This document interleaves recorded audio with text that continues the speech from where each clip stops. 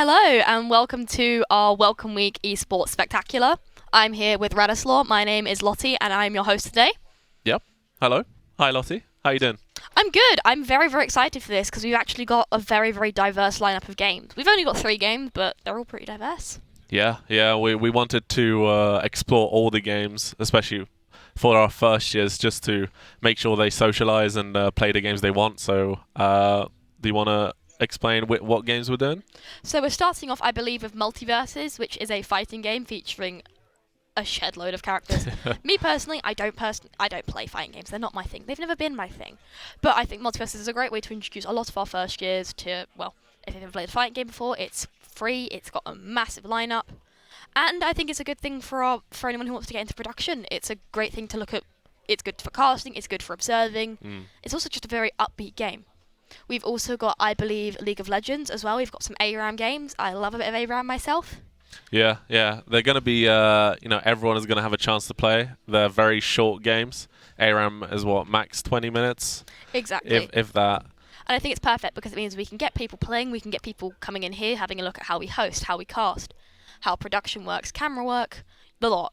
I think it's great. And then we've also got some Valorant, some Spike Crush. Spike Crush, I'm excited. I'm very excited. I'm ashamed to admit how much I've spent on Valorant, but I think this is a great way for students, once again. Most students tend to specialise in 1 to 2 games, and I think if Valorant is your game, this is a great way to, well, not only play the game, but look at how observing works, look at how casting works, look at how hosting works, look at how production works. And I think it's a great way for students to expand their horizons coming in onto the course. Yeah. So I'm very excited for the day. I'm very happy to be a part of it. We're going to have, as you said, multiverses first. I'm not entirely sure what the layout is going to be. Is it going to be... We spoke about it being 2v2, but I think that changed because we don't have enough players. But that's the camera. Sorry. First time on camera. But yeah, so hopefully we'll have fun. I hope you, the viewers, are going to have fun. And once we get the memo, we'll start the show. But for now, obviously, this is going to be a long event. It's going to take us up until 3.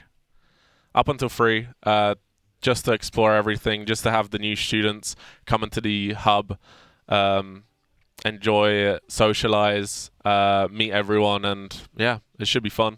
And that's exactly what this event about. This event is completely, if it happens, it happens. We are not expecting, we are not expecting like a world level production. Yes. But that's what it's meant to be. For It's fun. meant to be, it's completely for fun. It's getting students introduced onto the course, realizing, is this what you want to do? If it is, great. If it isn't, well, you've still got time. And then also we're hoping to have people, specialize. If they want to do production, great. Go to production. If they want to do casting or hosting, that's awesome. We have this new stage here ready for them. Screens as well. It's amazing, yeah.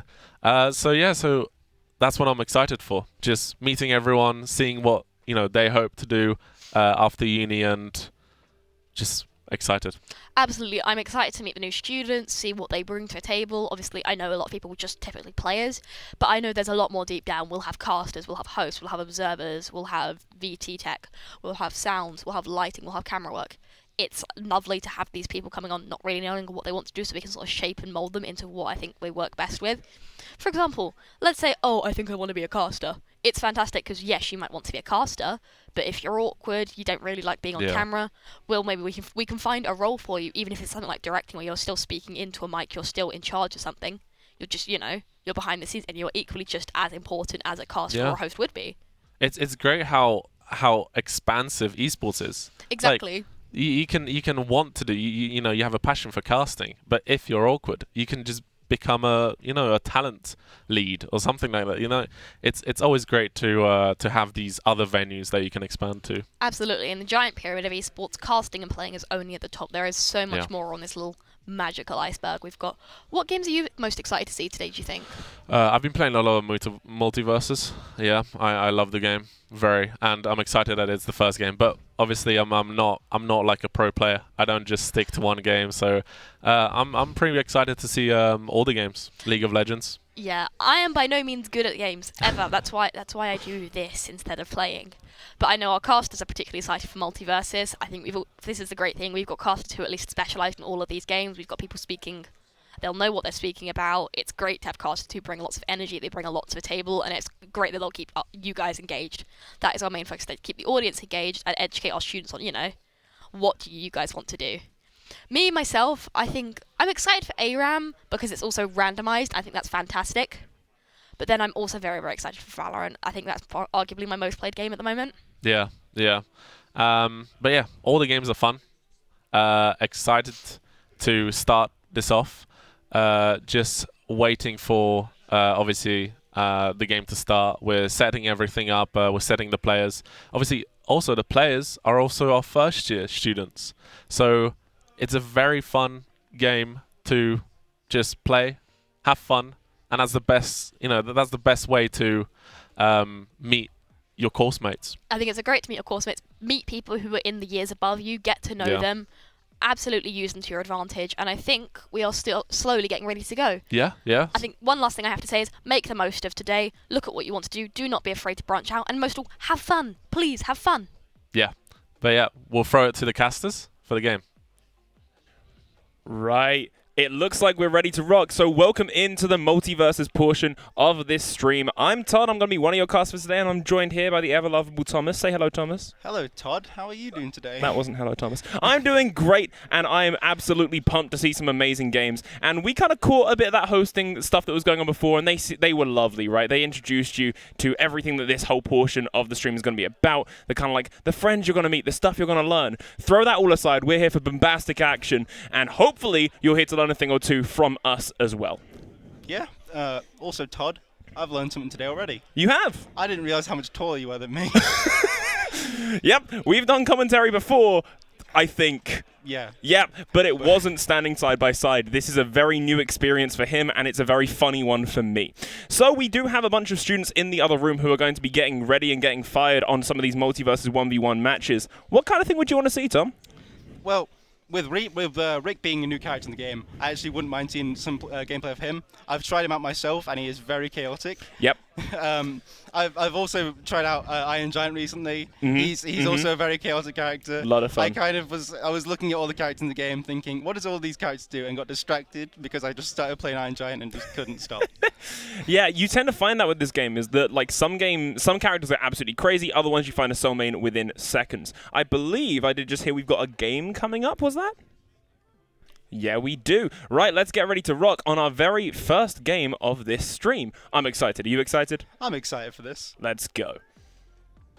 Right, place your bets. Who are we going to be seeing? I'm calling Tasmanian Devil. I'm calling Shaggy. Yeah? That, honestly, can be a safe pick. We're stung halfway through. Oh my god, we've got Gizmo. That is an amazing character.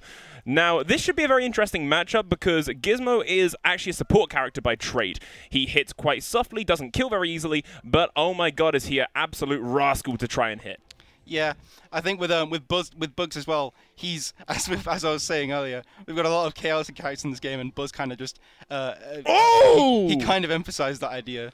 All these projectiles he has, he's got a rocket he can just fire out and bring down from the skies. It's just mental. Little do some people know, but this game does have classes, and you may think, hey, Bugs looks like an assassin, maybe a bruiser. No, that's a mage, by the way. He may kill you at 20, he may kill you at 30, and he may chase you up and down like there's no tomorrow, but he's meant to be a mage. No, he's not. He's so not. And that's going to be a very comfortable game, too, going to Chris of Z, I believe that is. Chris of Z, not Dragon Ball Z. It's Chris of Z. Ooh, okay. I have now seen the names on the screen. Let me let you know who Axo is. That is Axo in a bucket, or Axo in the multiverse, or Axo frozen in time. They are a Rain Dog main, and this person is one of the best to do it, notorious as one of the best ones out there and owner of the Rain Dog Court. So the fact they have now switched from Gizmo to their main should be speaking volumes on the fact they aren't going to be taking that loss sitting down. Yeah, I think with but to be fair though, it is still a support, but we are going to see some good old Rain Dog action, which is always nice.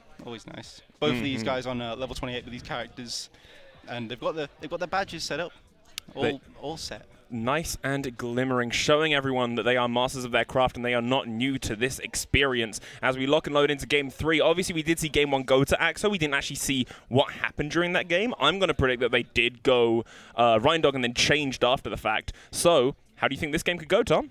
Well, we are seeing him switch to his main now, which, you know, always could spell doom for the other player.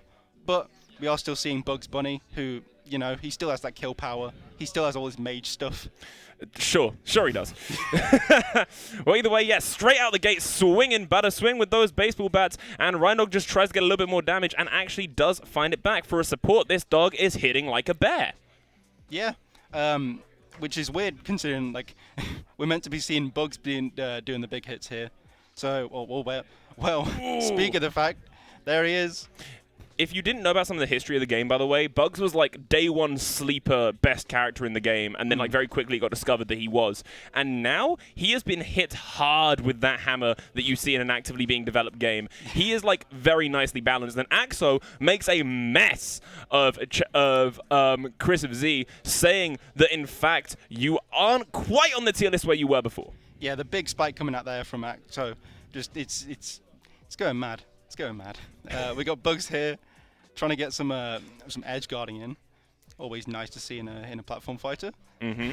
And now we just got good old bit of neutral. Good old bit of neutral. Lovely bit of neutral. And with Multiverses, that neutral is a hell of a lot faster paced than it is in some other games. And that rocket being shoved right up inside Rhino takes them right off the top. Tom, this is looking very explosive on both sides. Yeah, and I think it could go either way at this point. I think with the kill power that Bugs has, you know, he could easily, I think, get this kill if he wants to. But Axo, obviously being the Rhino main, could easily still win this with that spike maybe that I used earlier. Ooh, nice combo coming out there from Rhino. Yeah, those projectile players going to be very hard for Bugs to deal with. He hasn't really got anything to counter it. No projectile, no walls, no reflectors, no nothing of the sort. And Axo knows that and knows how to abuse it very nicely. Just staying outside of Chris's threat ranges. And that spike almost does it, but no. That's going to be looking very comfortable, actually. Yeah, just outside the blast zone there for Chris of Z. But he's going to come in now, use that digging move, get across the stage. Oh, that was a taunt, by the way. Axo stood on the ledge, taunted, then cowabungered off the side for the edge guard. Does the little yawn and stretch and visits that blast zone to take our first win of this entire session. Yeah, congrats to Axo. First win of the session today. But, you know, it's just exhibitions. Chris of Z will probably be back. And maybe still using Bugs. Maybe they have a main we don't know about. We never know. Do you know anyone else that might be here at the moment, Tom? Because I obviously know Axo. I know that a little person called Jax might be showing up, who's a Tasmanian Devil main. Is there anyone else you know that could be here? Honestly, I have no idea. No clue. Okay, what characters would you like to see? Well, we're seeing Iron Giant come out here, which is always great. Wait, there's one going on. He's just the king of chaos, and it's Iron Giant. It's Superman versus kind of Superman. That's what I will refer to Iron Giant as for the remainder of this match. Oh, big spike and a taunt from the Shaggy, taking Steven Universe right off the bottom. And that's another stock going to the blue team. They are not showing any signs of slowing down just yet. And Tom, could you identify why Iron Giant and Shaggy might be as potent of a combo as it is? Well, you've got Shaggy, who's a bruiser, and you've got Iron Giant, who's a tank. Yeah, true. And when you have two characters who are as powerful as they are, and can get across the stage as much as they can with Iron Giant's rocket boots and also Shaggy's just jumping around the place a lot of the time, you know, you can get around. You definitely can. And yeah, when you have a tank, especially the size of Iron Giant on the field, they, whether you mean to or not, they become a target. And like you hyper-focus on them because of their size, which is the complete wrong thing to do, by the way. He hits soft. He hits like a pool noodle. You should be hard-focusing the Shaggy because that's where your kills are going to be coming from, and he is pretty light for what he is. So you could be making a mess of those, but the more that you focus this Iron Giant like the Superman's doing, the more you're letting the real sleeper threat go untouched. Shaggy's alive at 126, 131, Thomas. Damn. We've got there's the win coming out with the ground pound from Iron Giant there.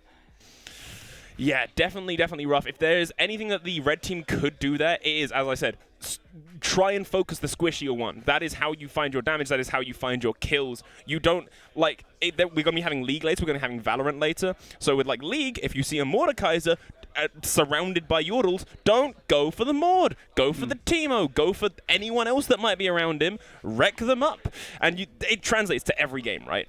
Yeah. I mean, with Smash as well, another platform fighter with heavy characters. You may want to, I guess, focus on them because they're going to deal out the major damage, and then maybe like if you have like a character like say Kirby on their team who's quite light, maybe save them for a bit later, 'cause you can kill them quite easily. Yeah, totally. I also want to clarify, I play League, and I was drawing up blanks on, like, every name of squishy characters. I couldn't pull any just then. I'm in multiverses mode, and that's a great thing. What a great game this is. We should be having another great game being prepped to go soon, and it would be interesting to see how adaptation works. Because adaptation is a lot of fun, especially in platform fighters where you have these multiple rounds. You can completely change up what you're doing. You can change characters. You can change game plan. Yeah. I think with this game though, the amount of like as I've been emphasizing the chaos a lot, and I think the chaos means that a lot of different characters can be viable. Yeah, and totally. there's no real. I looked at a tier list earlier just to kind of be sure about certain characters, but in reality, it doesn't really matter. No. With like Shaggy was the top of it, but I'm thinking Really? That's wrong. I can do some things against the Shaggy player. Yeah, exactly. I'm inclined to not believe that tier list, but at the same time, I do agree when a game is very nicely balanced. Tier lists, although they are fun to make and they are interesting to see about how easy a character is to do well, every character is viable. Look, when someone can load into a match as Reindog, a support character, and win a 1v1 against someone who is playing a mage or a bruiser or an assassin, you know that structural integrity has no hold over you. Yeah, I mean we've we've got now this Garnet getting switched in here for the red team, and Garnet's gonna keep Bugs hooked here and just keep if the blue team wants to take out Bugs, Garnet can just hook onto them and she can keep him in. Meeseek's box in play, which does come out when Bugs breaks his safe, and they're just using it as a projectile, and the double KO for the Iron Giant's going to be huge to even out that game. 0 apiece across the board, only 2 stocks left. And I mean, it looks like the players can't hear us, evidently, as they are still focusing that Iron Giant. Which I mean, it's all right. They're getting big damage on him, but it's still, as we've come to realize, Iron Giant isn't the real problem here. As I said, it's a very easy thing to just say, oh, just go for the Iron Giant. But that takes a lot of... There we go, look at that. Very nicely done. I was going to say, it takes a lot of conditioning your brain to do that because you see a big threat, a big glowing red, keep in mind, target, and you're going to want to hit him, and hit him hard. You have to really be sitting there thinking about it, otherwise you're just going to default to hitting him. And hey, who are we to talk? It worked for them, right? Yeah. And in the end, they focused on Iron Giant. Yeah. Sometimes that is kind of how it can be, though, and it's why like big characters are normally looked down upon in fighting games. Obviously, in 2v2, it's a bit different, but it's the whole thing of, oh, they're a big target. You can find hits on them easier. Combos come easier. That means damage comes easier. Iron Giant has this dichotomy, right? He's huge, he's heavy, he takes a lot of hits, and he doesn't really deal them back. And the whole thing is, you should go for your squishier partner, or the squishier partner to the Iron Giant. But if both of you are hard focusing the Iron Giant, he doesn't get to play, he takes 200, and then he finally dies. So you can do whatever you want. And we're going over to a different match now, I believe. Oh, Tom. It's Jake. No. And it's Harley. Thank you. Harley Quinn, if you didn't know, which I don't see why you would, is my main character that I play. And unfortunate for the Jake there, a very early SD. That was not intentional, right? Probably not. No. I couldn't imagine it being. Speaking of that tier list, Jake was at the bottom of it, which I kind of disagreed with. No, your tier list is wrong. But like, I think I've found that I'm enjoying Jake whenever I did play him. I think his down aerial is quite fun. That skateboard you just saw there. But with Bugs, this could be a cool little combination of just. Appear to have some, I believe, technically. Well, I'll stay on, and I'll. So we got Reindog and Harley, Todd's main, versus Bugs and Jake, and there's the stock coming out now on Jake, well, on Bugs, I mean, from Harley, and now we're seeing Reindog and Harley connect together here. Todd. Hello. Tell us about Reindog and how he can connect himself to Harley. Right, so Reindog has a very interesting tether, which makes him a very, very strong supporting character. You fire out a tether, it grabs onto your partner. Any enemy that's standing on the line that appears will slowly take tick damage. But the more important thing is the next time you press the tether button, it pulls your ally towards you. You can save them if they go for a deep edge guard. You can save them if they're caught in a combo. It's literally a magic duel button. For something as simple as you come to me, it does so much. Yeah, and we're seeing the red team now go to match point. Bugs at somewhat high percent here. They have somewhat of a tough climb back now to get those 2 stocks and win the game potentially. But we're seeing Raindog pull out the tether again. Attaching to Harley is going to be something huge. It will allow her to push deeper off stage. She finds it, but when you're knocked into that disadvantage and it's both you and your ally, it can be a little bit harder to do. Another thing I want to note, did just see the Reindog. He actually fell towards the wall at the bottom blast and then double air dodged into it when there was no one near him. This kind of giving a sign to me that these people might not have played the game quite as much, and that's fine. You can look back at this and learn from it and become even better. Make sure to not burn your air dodges until you need them, because they are vital for getting back to the stage without being edge guarded. Yeah, we can see the blue bar. Oh, well, Bugs is gone now, but I was going to say there's that blue bar around the percent, the number of their percent, and that demonstrates how much dodge they have left and how much they can still dodge in the game. If it runs out, does it regenerate? Oh, the dodge, yes. Yeah. So it regenerates when you hit someone. It doesn't regenerate on its own. You have to be actively holding a forward. And I love games like that. I love games that go, hey, don't be a coward. Push in, hit them. It's the best thing. I've recently picked up Guilty Gear Strive, if you've played that. If you hold back too much in that game, it comes up warning, and then just, boosh, all your meter vanishes. It goes, no, play like a champ. Now, something we need to remember, of course, with that in mind, of the dodge limit in that, is this is a fighting game and not a runaway game. It's all in the name. It's always in the name. So the interesting thing that we haven't actually been able to talk about yet is perks. We haven't actually seen them. So you may have noticed I vanished for a bit of that. Hopefully going forward we're going to be seeing perks come up on the screen, which is going to be a lot of fun to talk about, because they, if you don't know, multiverses completely change how some characters work. So for Harley, for example, her down air is where she stands there and fires like I'm going to say a gun. It's like a boxing glove launcher. She fires it downwards. One of her perks allows her to aim it. That was I don't know why I'm trying to do it, but it opens up edge guarding. I appreciate the demonstration there. I have this thing where I have to demonstrate when I talk to really push it forward. So here we go. Now we're on this screen. We should see the perks as they get locked in. So we are actually seeing Arya choose in real time. They are only level 2, so they've only got a background perk able to select, and they don't even go for it, which a bit of a mistake, one might say. We've got triple jump, I believe, on Steven Universe there for which button is taunt. Now I did pick up this game on PC recently. I was playing on Xbox before, and I'm currently still realizing I never found out what button was taunt. So it's the directional pad. Oh. Yeah. Same with I really Smash, should have expected that. Yeah, same with other platform fighters. Yeah. But yes, here we go into the match. We don't actually have many perks on the table, and as I said, it's kind of telling these people are newer to the game. They haven't picked up their characters very much. This is quite new to them. Yeah. Apart from the Steven seems to have the most experience, so it should be quite interesting to watch them work their magic. I think with a game like Multiverse as well, with the diverse range of characters we have in this game, if you just pick up the game, you can think, oh, I want to play this character, so I'll play this character, and just have fun. With the game itself, some characters won't be there at the start, but I guess it makes it more worth it to get that character unlocked. Totally.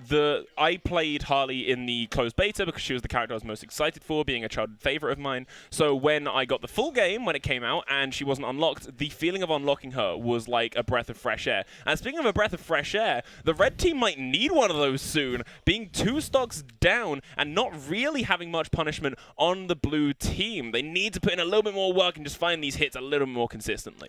Yeah, the red team with the Steven Universe and Raindog combination taking the 2 stocks to begin this game.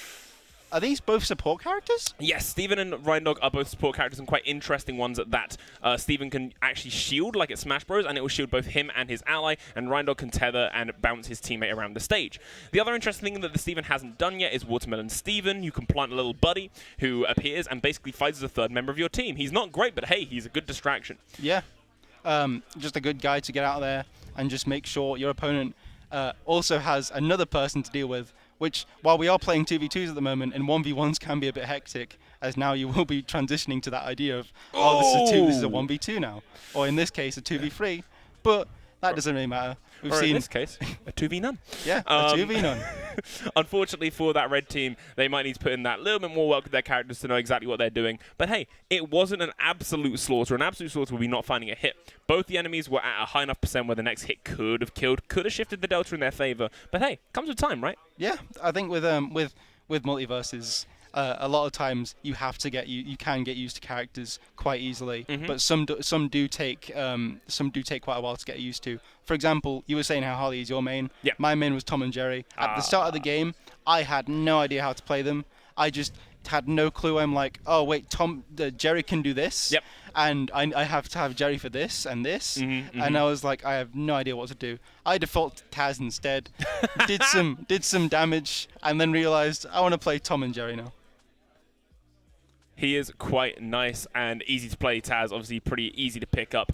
And it sounds like we do actually have quite a few cool matches set up for you guys to see. And our first Rick. It's our first Rick. Rick Sanchez. And not only is it our first Rick Sanchez, they are level 14. They have all their perks. They know what they're doing with this character. I'm not going to say get ready for a slaughter, but this is looking scary. Yeah, as I was saying earlier, I've picked up Rick last night.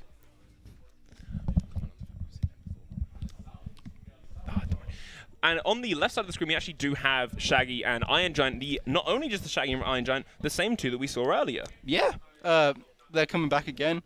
It's nice to see some familiar faces, at least for the small time we've been on stream for. But yeah, it's new opponents for them with the Rick and Superman coming out. And we'll see what happens. Tom, I'm worried. Why are you worried, Tom? The Rick Sanchez is currently carrying an ability that is fundamentally broken and doesn't work correctly. I don't know if you've seen the clip of it online, but he is carrying the Mr. Meeseeks ability that lets them do more damage after a bigger swing. He can load up 2, he can make them charge their golf club, he can fire his projectile, and if that projectile gets caught by the golf club, he's trying to do it. If it gets caught by it, it does 148% and kills at 0. Wow. I am not kidding. If that golf swing hits that projectile, you just blow up. It's crazy. Well, honestly, I hope we see it. I really do. I really, really do. We need proof that I'm not lying. Also, hey, look at the damage on the Iron Giant. They're doing the same thing as before, which is hard focus the Iron Giant with Shaggy sitting very comfortably at a low percent. But this time, it's working. The big edge guard coming out there from the red team, just going to take it out. In what seems like an easy way to get out Iron Giant, but it's a strategy. It's a strategy nonetheless, and it works. Oh, it totally, totally does. The 1,000 years of pain from Rick slamming into Iron Giant, and I don't think he's going to really feel that with the Iron Behind. But, hey, he's still trucking along like it's no problem. And on the left side of the screen, the right side looks like control play, and the left side looks like bumper cars, with Superman and Shaggy trying to prove who's got the higher power level with every single swing. Yeah, we've just got the complete contrast in play styles that this game can have with well, I say that, but now we've got them more combining with the teams coming together, and Iron Giant is killed again. Totally. Going for that up smash, definitely one of the strongest moves in Iron Giant's kit for killing, if not the strongest. And the Rick player, even if Attack Decay is telling them to stop, they're saying no and keeping on with the lasers. Definitely not a bad idea. If you've played Smash Bros, you know the absolute pain which is getting in against a Wolf or a Falco who is using the lasers, because it does knockback. And yep, look at the Iron Giant. You are not allowed to move, sir. He's just trapped between. He's put between a rock and a hard place, or should I say, in this situation, a Rick in a hard place. Nice, nice. Oh, big loss for the blue team, putting the red side on match point. In fact, we can see up there as well a portal which Rick can use, but it doesn't matter at this stage as Rick doesn't need to use it, and now they've won. Yep, both players flying off to that side blast zone, saying goodbye and goodnight to what seemed like a pretty easy win for them. Yeah, I mean, it was, what was it, 4-1 or 4-2? Something. I think it was 4-1. I don't want to put them down, so let's say 4-2. I think in the end, Iron Giant got killed like 3 times. So, while I mean, targeting them isn't the greatest strategy at times, if you're getting them killed and you know how to kill them very easily, it can just work out in the end. As I said, there is like it is the dichotomy. If you either focus the squishier one or you hard focus the Iron Giant, you don't just catch straight hits with him. You make sure that both of you are pressing him down. Both of you are, giving him the works. And if you can do that, well, Iron Giant is just going to struggle, suffer, and not want to play his character anymore. I mean, with Shaggy and Superman, you've got 2 characters who can give him the work. Shaggy with the knee, with the uppercut, with his charge ability as well. It's just Pain City from there. You know what my favorite thing has been about Multiverse so far? Being such a new game, it's seeing people complain about things and overcome them in like real time.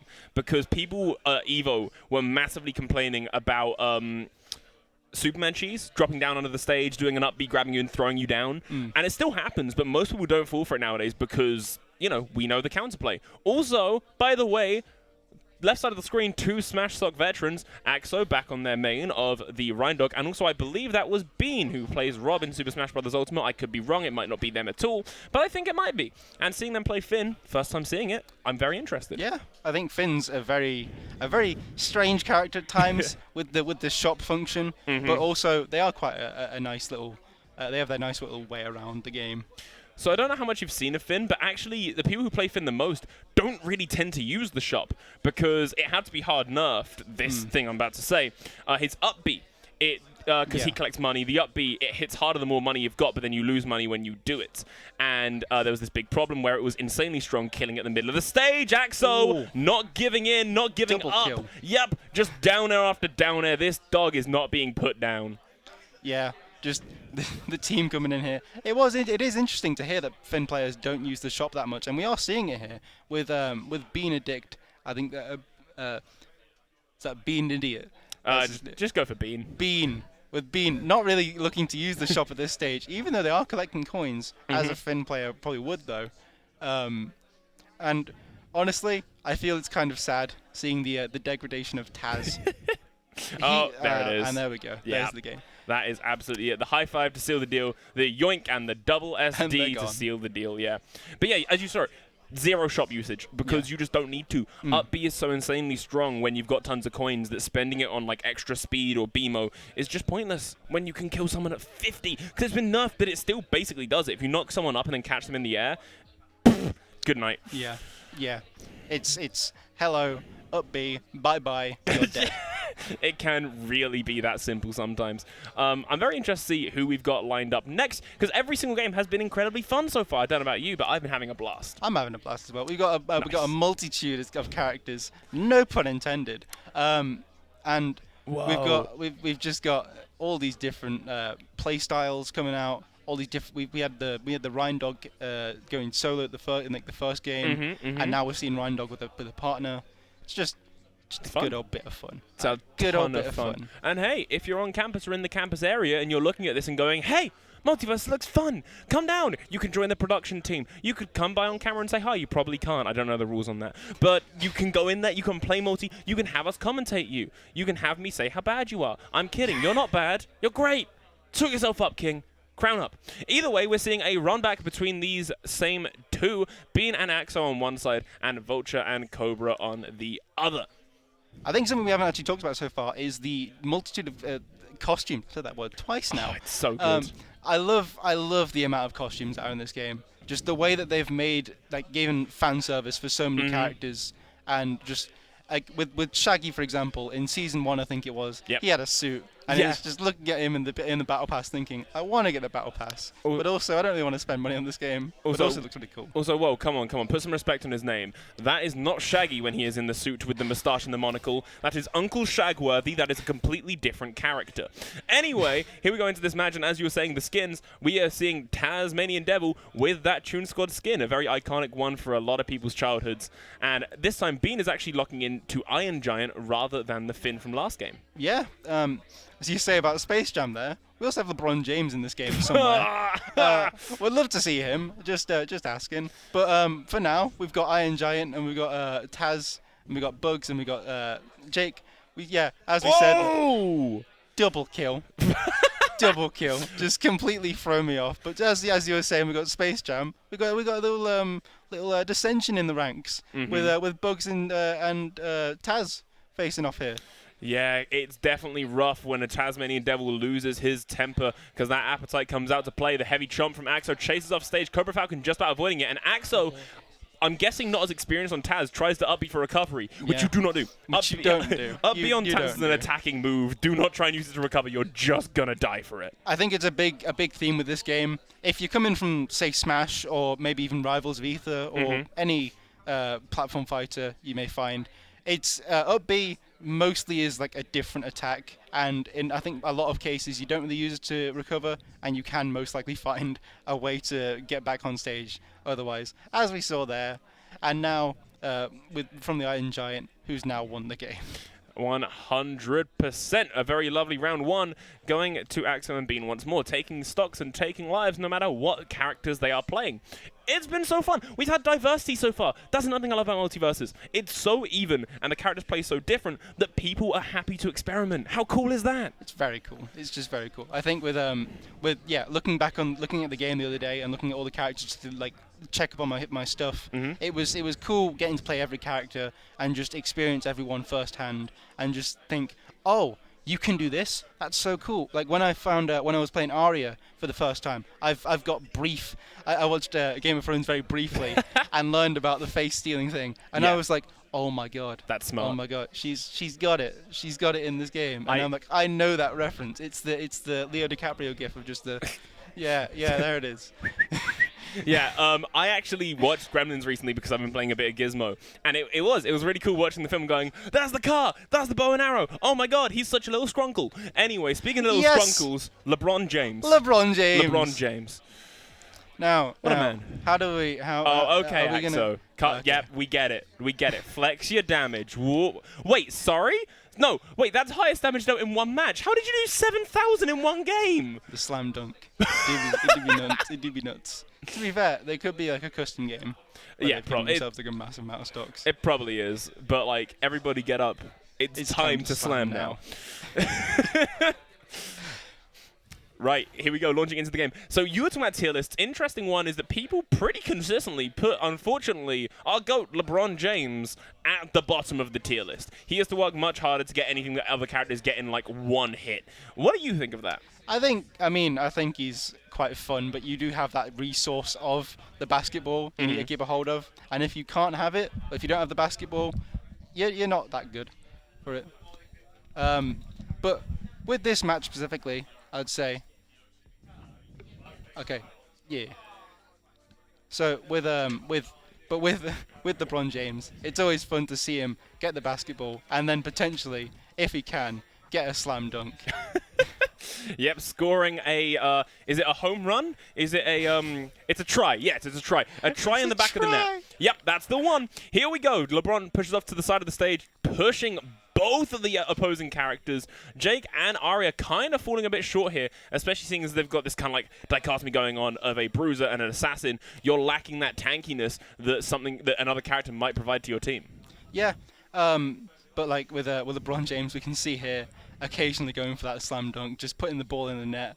But he does have that massive one we saw earlier as well, which if he can get, there's the combo that he does, which he's when he can get something, he can do it quite well, like we saw there with the kill on Jake. Yeah, so at this point, it's panic stations. The Arya's got to run away, and the Jake's got to do what you can to protect the president. And Cobra Falcon is doing a pretty good job right now, not taking a hit. Oh, I take it all back. They got hit by a heavy down strong. Both players of the purple team pushing in hard, and it's all up to Jake to play keep away. Yeah, we saw Arya on high damage there and trying to play keep away, but they did get hit. But they are still here. Oh! I say that. Now they are. W-I-N. Win. Win. One of the best voice lines in the entire game. LeBron James after a win. There's nothing quite like it. Yeah. Is there? And honestly, for people looking at Strata multiverses, I also suggest in that vein of audio, the music. The music is really good. Be still my beating heart. We're actually now going to throw it to a break for just a little bit. So we'll be back for Multiverses action in just a fraction of time. I can't tell you how long that would be spoiling. So, Tom. Yeah. They should come back, shouldn't they? They should come back. Well, they should stay. Don't go anywhere. Well, if you're already here, stay. Yeah. Totally. There is tons more fun coming up. There is Multiverses. Obviously, we're going to be back in just a little bit. And after that, we've got Valorant, we've got League, we've got tons of other fun to get started with. And, hey, those lovely hosts you saw earlier that were really nice to you, you know, more so than us, I think we're going to be throwing it back to them pretty soon. So, hey, they look really cool. Yeah. Don't you think? Yeah. Don't you think? They look really Hello, and we are Just back. cut them off. Yeah, we're back. Hello. I hope you guys enjoyed Multiverses. Never played the game, but I'm not gonna lie, it does look quite fun. It is fun. It is fun. You should play it. Yeah, we should get together, play 3v3, and just... I've like never played a fighting game before. You've never played it? I think the closest I played was playing like Smash Story Mode and then never touching it again. I think if you've never played a fighting game, this is a good game to start with. Multiverse is very, very friendly for new players, and also the characters that you like are in the game. You know, your Bugs Bunny or Iron Giants and stuff. But no, it was fun. I went to the other room, and I saw people playing, people socializing, people socializing, and it was just fun. It was very good atmosphere. I think it's a good environment. I've always found like fighting games, bar Smash, have a very, very nice community. No offense to Smash players, but you guys are like really, really mean.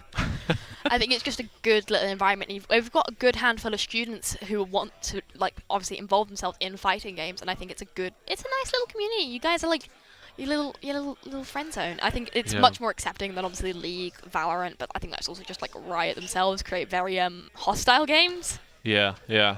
Some games have very nice like ecosystems that you can Yeah. just like join in and then just feel at home. Mm. But yeah, just like it's a very fun game. I was going to argue that it's like, oh, it's a free game, so it's got a better community, but then so is League and Valorant, and even soon Overwatch is Yeah. going to be free, and all three of those communities are awful. Oh yeah, Overwatch. Apologies. Overwatch. Yeah, and no, we're not talking about Overwatch today. Today is Overwatch Free Zone. Just multiverses, obviously. Multiverses, fun game. Very good game to start with. But I'm really looking forward to League later on in the day. I think League's coming up next, isn't it? Is it? I will have to look at the time schedule, but and also a watch. But yeah, so I mean, Multiverses was fun. It was the first game. Just great casting. Oh yeah, the casting fun was game. absolutely phenomenal. I think it's always really good when you've got people who are experienced in the game. Like it's not just, oh, I'm good at casting. It's Yeah. I've had experience in being good at the game. Me myself, I'm awful at games. I could not cast some of these games. But then that's why hosting is such a great place, because you don't need to know anything about the game.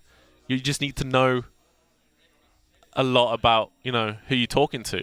So, I mean, I don't know any. I've played like a couple of games of Multiverses.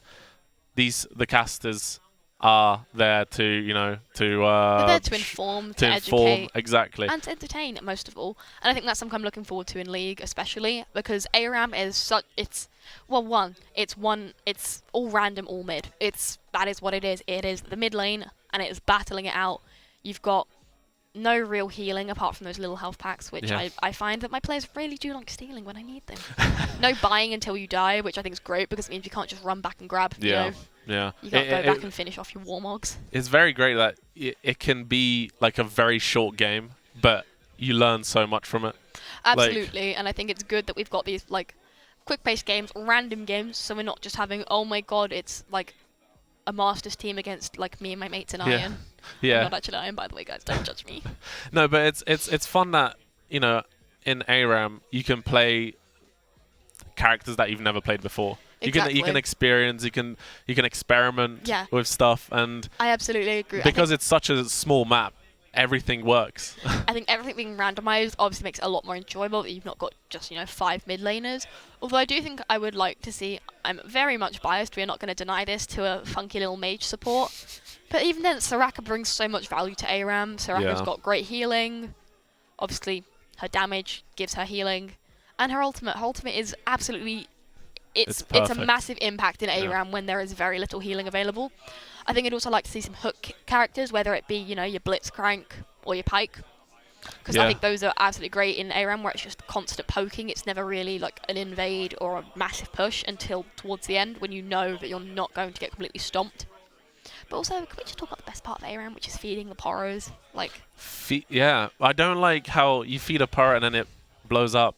It just like I feel so bad for I the feel for the awful, but for the parrot. I'm sure they lived a good life. Exactly. They've ate a lot of snacks on the way to the death. But we have lots of different poros afterwards, so it's a circle of life It's a circle of life. in ARAM.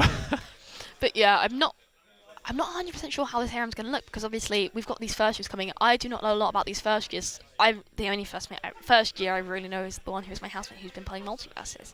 Oh. So ARAM is going to be completely new territory, unlike when we had our campus clash, when we knew what we were going into. We knew that London had good players, we knew that we had good players. I think it's going to be exciting. I'm excited for this. It's completely new, it's completely random, and I also think our casters are going to have... Yeah. It's not going to be a challenge, per se. but I think it's going to be very entertaining for them to cast when it's going to be such a spectacle. Yeah, and it's such a different way of casting ARAM versus a Summoner's Rift Yeah. game, because it's such a weird and a quick game. But yeah, I think we're gonna go back to. Oh, sorry. We're gonna speak a little bit more about what's coming up. But overall, the event so far has been entertaining and a success. I think it's been good. I've been speaking to a couple of first years. Most of them tend to not know what they want to do, and I think that's fantastic because once again, it is about shaping them and molding them into these characters, into like these people, and it's like this is what works in the industry. And I'm excited because it's not just going to be, oh, I want to be a caster. We are going to have a massive network of cameramen, observers, hosts, VT techs, audio tech, and I'm excited for that because it's not just, oh, Snuffs doesn't really do well on its esports course. Yeah. We're going to have people who are putting out a lot more than what we've seen over the last couple of years, and I'm very excited for that future generation of staffs. Yeah, me too. And I'm very excited to be, a part of it as well. Jumping in front of the camera. I've never done it before, but it has been a very fun and entertaining experience for me. Absolutely. My first time going in front of the camera was only a couple of weeks ago when we did the Campus Clash, but I think now we are heading, I believe, back over to our casters who are just going to be finishing off our Multiverses event.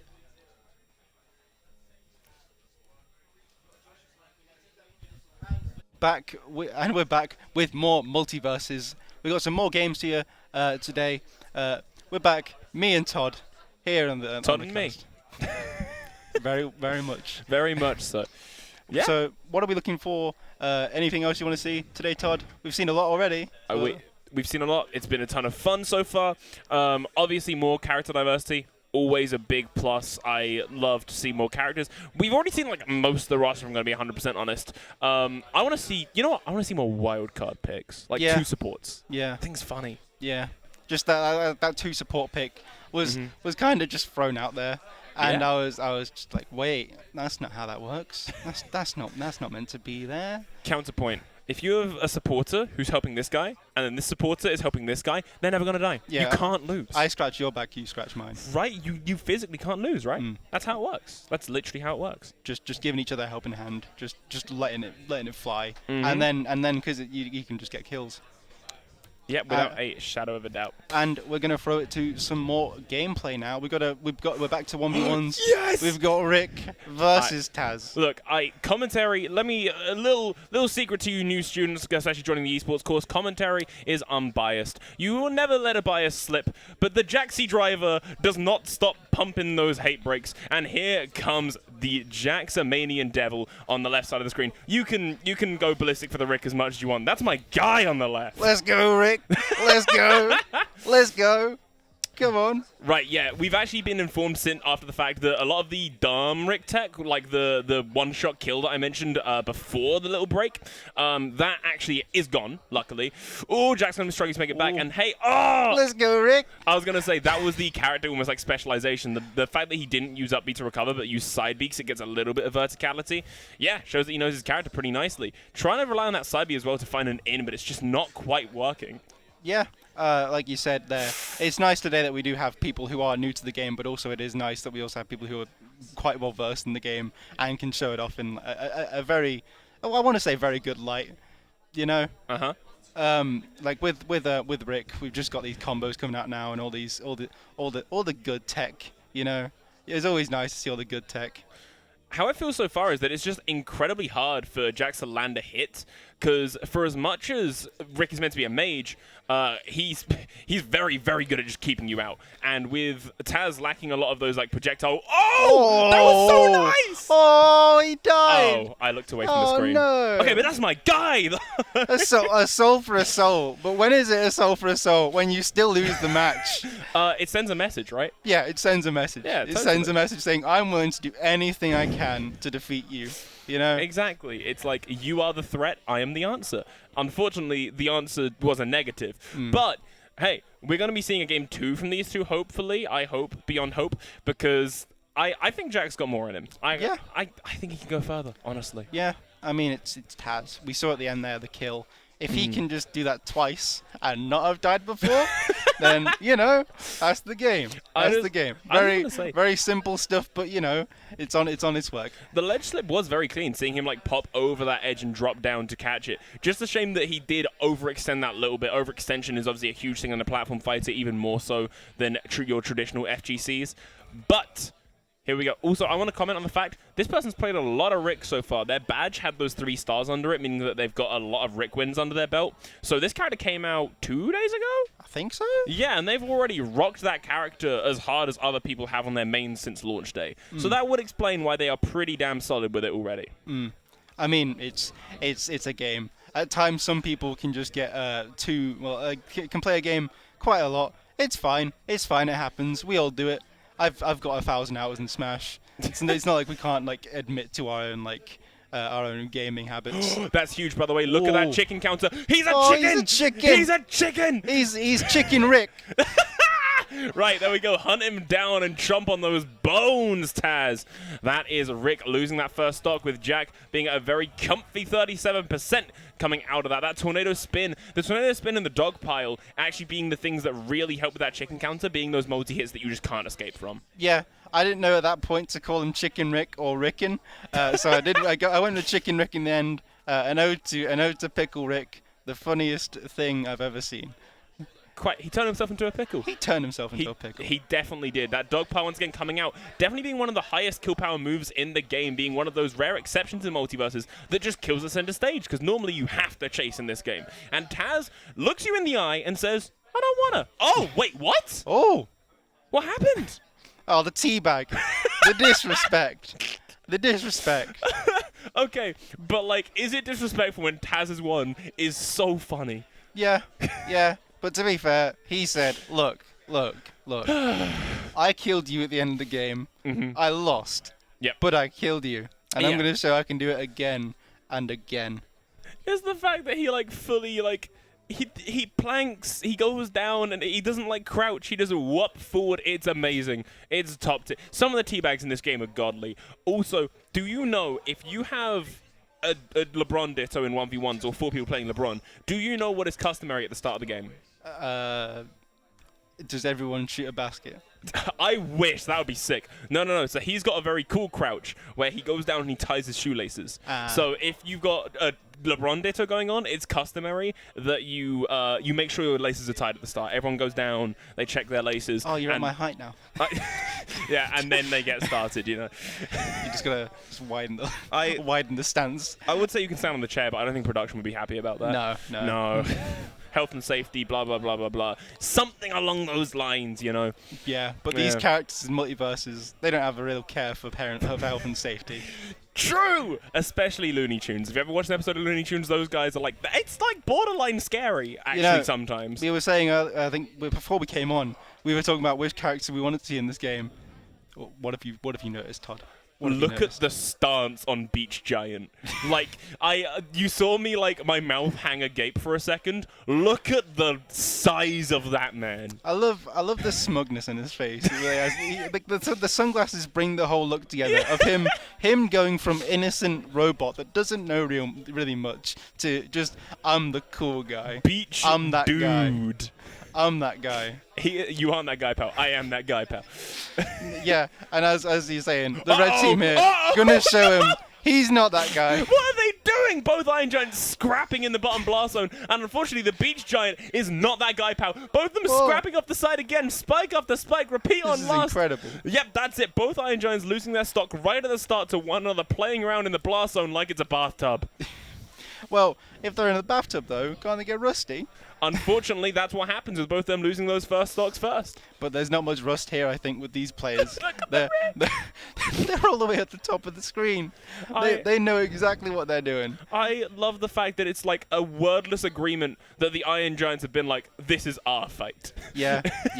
It may not look like it, but this is what peak performance looks like. Oh. He's ready to protect his friends, going into that mech mode, and both the Iron Giants riding in each other. No, they're not actually. He was just big because of Rick's Ray. That was incredibly my fault. And once again, another double KO will be evening this game out 2-2 with one squishy and one tank, both being way over 100 and ready to die. Could you tell the people at home about the protect our friends ability that Iron Giant has. Oh, I definitely can, especially now we've got a little bit of time. So basically, when Iron Giant he's got a little meter underneath him, and when that meter hits full, you can hit neutral B, gain some cannons, gain some turrets, gain some overall armor, and you enter a state called Protect Your Friends. That's what it's called, and that's what it is. And he gets to shoot lasers, he gets to shoot missiles. He basically loses most of his kit to become a fully projectile-based character. And the other thing, which I thought was what happened, but it was in fact Rick's embiggening Ray, is that you can actually ride inside Iron Giant because he is a mech. He is like a Titan, full Titan. He opens up, you get inside, boom, and then you get to pilot one of his guns and shoot for him. And the cool thing is, you've now removed the squishy off the table. It's only the tank that's left, and you get more damage coming out from that tank. It's a very interesting ability, but I actually do hear a lot of people favor just default Iron Giant over the Protect Your Friends state. And looking at the event today that we have, and looking at the multiverses we've played, we've got to think about the players here. The players now on screen, they can see they're on screen, and it's always fun when you're sitting in like a crowd somewhere maybe, and you see, oh, I'm on screen, and we're gonna throw it back though. I'm so curious if they could hear us, but we're seeing one of the Iron Giants back down. One of them looked at the other and went, "That's a cool dude. I don't think I can take it," and then changed to Rick from Morty. Yes. Yes. You can't let me get away with this. You can't agree. Look. Sometimes it gets a bit too chaotic, and you just kind of have to sit back and realize this is the game we are playing today. This is the game called Multiverses. It definitely is, and here we go with Rick doing his average Common or Garden game plan of I'm going to shoot lasers and you're going to take them. And there is not much you can really do about it other than suffer, passing them up to the Finn that is going crazy with it, taking the Iron Giant over 100% now and looking to get a cheap early kill. We saw in the background there, though, Shaggy got that rage fully charged up and just hit a massive side special onto, I believe, Rick it was. But the Iron Giant's going to die there. Oh, it really is. By the way, huge Meeseek swing there because Iron Giant's up smash obviously sends a projectile, and the Meeseek's golf club can actually reflect it, I do believe I saw, knocking it back and away from Rick. Lasers once again covering that bottom part of the stage, telling the opponents that they cannot land, and if they do, they're taking a little bit of damage, a little bit of knockback, and most importantly, losing an advantage state if they try it. Yeah. I mean, that's something that you massively want in this game. I've found at times that it's hard to actually hit people sometimes because you just keep getting in hit stun. So having that advantage state is really key at times, just so you can get in and start hitting. Ooh, we're going to nearly see Iron Giant die here, perhaps. To Finn, maybe. Oh, just clinging on. Heaviest character in the game, unsurprisingly, but that still can't stand up to the backpack of heroes spinning around and taking him out. And speaking of taking him out, we're seeing an even game once more. Backpack of heroes coming out once again, 105%, and it's not killing. It did get hard nerfed, as I said. Yeah. I don't believe the Shaggy has the perk where now they would be at rage. We were talking about perks earlier. There are multiple different perks, as we were saying. One of them is Shaggy can, if he is at 100% as he is now, he will just go straight into his charged up state, I believe. Do you know what this perk's called? Because it's one of my favorite names in the game. I don't.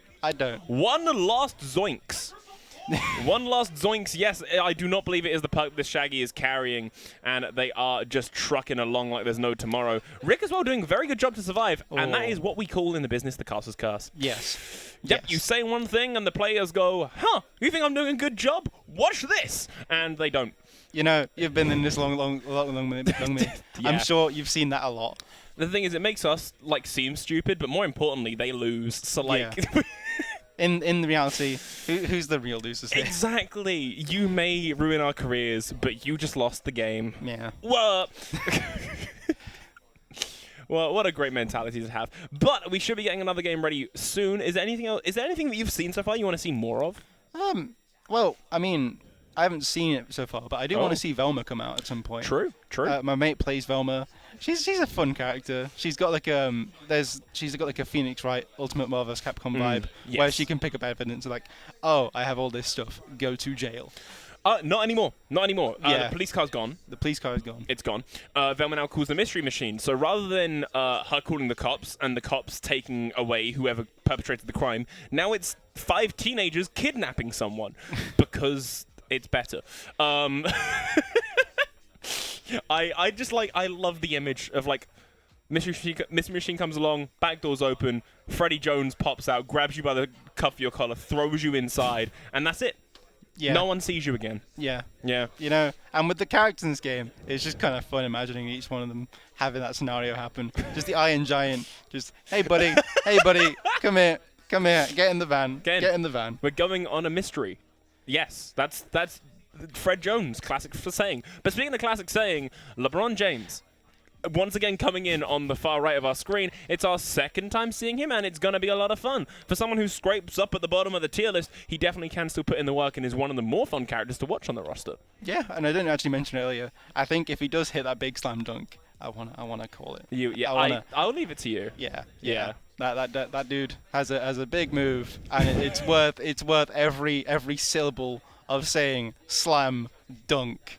It very, very much is. And obviously, you can get a even cooler slam dunk with like the layout where you pass it to your teammate, it snaps to your teammate, and then you snap to your teammate, grab the ball off them, and then slam it. And it's a very nice setup that actually ignites the floor. And speaking of igniting, Shaggy's igniting his gameplay, almost taking LeBron out, which almost goes reversed. Oh, and LeBron, he's always got back on stage now. Almost for a second, I thought he didn't have the skills to get back there, but clearly he's learned his ability. He very, very much is. Iron Giant pushing in, trying for that forward air, but hey, his target's already dead. You don't need to keep swinging when the corpse is already present. As Shaggy goes nuts with it, getting 86% on the... Can I say the tag Destroyer Extremo? Like, that is gracing that kind of like Xbox Live period, but in the best possible way. I'm a big fan. I mean, to be fair, it's got an X in the name. Yeah, Just true. it's in the wrong place for an Xbox gamer tag. Yeah, definitely true. And hey, look at the Iron Giant on the right. He is at 203. Everything says that he should be dying soon, but you are facing a LeBron James. There are very few things that will just achieve a kill shot, and Iron Giant actually does have those sneaky kills in his kit that he does just get away with when he realistically shouldn't. Oh. And we're getting visions from the past here. We're getting visions from the past. But we're going to say, ooh. Now, LeBron just tossing the basketball at him and saying, clearly, you are an air fryer.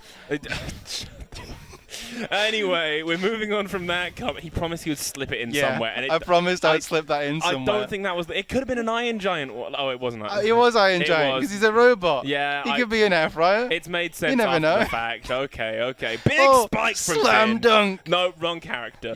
But...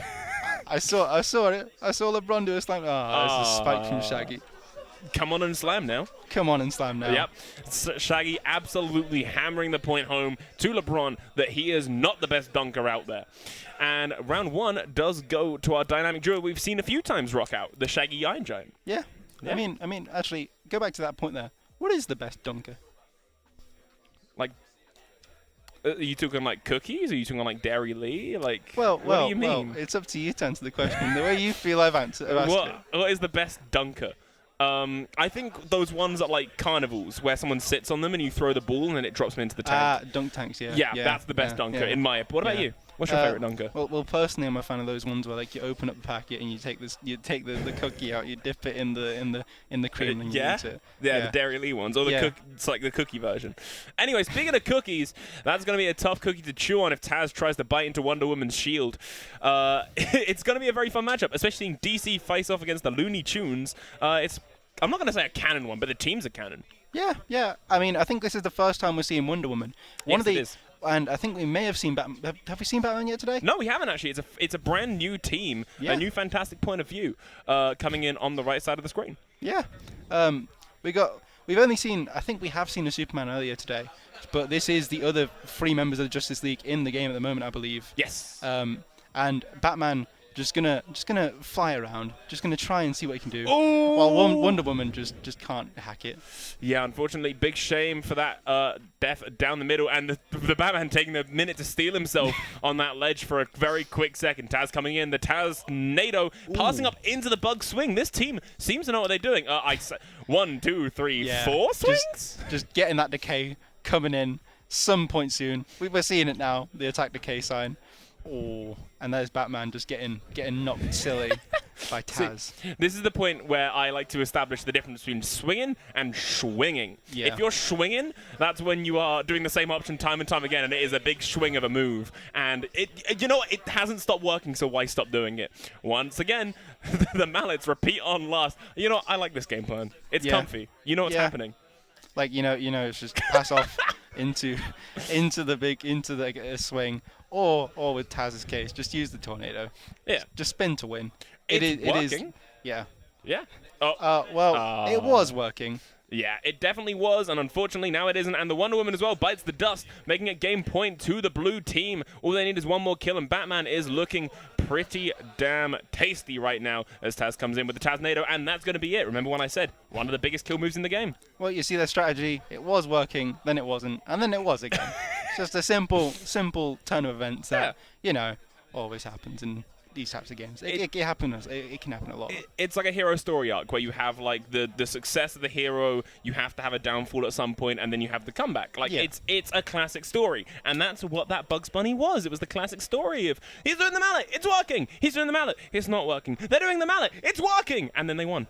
Yeah. I think to simply sum up the events of that game. Yeah. Was a spot on job there. Yep, 100%. And if I am not mistaken, I believe we might be getting a run back appearing any second now. If not, we might be seeing another game. Who knows? Who can tell? This is Multiverse's Friday? It's a Friday at Staffordshire Uni, and we are seeing yet another great Multiverses match. Now, talking about not knowing what day it is, you think any of these teams are going to try and knock their opponent so silly they forget what day it is as well? I mean, it happened to me. I've been blown away by every single competitor so far that I have literally forgotten the day of the week. Yeah. It's Friday, it's Saturday, Sunday. What? How long have I been here for? Right, here we go. Obviously, Batman and the Wonder Woman both actually launching into this match with their token abilities. The smokescreen, the shield getting ready to defend. And I like the little communal taunt at the start. You're just getting ready before they get started, making sure everyone's on the same terms. Got to get the carrot in, got to get the nutrients. See in the dark, which is good for bugs because, Batman, always working in the dark. Oh, 100%. But we aren't in the dark here. We're in the light. We're right outside the Valkyries plane. Is that what this is? This is called Trophy's Edge. It's a new map made for Multiverses that's just got tons of different references. Yeah. Oh. Yeah. I was thinking it was like a Valkyries plane or something because of like the Wonder Woman statue just in the back there. Nope, because there's also the Acme crate, and then there's, I feel like I should know the city on the right, but I don't. Either way, that's going to be the first stock of the game gone. Wonder Woman visiting that side blast zone and coming back on 0. That means you can indeed start holding a forward carelessly. Don't use the term carelessly, actually. Don't do that. But you're at that lower percent, so you're not exactly in the danger zone quite as much. Yeah, I do like the idea there, just being like careless in this game, just like, oh, what am I going to do? The opponent has like a big old strategy of like, I'm going to hit this move, get this combo in, and you're just like looking at your game plan like, I don't really care, I'm just going to hit him. One word. Swinging. Look back to earlier in the set for an There's example. a chicken! There's a chicken! Wonder Woman's a chicken! Oh, she's gone. Oh. Either way, chicken time is over, and it's time to stop clucking around as Bugs Bunny comes in with that net. Almost takes them off the side into disadvantage, but the DC duo finds the center of the stage and holds it down very nicely, starting to shift this into their favor. Yeah, they're taking care of all the injustices they may have faced. And they're trying to get the win here. Which they aren't really doing well at, to be fair, because the blue team now, the Looney Tunes, Toon Squad, they're getting in there. They're getting the dunks in, even if they can't dunk. They've done a metaphorical slam dunk. They definitely are, and that pulsing 114 was letting you know that they were only seconds away from death, but that would be Cobra Falcon 71 being what we call in the business a clutch god, staying alive on a hair's breadth to take the win out from underneath the opponents. Yeah, and like in Space Jam, you've got to be a clutch god if you want to get on Toon Squad. So true. Sometimes it is that simple. And we're going straight into yet another 1v1. We're seeing the Jaxi driver return once more, the Tasmanian Devil, the one to do it, versus Axum in the multiverse, someone who is very, very competent at what they do. We've seen both of these before, haven't we, Tom? Yeah, we've seen both of these before. We've seen Axo use that Steven, but we do know they use Rain Dog, moreover. But we do know Jax has that Taz in the bank. And we'll just have to see what they can pull out here, if anything. Look at how deceptively long that dog pile lingers, by the way. That he can cancel it whenever he wants, I believe, but like it just lingers. It really just does, because when you get hit by it, it basically shortens the timer on it. You get hit and then it's like, okay, you get hit 3 times and the move ends. But if no one's getting hit by it, it just keeps going and going and going until someone does. Like with Taz, one of my favorite things about this character is he has those moves where he can just keep getting multi-hits, but he can just move across the stage at the same time. And if his opponent falls into it, well, that's just their fault at the end of the day. Obviously, this isn't Axo's main. Axo is a Reindog main, but they do know what they're doing. Look at the cooldowns. If you see someone with all cooldowns going like that, that means that they are actually balancing what they're doing quite well most of the time. And I can tell you that Axo is, in fact, doing that very nicely, making sure they've always got a shield out in the right place, making sure Watermelon Steven is always there to be a disgrace, and making sure that the bubble shield is ready to rock if they ever need it. Yeah, I mean, you say Watermelon, Steven being a disgrace. Yeah, but we have to look at his opponent. It is Taz. True. It is Taz. Oh, hold on. Jack trying to find an approach, but actually gets a DBZ moment when both people collide and both of them take knockback. But unfortunately, Jax is the one that takes more and goes to that side blast zone. But the spin to win will be taking Steven off the side, evening the game out for this last stock. Yeah, we're seeing now just very even percentage here, but Jax is going to nearly pull away with it, but Axo is managing to pull it back. What a move! I keep saying it. What? Yeah. Jack, Yeah, that's all. I've tried telling him that the teabag's disrespectful. He just thinks it's funny. He really likes seeing Taz's animation. So I want to clarify that although that guy is amazing, he has a teabagging habit because he thinks it's funny. Oh. Ooh, Velma. We Oh, asked. yeah. We asked. We asked got and we delivered. received, yeah. Yeah. I think the Bugs and the Jake are the same team that we actually saw go up against the Superman and the Wonder Woman. I could be wrong. They could, because I think the tags are the same, but it could be people sharing a computer. I don't know. There's a chance. We'll see how they play. We'll see how many mallets the Bugs pulls out, and we'll be able to tell if they are the same people. But yeah, Velma being a new pick, how can you see it working, especially with Finn? Well, I guess with Finn, Velma's is she a support player? Velma is a support character. Yeah. Yes. So she's just going to be here helping out Finn when she can, but also as the game goes along, she's able to get that evidence up, and then if Finn needs any help, she can just call a mystery machine and then solve the crime. But well, we lost Jake right at the start, unfortunately. We've lost Jake apparently. They want no part of this. You hate to see it. Sorry, did you see his arms when Velma grabbed him? That was adorable. Big fan of that. He just didn't want to be there. Yeah, I can't tell if this is actually a duff game, if this isn't like going how they want, like if they picked the wrong character or the wrong. It could be a controller check. It could be anything. When you see this kind of thing happen, obviously it's not normally someone being like, I don't want to win. But normally it's like, controller's gone wrong, or they've picked the wrong character, or they haven't done stage bans like they wanted to, or something like that. There's a million things that could have caused that. Yeah. Sometimes you just don't want to play, or sometimes it is like a button check. Yeah. You do sometimes button checks can go on for a while actually as well, which it's a normal thing in esports. Ready? It's your first lesson. If you're a first year watching this, what is the definition of esports? Everything will go wrong. You have to be ready for it. It's one thing you get taught very quickly. Everything will go wrong and everything can go wrong. So be ready to prepare for it. As we are, as that game, yes. Some things might have gone wrong, but we are ready to get going on the next one pretty damn soon because we are up to date and we are third years that are cool and we know what we're doing, right, Tom? Yeah. And I'm so ready for this. I'm saying, Todd, are you ready for this? I am so ready for Harleen Quinzel. Yes, I am ready for this. Okay, thank you. No perks actually across the board though, with none of them being at the right level to have a main perk. We have some sub perk going around, so we probably aren't going to be seeing people who are like masters of their craft unless these are characters that they've played at home and are on an alt account. Yeah. I mean, getting in here, signing with an alt, it's always a little fun thing. Yeah. Having alts. But with this game, I guess, sometimes your level does mean a lot with the perks. It kind of does. Also, I want to say that when this game first got revealed, people got really worried when they saw progression trees on characters, thinking it was going to be oh, it's going to be paid to win, blah. And it's just so not. The team that developed this game have done such a good job making it accessible for everyone and fair no matter at what point you come into the game. Yeah, I find that there is a good level of platform fighters out there nowadays that you can just pick up one and find that one that suits your needs and whatnot. Not to brag on the game, but like Smash Bros, for example. Um, while I do love it, sometimes I do prefer playing multiverses to it.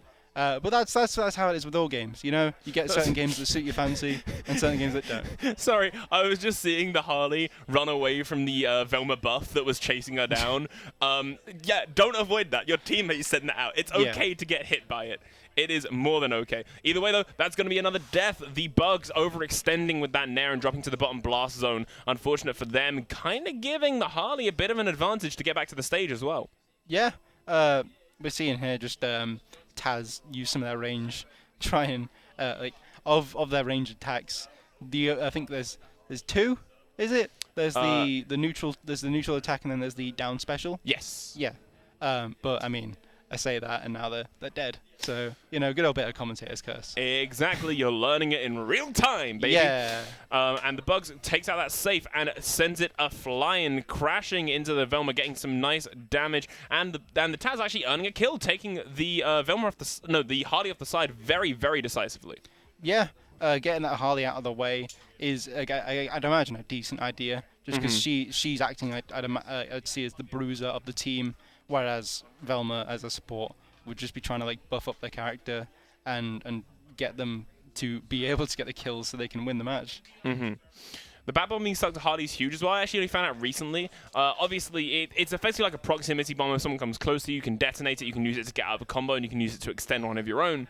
But if you actually have the bat bomb stuck to you as an ally, and you touch the bottom blast zone, the bat bomb will actually save you. It'll pop you up and make sure that you don't fall into it. Yeah, I think I've seen that in with like some Smash outs before, like the links where they'll have the bombs. They'll equip them before they die, or like before they go down. I'm saying the bat bomb is a guarantee. It's when you would die, it detonates and pops you back from the blast zone. Oh, Yeah. well that's really neat. Yeah. Super, super cool. It takes the need for timing it away. Thank God. I'm a Harley player. I like to play brain dead, not think hard. Work smarter, not harder. Exactly. And a lovely bit of scrapping going on in the middle there. And the Harley's the one that takes the hit going off the side. And even though she is one of the lightest characters in the game, she can still live that at 100 just about. Bomb stuck to Bugs. How does it go? It pops both Bugs and Taz up. Next kill for the blue team actually does it. We're seeing Velma getting close on that food meter as well, though. She could be, I would say she could be a chicken soon, but it looks like that's regenerated for her, and she's going to be fine. To get the chicken meter to go down, you really need pressure. And obviously, if the blue team can't find it, then no one's going to be chickening today. Harley just making that back as well. Very nice to see. Ooh. Ah. And you said that, and then... Commentary curse. Baby, that's how it works. But yes, no, very nice play all around. And as I said, you can kind of tell these people are new to their characters. Nothing wrong with that. Try something new, mess around, have some fun. This is the place where you can learn what to do. Yeah, and this is Multiverses, a game where you can potentially do anything. Like, look at this. Who would have expected in the year of our Lord 2022 to find Shaggy and Superman across the screen from each other? I love Twitter copy pastes. Like, show this post to a Victorian child, they'd lose their mind, you know, that kind of thing. And that's exactly what this is. Show this to someone in the 80s and they would not know half the characters on the screen. Yeah. Either way, though, launching straight into it, we see an explosive start from the Shaggy and the Iron Giant. Literally both of them jumping in and pressing a forward right from the word go. Yeah. Just constant pressure, which is what these two characters love to do, as seen there with the Superman getting the spike on Finn and just starting his team off so well in this match. 100%. There's the car spin from Iron Giant that you don't actually see all too much, but that's because you don't see Iron Giant all too much. It's a very strong move. It covers a lot of space, and it can actually kill if you push it to the blast zone. It's very, very nice to see that it getting used. Yeah, and the ice breath there coming out from Superman, just going to keep some more pressure there from the red team as they try and, I guess, fend off Iron Giant. I know we've said he's quite a soft character, but that really demonstrates there. He still is a character in this game. He still can deal out some good punishment when it's necessary. Yeah, Superman got hit by the Superman. That is what Iron Giant's up air is, at least to me, rising up with that Superman fist. The dropkick as well, sealing the deal, taking out Finn, giving 2 kills to the blue side. Red need this kill on Iron Giant soon. Yeah, we're seeing Iron Giant. No! Massive percent. Oh, the early kill there. somewhat early. Yeah, compared to most of the ways people die in this game, I think 50 is somewhat of a low percent to die at. not only is it low, but Superman actually had this problem where, like, Iron Giant obviously was the heaviest character in the game, but Superman was second, and not by much. And then there was, like, a very large margin before the next one. So, like, Superman had this, I'm not going to say issue, because I don't think it's actually been changed, but back at EVO, when Multiverses was there, Superman was dominating the top 8 because he would literally live to 200 constantly, especially with some of the perks you can line up as well. Yeah, but we saw there a good little thing coming out from the red team of them taking out Iron Giant as soon as he wanted to protect his friends. He couldn't do it, but still comes away with the win because he's Iron Giant and he's the real Superman here. He is indeed. And it has been an amazingly fun day of Multiverses matches so far. But I think, Thomas, we might be ready to go. Yeah, I think we're ready to go. I think we've still got League of Legends lined up. We've still We got Valorant lined up. We've still got a lot of fun left today. There's And so much. that's as you said, this is what it's all about.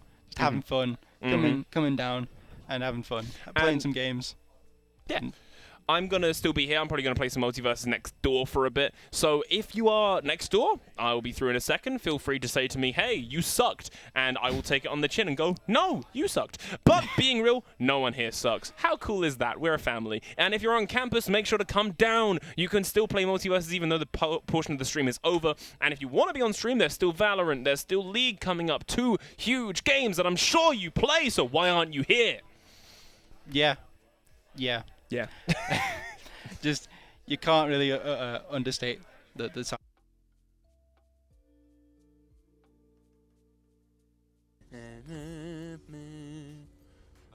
What we're saying? Oh, I can't buy one of them. Oh, that means I'll just have to buy one of them. Easy. Easy? I mean, it might be easy. We'll see.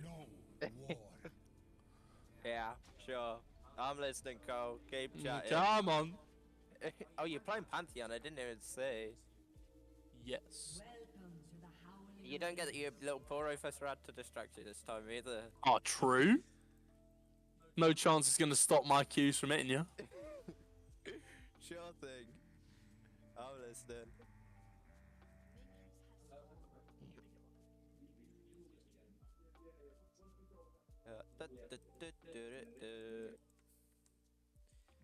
See, have you actually got any mastery on Pantheon? No. Oh. I have played him, so. Oh, okay. So it's something you've played. Yeah. Cool. First minion though. I've got it. Ah, I need equal. Let's go. Oh, you've gone in. Yeah? You wanna duel with the bear? A bear? A bear. The volley bear. An ancient demigod.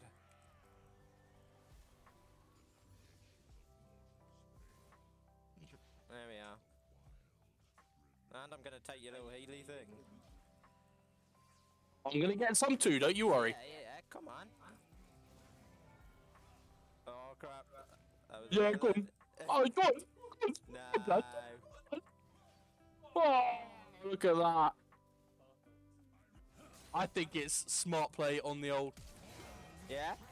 Oh, Well played, well played. It was that turret dive.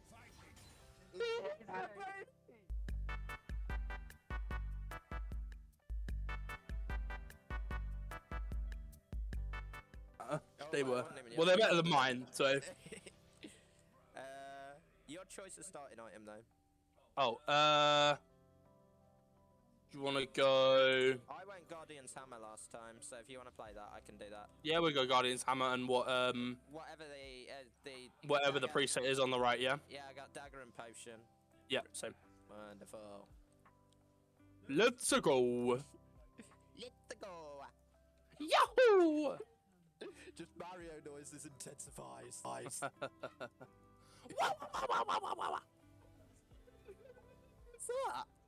That was Toad. How was it?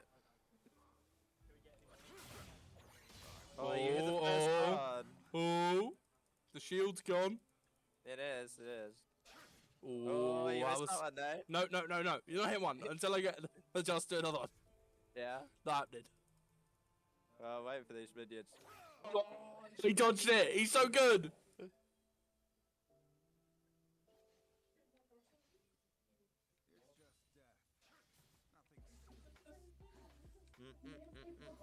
It's all it's concentration now.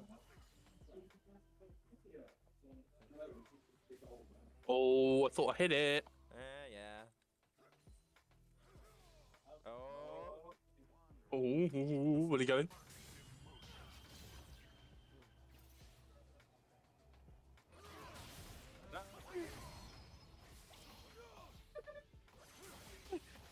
It's so good.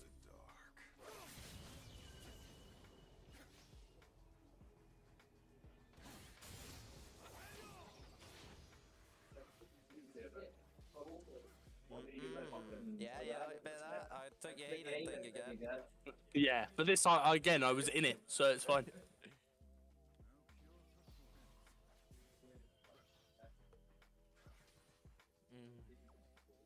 Mate, I feel tense. Oh, I gotta win this one. There we are, that was nice. No, yeah. That's the trade you wanted. Yeah, that was a good one. I got ya. Oh no, no, not happening.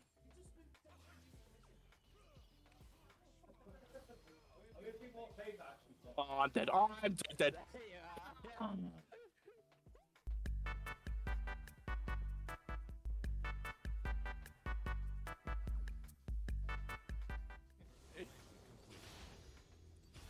Thought I pressed that. Alright.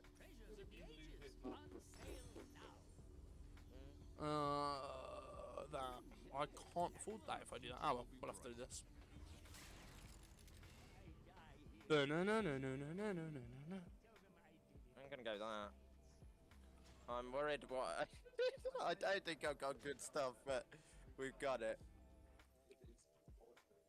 I'm just really aggro. Oh. No shield, baby. Let's go. I was gonna say free auto attack as well, No. but no, it's not giving it to me. Ooh. Yeah, nice shot. To be fair, I need to be careful. My mana is not good. Yeah. What have you bought? Oh, you bought a Dirk. Alright. Yeah. This is Oh my god. Okay. I might try and play a long game then. Maybe if we farm better than you. Maybe.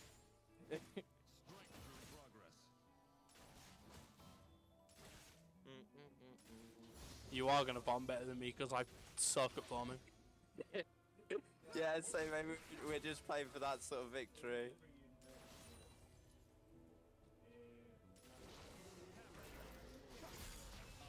That's not what I wanted. Oh. No! Ah! Yeah! No.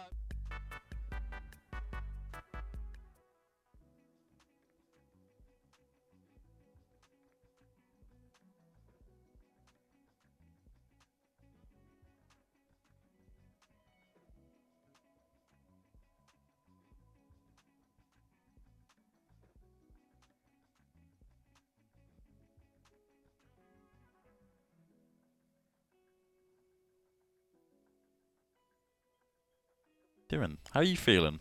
With League upcoming. Let's bear that in mind. I'm good. I'm excited for Worlds. Although I'm very, very let down by the song, I will not lie to you. It's a good song. I'm not dissing Lil Nas X, but it's not a World song. It's not a world song. It needs to be, it needs to have that, like, battle theme hype. Otherwise, it's Exactly. like, whoa, I need the hype. I need some excitement, please.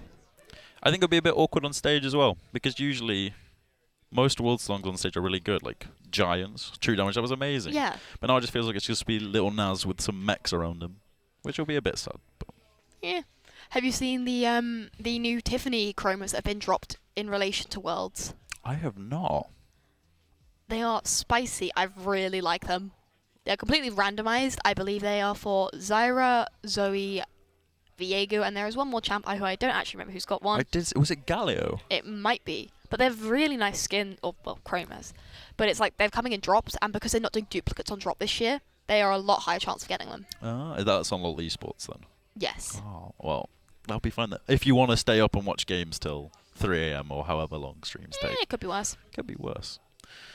We have League of Legends ARAM coming up. We do have ARAM.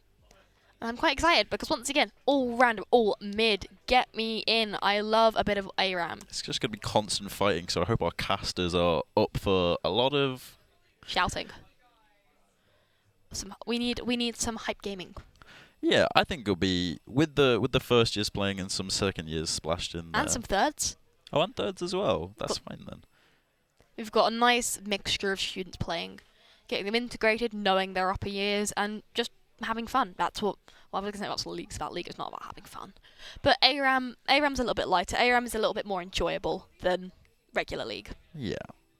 I feel like the random element will actually mean that players of like lower ranks and higher ranks will actually be on even footing as long as they don't get main champs. So definitely, I think the games could definitely go either way.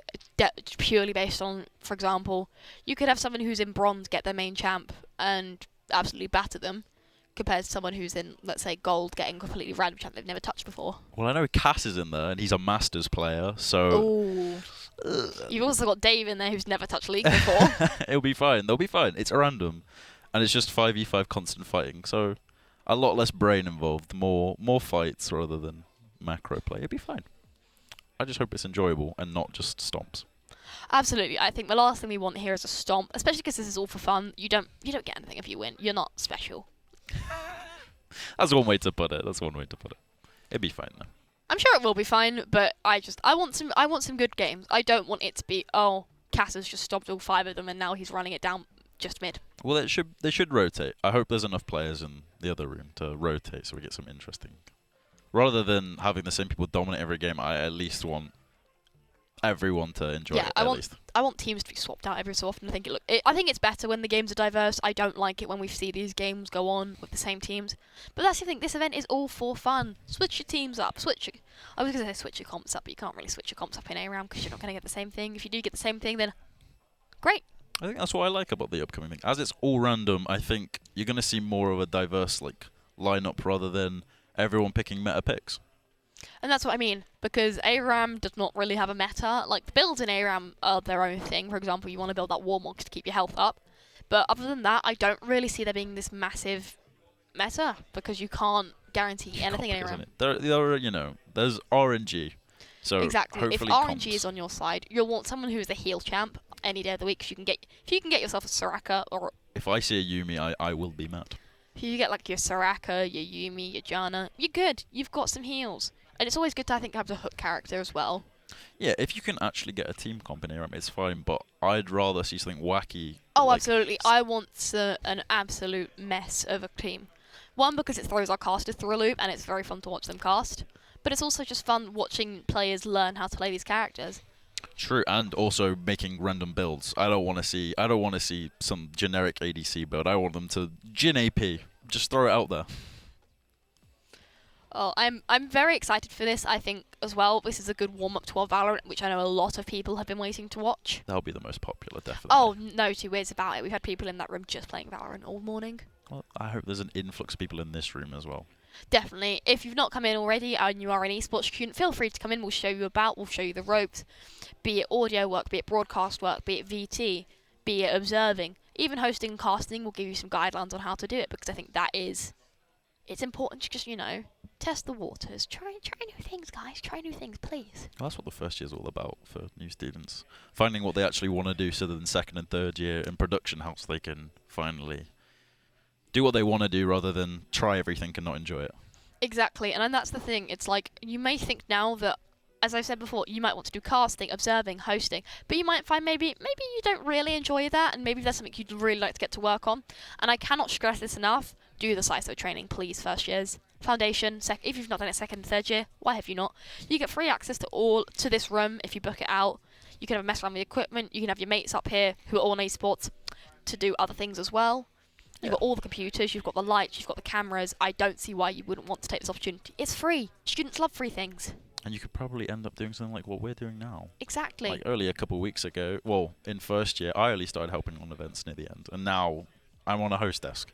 Exactly. Like, it's great, and for newer students getting the opportunity, so it'll be fine. And now to hand you over to our casters for our ARAM. Oh, thank you, thank you. Here I am, not on the stage anymore, but I'm excited. I'm here joined with... Louis, nice to be here. I'm excited about this too. I love doing ARAM. It's just so much more. I don't know. If you want to watch the pros do their thing, you've got Worlds. It's on, but ARAM with I don't want to be mean, but not pro players. You know, it's good fun. It's good fun league. It's fun. It's fun. That's why they use the Howling Abyss for all the 1v1s. It's just for fun. No one is playing ARAM on the World, so let's just chill out, have some fun, play some random picks, and, you know, like Lottie said, just build Warmogs on every single character. Exactly. Doesn't matter who you're playing. Yuumi, build Warmogs. Actually, no, don't play Yuumi at all. Don't play Yuumi, Please yeah. don't. If you get Yuumi on ARAM, just stop. Yeah. Just close the client. Yeah, I mean, you can reroll first, but if you get Yuumi again somehow, I don't know, man. Just don't. Okay, that's all I ask. Anything else? Fun games, not Yuumi. That's Not all we Yuumi. ask. Yeah. So we're just waiting for the game to start. Sorry, I was just looking at the monitor here. Waiting for the game to start. What are you looking forward to? I'm just looking forward to lots of team fights. Lots of team fights, I yeah. just think this is going to be. I know I've said it a lot, but it's going to be fun. You know, I want big Swain ults. I want big Galio ults. I don't know. I want it all. A Pantheon, Yeah, just jumping Pantheon, in. Yeah. Yeah. I want it. I want all of it. No, yeah. Just I don't know. ARAM is fun, but it can go for too long. Yeah. I found out recently that a 30-minute ARAM game is not fun. It can go on for a long time, but it's a really even game. As much as we want even games, sometimes even games in ARAM go on far too long. Yeah, true. I mean, an EVA game at Worlds is great to watch. An even game on ARAM, it's a mess. Yeah. But looking forward to what we're gonna get, like champion wise, because if we're gonna get bruisers and some AD carries, then that's just a done deal. But if we're gonna get a Rakan, a full AP Rakan, I would like to see that. Some assassins maybe with some flashy plays. But let's see. We're loading into the client right now, so we're just waiting for obviously League client. No comment. But we're waiting for League to load us in. So we're just gonna kill some time. Have you been playing a lot of ARAM?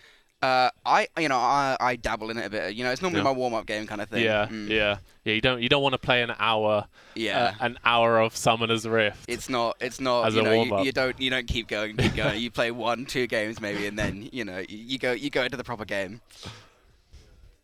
I am excited to see what kind of builds people are going to build, because I'm excited for the meme builds. Yeah. I'm hype. ARAM is the best place to just do whatever you want. Exactly. Like, no one is going to stop you. Or are they going to just, obviously we have people like, 5-stack on both teams, but even if you're playing with randoms, no one is going to stop you. Yeah. If you want Warmogs on the Yuumi, obviously don't play Yuumi, but if you want Warmogs, just buy Warmogs.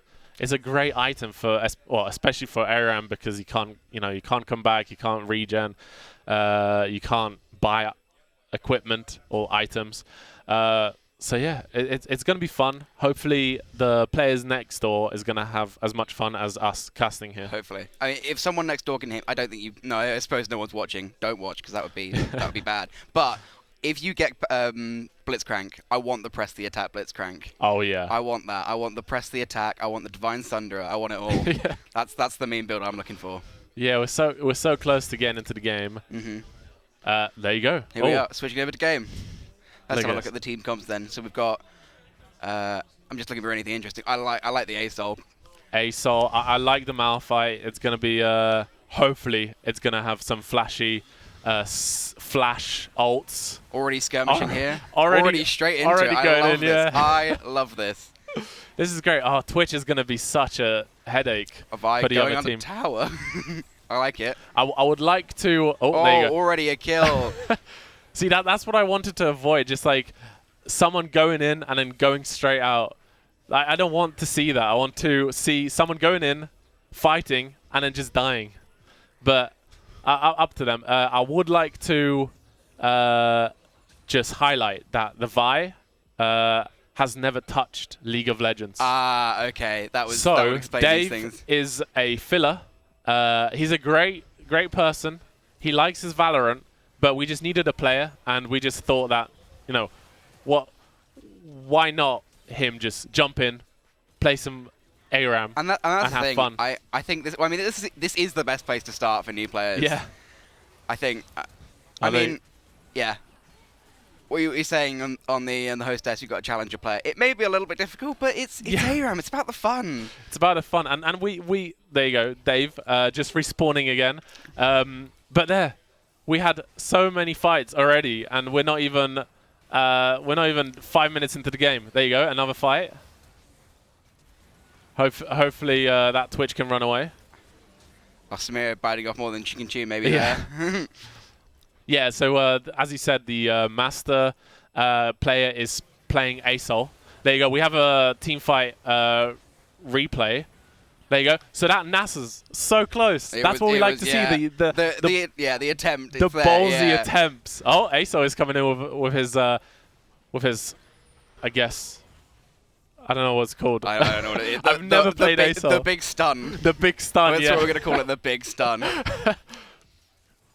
Yeah, but that's what we like to see. Ballsy attempts at fighting, and also, like we can see. Oh, that's or a not. map. Or we can't see.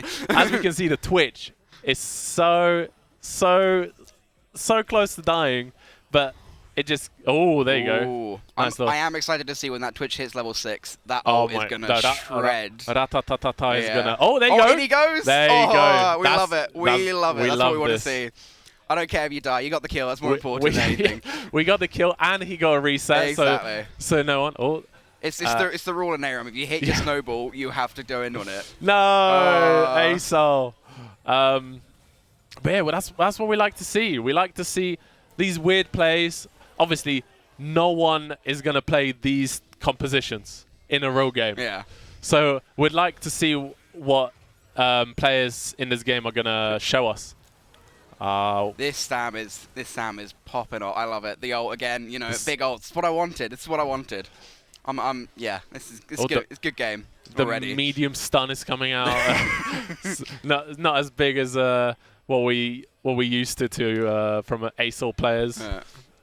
The one thing I love about ASOL is you cannot hide in those brushes because your Yeah. your comets just reveal you. Just It's great. reveal you. Oh, there you go. We got a nice little. Here's a there Sam you go. coming in, get the double kill. This Samira is so OP. Just because the map is so small, her ultimate can just get the whole map. And there she goes Oh, again. there she is where, again. where are you running to? You can't avoid that ult. Running Oh. to death. Got Oh, the shutdown there you go. though from the Twitch. He's level 6 now. He's got that ult. This could be good. He's gonna come in with the ratata. Oh no. No, he's just.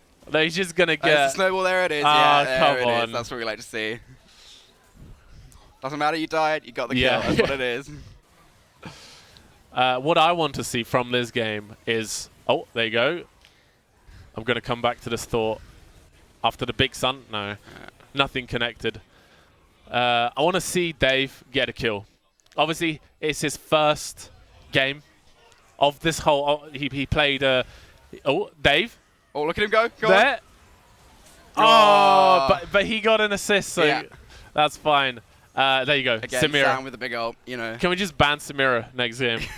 that's how everyone works, right? Yeah. We bad people. So, yeah, obviously he played the nice tutorials that Riot Oh gives yeah, for new those, players. Those amazing ones. Yeah. The amazing ones. Yeah. But Still out of date. Anyway. but I like to see him just play. Oh, there you go. Ah, nice. They still giving that kill over to the. Oh well, we like it. No, we like it. Oh, We're not there's going a to sleep disparage. coming We in. like it. Oh, what an ASOL. ult. I have. Oh, there you go. The red team is coming back. Let's go. I've never seen ASOL do such a cool trick before. I don't know. This is why this guy's challenger. I'm not. Yeah. Oh, Dave. Dave with the tanking of the turret. Yeah, I know. I like it. Yeah, It's- that's- keep the minions alive. That's No, how you do it. Sometimes it's a strat. Yeah. Sometimes it's okay. We're gonna get Here we go the again. ASOL trick. Lilia goes Nice. into the W, ults her away. That is gorgeous. And then we got the follow up by everyone. Lovely ult, yeah. It's awesome. I'm enjoying this game already. yeah, yeah. We're ARAM is all over the place. it's all That's over. what we like to see. People are level 8, 9. Oh, we're already going in. Yeah. It's great. It's great that you start with level 3, so you don't have to just like. Oh, that was smooth mechanics there. You don't want to be Twitch on ARAM. Oh, there you go. We got some taunting. That's what we want. That's what we want. But coming back to Dave tanking the tower, it sometimes is a strat in the very pro player ARAM games. Yeah. That people just go under the tower. No one is going to get the kill. And they can just go refill their health. That's what he was doing. That's big That's brain. what, Yeah. that's what he was doing. Resetting the shutdown gold that he had. Dave Definitely, knows. Yeah. Yeah, Dave knows. Yeah.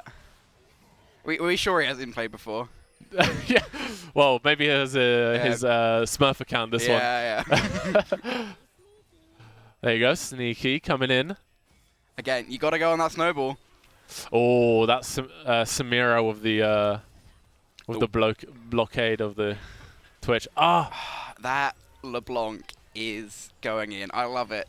The amount of damage they can dish out is yeah. huge.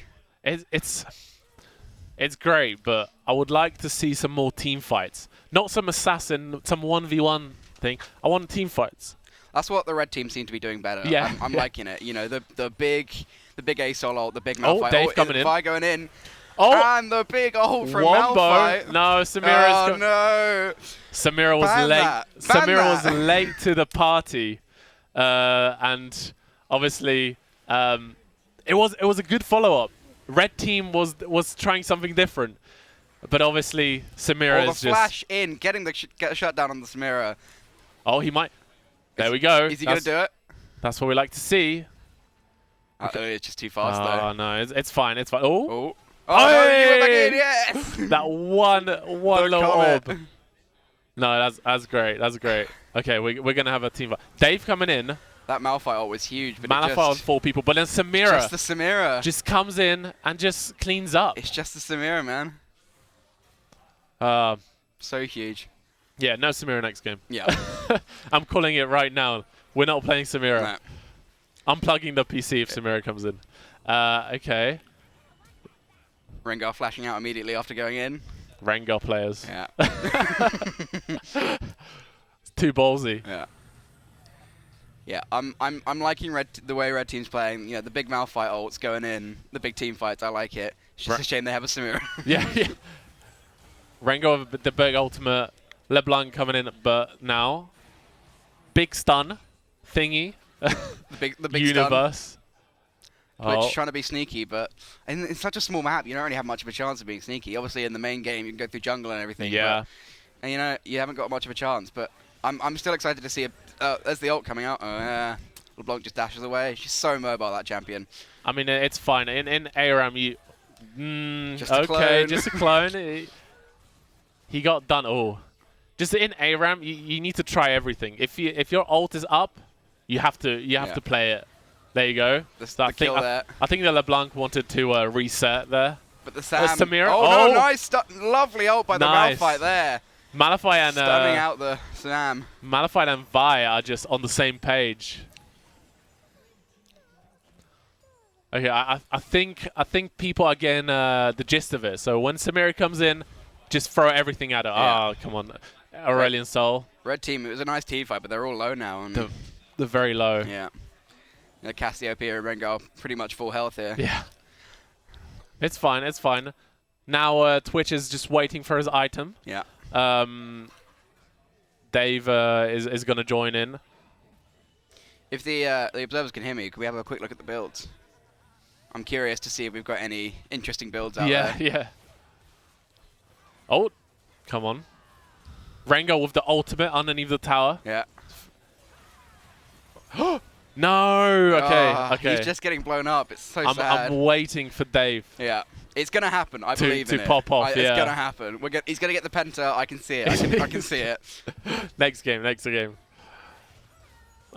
Just the amount of damage that LeBlanc does. Yeah, and the mobility as well. You know, W in, W Yeah. back. You know. Yeah. It can be. There you Oh, go. shut down the Sam. That's it. That's what we want. Instant, That's what we instant want. stun. That's what we like to see.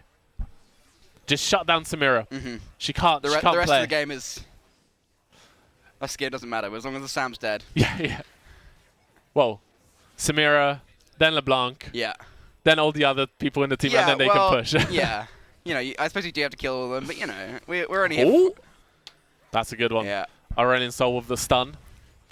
Yeah, this LeBlanc is, you know, she's trying to dash in, but when you get stunned immediately, you can't dash out. Yeah, nothing you can do. I like the use of summoner spells. There you go. Jumping in. Nice.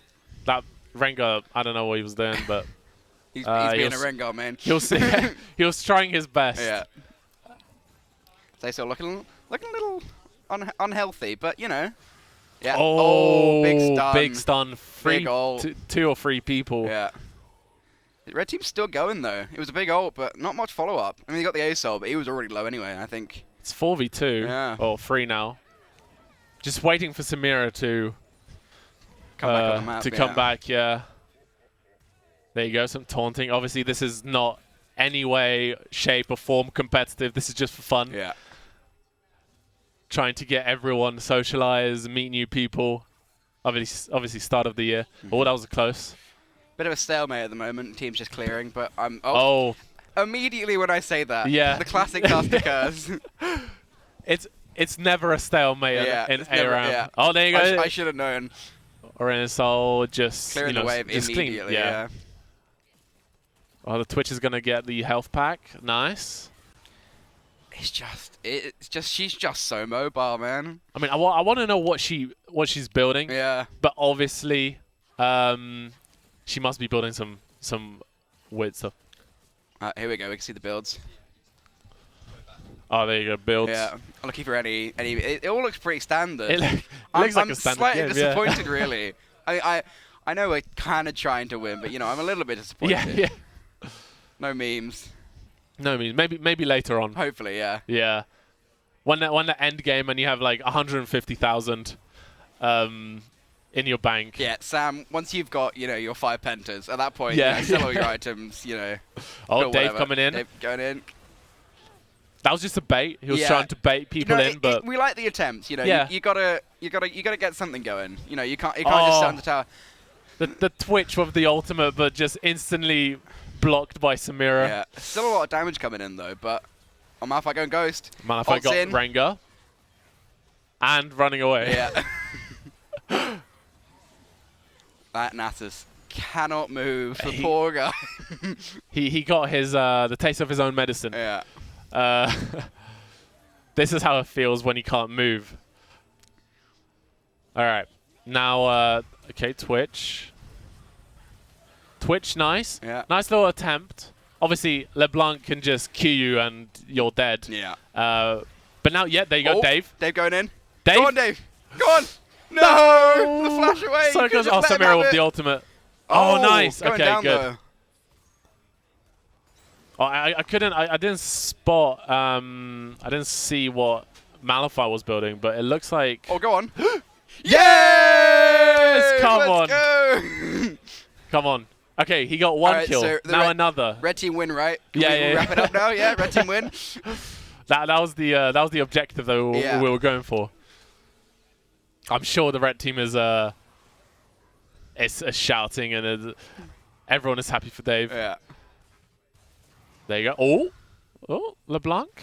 That What happened there? the double W is just so huge. Yeah. The movement yeah. you can get all the way across the map is just. Oh, the Oh, Twitch ult, though. Twitch. Are they gonna Clearing get it? up. They're gonna get Just- it. Nice. Okay. Finally, Twitch with a crispy. Yeah. Obviously, Dave with a reset again. He just got a kill. He needs to reset. Yeah. Using the tower to reset. That's the first tower down, though. Yeah, that's great. We like it. We like it. We're starting to move somewhere. Oh, the Twitch Again. with the flash towards the Samira. The Malphite ult, though. This Malphite is going huge with those ults. I like to see this. Yeah. I like to see a lot of damage Yeah. in team fights. Just a wombo combo, everyone coming in. A nice little view of Howling Abyss, obviously. I didn't quite catch what the Malphite was building, but hopefully it's No, a no, no, I little didn't see bit it. of AP, you Yeah. know, a little bit of the Everfrost, you know. I'm Yeah. hoping for the full damage, you know. The odd Warmog, you know. Yeah, we could go Warmog if you really need to, but I want the full magic damage. There you go, Rengar trying to scout someone with his ultimate. Obviously, I don't wanna say anything, but this is another stalemate. We're waiting for every team to just get together and then just there you go. They got a Twitch. Twitch is already dead. 2 kills for red team. Dave is going in. He wants more. He wants blood. I'm loving the bloodlust, but yes. the Asol ult tongue twister. Yeah, it was big in that fight though. I think it hit 4 of them. You know. Yeah, I can see the potential for a wombo combo. Yeah. In this. Oh, Aso is going in. And he goes. Oh, grounded instantly. A stopwatch there. Good stopwatch. The Cassiopeia with a stopwatch. Lilia gets a kill from her. Oh, that's another one. Leandra goes. is too good. Yeah, Leandri's out of passive. You know, that's so much burn. Malphite dying under tower. But Twitch is here. I can see it. Back. Oh, big ult. With the flash hurricane. Oh. Sam. Oh. No. Yeah, Okay. Sam just too big. It's fine. 2 for 1. 2 for 1. We'll take those. Yeah. Can't defend the tower though. Can't defend the tower. Even Dave. Yeah. I had so much faith in him. Yeah. Oh, they're feeding the Poros. That. I can't believe we haven't talked about the Poro yet. We haven't. The main objective is to defeat a Poro and explode into more Poros, and we haven't even talked about it yet. Oh. We'll just focus on the Malphite ults. They're so huge. I'm loving it. I like how Aso and Malphite work together. Yeah. So Aso just puts them in one place and then Malphite instantly in. And obviously Dave following up if someone is still alive. Yeah. It's great. I like to see more of these like wombo combos. Tower, not even a problem for Dave. It's fine. It's fine. Look, he's still alive. He's out. And I'm not gonna lie, I was not expecting that. He's pretty healthy as well. He's a little tanky. Yeah. Obviously, someone tell Dave to just build Warmog. Yeah. So he can walk in, go out, and then full health 5 seconds later. Lilia ult going straight for the Asol. Oh, nice. Walked far too deep into the enemy team though. Okay. Big Red team ult. is winning. That Twitch is sitting in the back. But Samira's coming out. in. Yeah, Samira's out on the map though. He's got that Bloodthirster now as well, so even more health. Ooh. I can see that they both have, obviously Samira has her ultimate, but Rengar has his ultimate, so he's ready to jump in. There you go, he Sneaking in that just bush. used it. Let's see what he can do. Dave looking a little bit unhealthy. Oh, okay, he got it, but he jumped on the wrong person. Oh, nice. Oh, and the Malphite ult, another double stun. This Malphite is, these ults are huge. Sam ult though. Oh! The flash in. Samira. The flash Sam ult. It's something. At some point you gotta respect it, you know. They're going huge this game. I mean, I respect all Samira players. Obviously, feeding the Poro, helping the Poros out. Yeah. Doing the push-ups. Yeah. It's great. I mean, Samira players. Oh, there you go. We got a nice. Yeah. I mean that Malphite ult was huge, but it was huge. Yeah. It's just the Sam ult. Look at this. Jazz through him. You can see how Samira. Oh, we got a team fight or a fight. Well, that's the ultimate. But you can see how smart these players are. Obviously, Dave just a quick reset. He wants to be with his team. Yeah. But you can see how Samira needs to get that S rank for her ultimate to work, and you could see in that replay that she blocked so much damage from the Twitch. Yeah. It's unbelievable. Yeah. I suppose wind wall. I know that's how it's yeah. but it's basically a wind wall. It's so useful for Sam players. It blocks so much damage, especially because she has to be like in the yeah. fight. So you proc it and then you're just alive. Mm-hmm. But it's and then you got that massive AoE ult that just everyone dies around you. Please. Yeah. There you go. Asol's coming in. I'm noticing that's a big Poro That there. is though. a big Poro. That is, he's almost ready. Yes, Oh, another okay. biscuit. Oh, we're getting close. Okay. We're slowly waiting. We're waiting for Dave to make it a their main 5v5. carry, yeah. Make carry. Obviously, he's probably waiting for an item. He's not moving. We hope there he's you go. waiting for an item. There he is. Yeah. Ah, Rengar just- deleting the Twitch there. Twitch is not having No. fun. I was excited for some big ults, but he's just not getting the chance. It's not. It's like Cassiopeia stun. His Ratata blocked by Samira. Yeah. He can't do anything in his game. No. And obviously, LeBlanc just like deleting. All the Poros came out. No, we need a replay for the Poros. That was a nice Malphite ult again, though. We missed the Poros, though. I just saw all the little ones. No, I just it's fine. It's fine. Next game. Next game. Come on. Well, we'll give a reward to the last player that feeds the Poro before it explodes. Team's just. I like how the little Poros just like made a little audience. Yeah. For the, they just love the mayhem. I'm glad that Riot added the achievements, and you get the poor royalty if you get. I love that. It's a great addition. Mm. Next, let's just make the client work. Oh, Riot fixing their game? What are you talking about? How dare you? Oh, Liliol hitting 2 of them, but the nice. So Dave did the smart thing, and he just ulted, so the sleep didn't affect him. yeah, that was smart. You're unstoppable when you're ulting. Yes. Yeah. But we have it's looking like a long team fight. Mm. Obviously, Nasus is gonna. Oh, ASO is gonna take. The Twitch sneaking in there, though. Twitch sneaking in, taking the life of LeBlanc. He still has it. Sam coming in, though. It's fine. Oh no, Samira with the Is it with time the happy again? feet. That's ult time again. Samira on the map, though. avoiding the Malphite ult Yeah. completely. That was great moves. Obviously, respect to Samira players, but only on Summoner's Rift. Yeah. Oh, look at Dave. The So Warmog's there. What It's we're there. building. Okay, Malphite is going AP. Nice little Let's go. Rabadons. Let's go. Yeah. Warmogs, yes. Dave's got the Warmogs. This is his power spike. Yeah. Oh, someone fed the little Poro as well. Oh my god. That one is a little bigger than all his other. There you go, Dave. Going in. Aesop Yes. following up. Oh, Aesop has a lot of damage. But the Samo again, getting to the Samira. S rank. Getting the S. She's getting it. She's getting it so quickly. Yeah. Obviously, it's ARAM.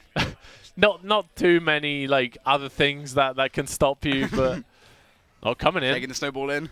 Oh gosh. Oh. Up to the S rank already. Ult coming S- out. Oh, okay. Not enough life steal there though. Oh, Twitch has a lot of damage, surprisingly. Obviously, it's Twitch. But he's still getting shut down by these LeBlanc just skills out of nowhere. The LeBlanc assassinations is just there's so much damage. Goes in again. Nice stopwatch there. Oh, ASO's coming in. Big stun on Rengar. Rengar, nice. Okay, Malphite one. ult in again. Oh, that LeBlanc is so low. It's fine. They just left her to to run away. She can't heal. She can't back to heal. She can only use the health packs. But it's good. So it's now 5v3. Obviously, Samira is buying her items. But she is going to be very powerful when she comes back. Yeah. They'll be more powerful than she already is. Exactly. Already been tearing through this team. And obviously, we can't see what they bought, like how far they are until their full build. Twitch. You just can't. It's bullying at this point. I'm gonna say it's a little bit of bullying at this point. It's just so much damage. You can't do anything. Oh, Dave going in. Big ult. They're going to just bring the Cassiopeia towards his team. Again. See, that's what I like about ARAM. You win one team fight, you don't push far enough, and then that team just comes towards you. So we have Dave with the Sunfire and the Warmogs. It's a Great. good build. I'm not gonna lie. It's a pretty good build. For Samira, nice little build. yeah. We're just waiting full build for already. full wow. build. We're just waiting for her back, and she can buy the elixir and then just wreck through them. Hopefully, the Aurelion Soul and Twitch can shut her down as quickly as possible. Big Twitch ult. Oh, he can Go on. he can go No, into that minion, no, but it's shame. fine. It's fine. Not this time. It's gonna be next time. I'm liking the Spirit Visage on the Sam though. You know, they've got so Yeah. much AP on the enemy team, and also it increases your healing, which is, you know, a big thing for her big ult. thing, so yeah. I like it. It's like, yeah, it's not all about the damage Mm. and the Samira players understanding it. Yeah, she's got big survivability with the Death Dance as well, so Mm. she's going to be a monster to shut down. Dave. Oh, God. Dave trying to start something up. He Yeah. doesn't like when there's a stalemate. Yeah, he got grounded though there, unfortunately. He was Yeah. about to dash in, but... Two of the blue- 27 minutes. Yeah. We were talking about this, saying half an hour ARAMs are not fun. Here we are. Here we are. Dave's trying to help us out. Dave's trying, yeah. It's a big ult though from the ASOL. Nice little stop. Like they stopped the Malphite, stopped Samira, but obviously it was for nothing. It was all for naught. It's fine. Obviously they still have the inhibitor standing, so and an ace. They have the inhibitor standing. They with have that. an inhibitor standing for now. Yeah. And there it goes. So now the next wave is going to be, but I feel like, okay, we're going to have Might be a... it, but yeah, I mean, it was a lovely Malphite ult again, but there's just not enough follow-up on that Sam. She's just she's too... I mean, she's tanky. She does so much damage. I think, yeah, there's not much they could do about this one. Too crazy. And I think we've just missed it, but I think that was the end of the game. I think that was the end of the game, yeah. I think we... Yeah. It was the end, but that was fun. It was a good game. Good game. I like it. That was great. There was a lot of trying to stop Samira from ulting, but she was just too good. It didn't happen. It didn't happen. Yeah. That's what we wanted. One thing. Oh, actually two things. No Yumi. Yeah. Oh, we just- got both. We got No Yumi. Yumi, big team fight. We got both. Good team fights. Yeah, exactly. I mean, the Death Darts and the Spirit Visage, you know, it's like so much tank. Yeah. You're not stopping her. And she does so much damage anyway, it doesn't really matter. Yeah, true. Yeah. But I think we're loading into another game very quickly. Obviously, just whoever's tuning in right now, this is a Welcome Week event. We are showing the facilities for our new first years. And we're just having fun. Yep. We have, we have players. We've played Multiversus, which Yep. was very fun. It looked a lot of fun. I've never touched the game, but it looked a lot of fun. It looks Yeah. fun, and we had great casters there. Now we're playing League. Obviously ARAM. We want as many people to enjoy it as possible, and obviously we don't want an hour-long games. This was just half an hour, which is not usually in an ARAM game. But yeah, so thank you for tuning in. We're just gonna chat until the next game loads. But yeah, did you enjoy this game? I did. I did enjoy it. I think, obviously the big talking point was the Saturn, but the Malphite in that was, it was a lot of good ults there. A lot of good ults. Yeah. 2, 3, 4 man ults. It was good. And I mean, obviously the big talking point was Dave getting a kill. That's Dave the big getting one. a kill. That is the big one. I think at the end, the KDA was 118.6. it's not bad. So it's, not bad it's for the very first game. good. You It's know, you played- First game, straight from the tutorial. yeah, I should exactly. say. That And amazing tutorial. he hasn't played Vi Yeah. ever. So first game as Vi, ARAM. What more do you Exactly. What more do you kill. need? Yeah. But yeah, so next game, what are we hoping for next game? Obviously our standards. No Yumi. Yeah. A lot of team fights. Yeah, I want a global ult. That's what I want. A global I want ult. a TF. I want a Galio. I want a Pantheon. I want them from base right in. That's what I Straight want. in, yeah. And then late games of global ults are amazing. You get TF to just backdoor. Yeah. Well, that's what I want to see. Okay, this is if they're listening. Yeah. I want a TF Yeah. backdoor. Yeah. Or That's what we're whichever, hoping for. Kassadin. We can do that. It's been done. It's been done in the past. We want the X-Packet. Yeah. We want the the X-Packet back teleporting there. around the map. Yeah. yeah. Yeah. But this was fun. Yeah. Obviously, this is my first time casting anything, so I haven't had any experience. But that's what the Welcome Week is about. Mhm. Just trying new things, meeting new people, and just having fun. Yep. Because that's obviously lectures don't listen, but uni is about fun, and lectures don't want you to know about it. Oh no, I think we've got some fun lectures here. Uni is fun, It is, yeah. but they Yeah. want you to work every single. Obviously, I'm a Vsauce, by the way.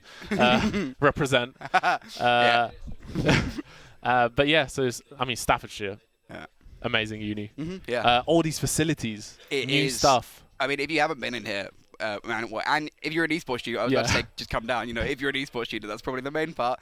If you're an esports student, I mean, you need to check out these facilities. They are amazing. Yeah, It yeah. is amazing around here. And all of this stuff that you're seeing. So all the games, everyone that you're seeing, including us two. Sorry, I'm blocking the logo, but including us two, we are all students. This is all student led. Yeah. Yeah. Obviously, we got all the facilities from the uni, from the lecturers, but this is all led by the students. So everything they see, it's all students. It's amazing. It's amazing, and obviously I'm in my final year, so it's a little bit different for me talking to like the first years. Obviously, there's a lot of questions from the first years, but just have as much fun. Use the facilities that the uni provides you with. I think that's the big thing. You use them. You make sure Exactly. you, as the host was saying before this game, log on to Sliso, get that done. It is amazing. Get down to the facility. It's great. It's great, and it's massive. Maybe in the end, we'll show you. There's a little camera. We can show you around to see how it looks like. Obviously, if we have new viewers. But yeah, so far we've had multiverses, we have multiverses. We had a couple of formats: 2v2s, 3v3s, 1v1s. Now we're moving into League of Legends. We had our first game, waiting for another game. But are you excited for Val? Yeah, Valorant. I am excited. I'm not. I don't play a lot. I say I don't play a lot. I try to play. I'm not good at it. That's probably the main point. But Same here. again, Spike Rush. Not the main. Oh, yeah. The main game. It's about a bit of fun though. It is. That's what we. When it's all lectures, it might become repetitive. That's why we wanted, everyone that made this event happen. We wanted it to be fun, something, to start a year off on a high, and then just continue that high throughout the year. So hopefully the first years are, learning a lot, having fun, socializing, which is the main point. Socialize, meet your course mates. Yeah. And yeah, so far so good. I've met a couple of first years. We had a nice talk. We spoke about video games and what they did before coming to uni, what I did, during the uni or like before the uni. But it's great. Yeah. It's great. I am looking forward to seeing what we can achieve, not just as a year group, but as a whole like course. Mm-hmm. If we all get together, I reckon there's going to be a lot more events like this. Maybe a little different, depending on the format that we use. But I'm looking forward. Yeah, This year is going to be good. Yeah, saying more events. Yeah. I like all this stuff is really good because we got the facilities here, the great facilities, and you got to use them. Just Yeah. putting on these events is what you do. Yeah. And yeah, we're just gonna obviously follow the channel. If you're not following, follow us.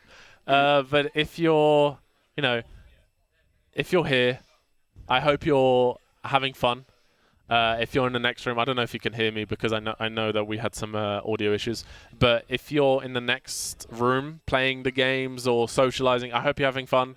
Obviously, later on, I'll come by. I'll get your Discords, and then we can link up, doing stuff like this, like getting names, getting to know. Like Lottie said, if we're socialize, we talk to the people, we know what they want to do, and then we instantly have like a much, a greater amount of people doing casting like us, or hosting, or playing video games for fun.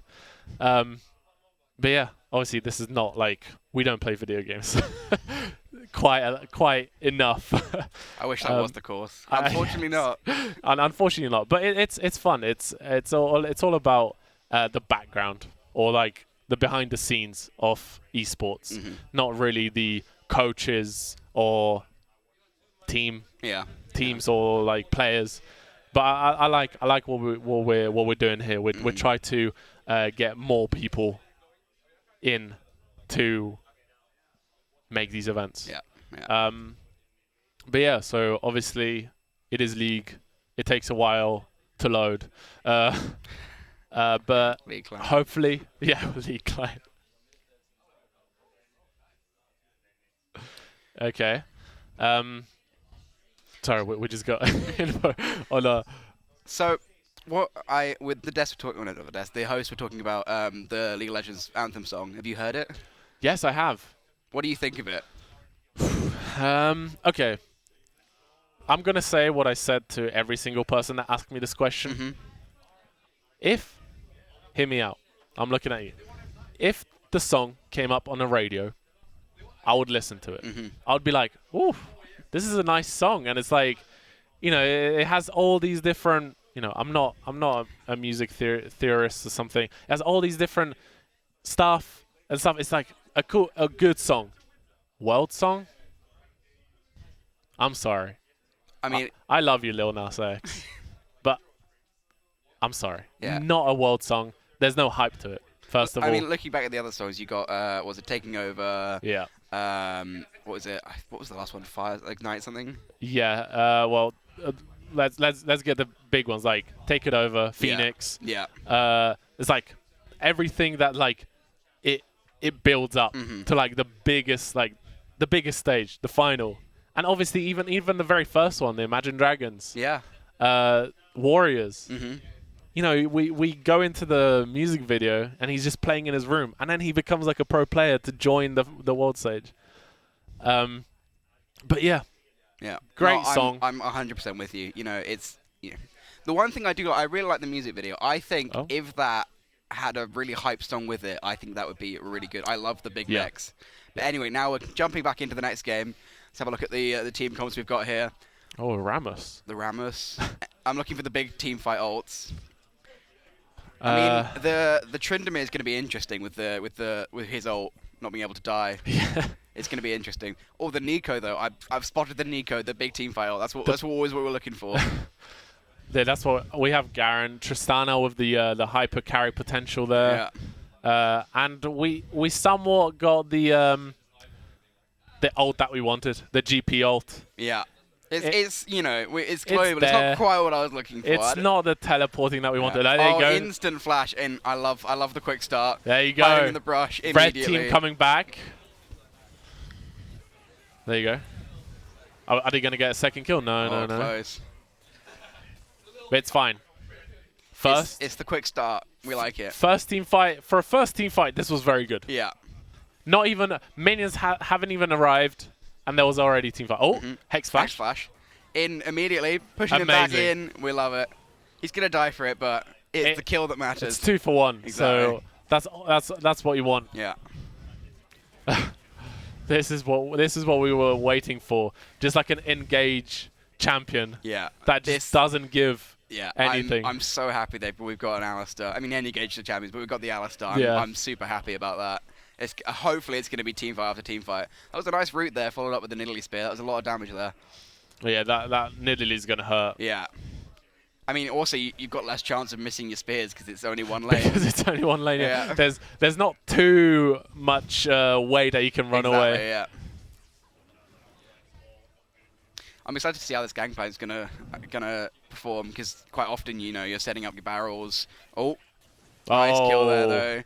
The root and the taunt and the taunt. That's the icing on the cake. Damn 2020.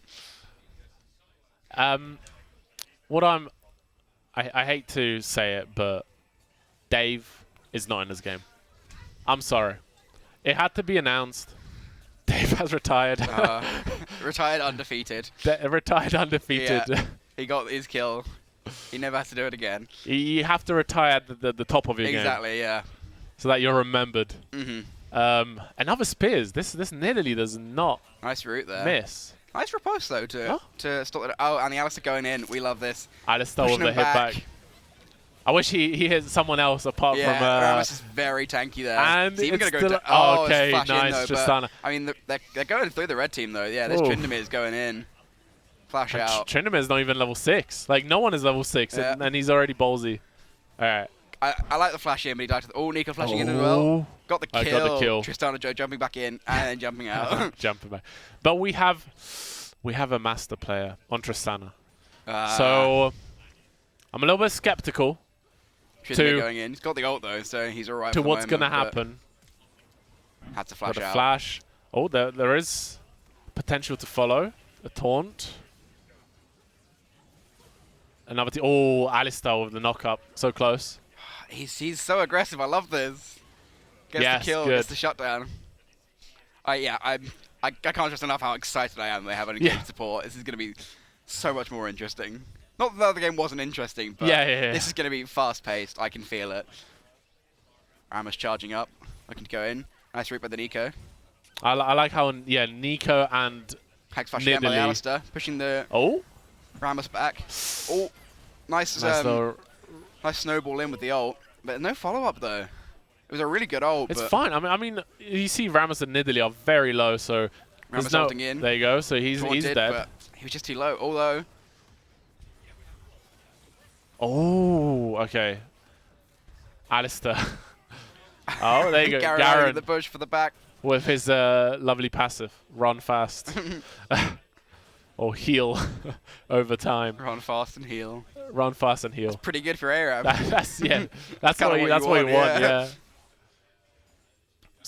So far we had some team fights. Obviously, nothing beat the first initial kill with Alistair just jumping in.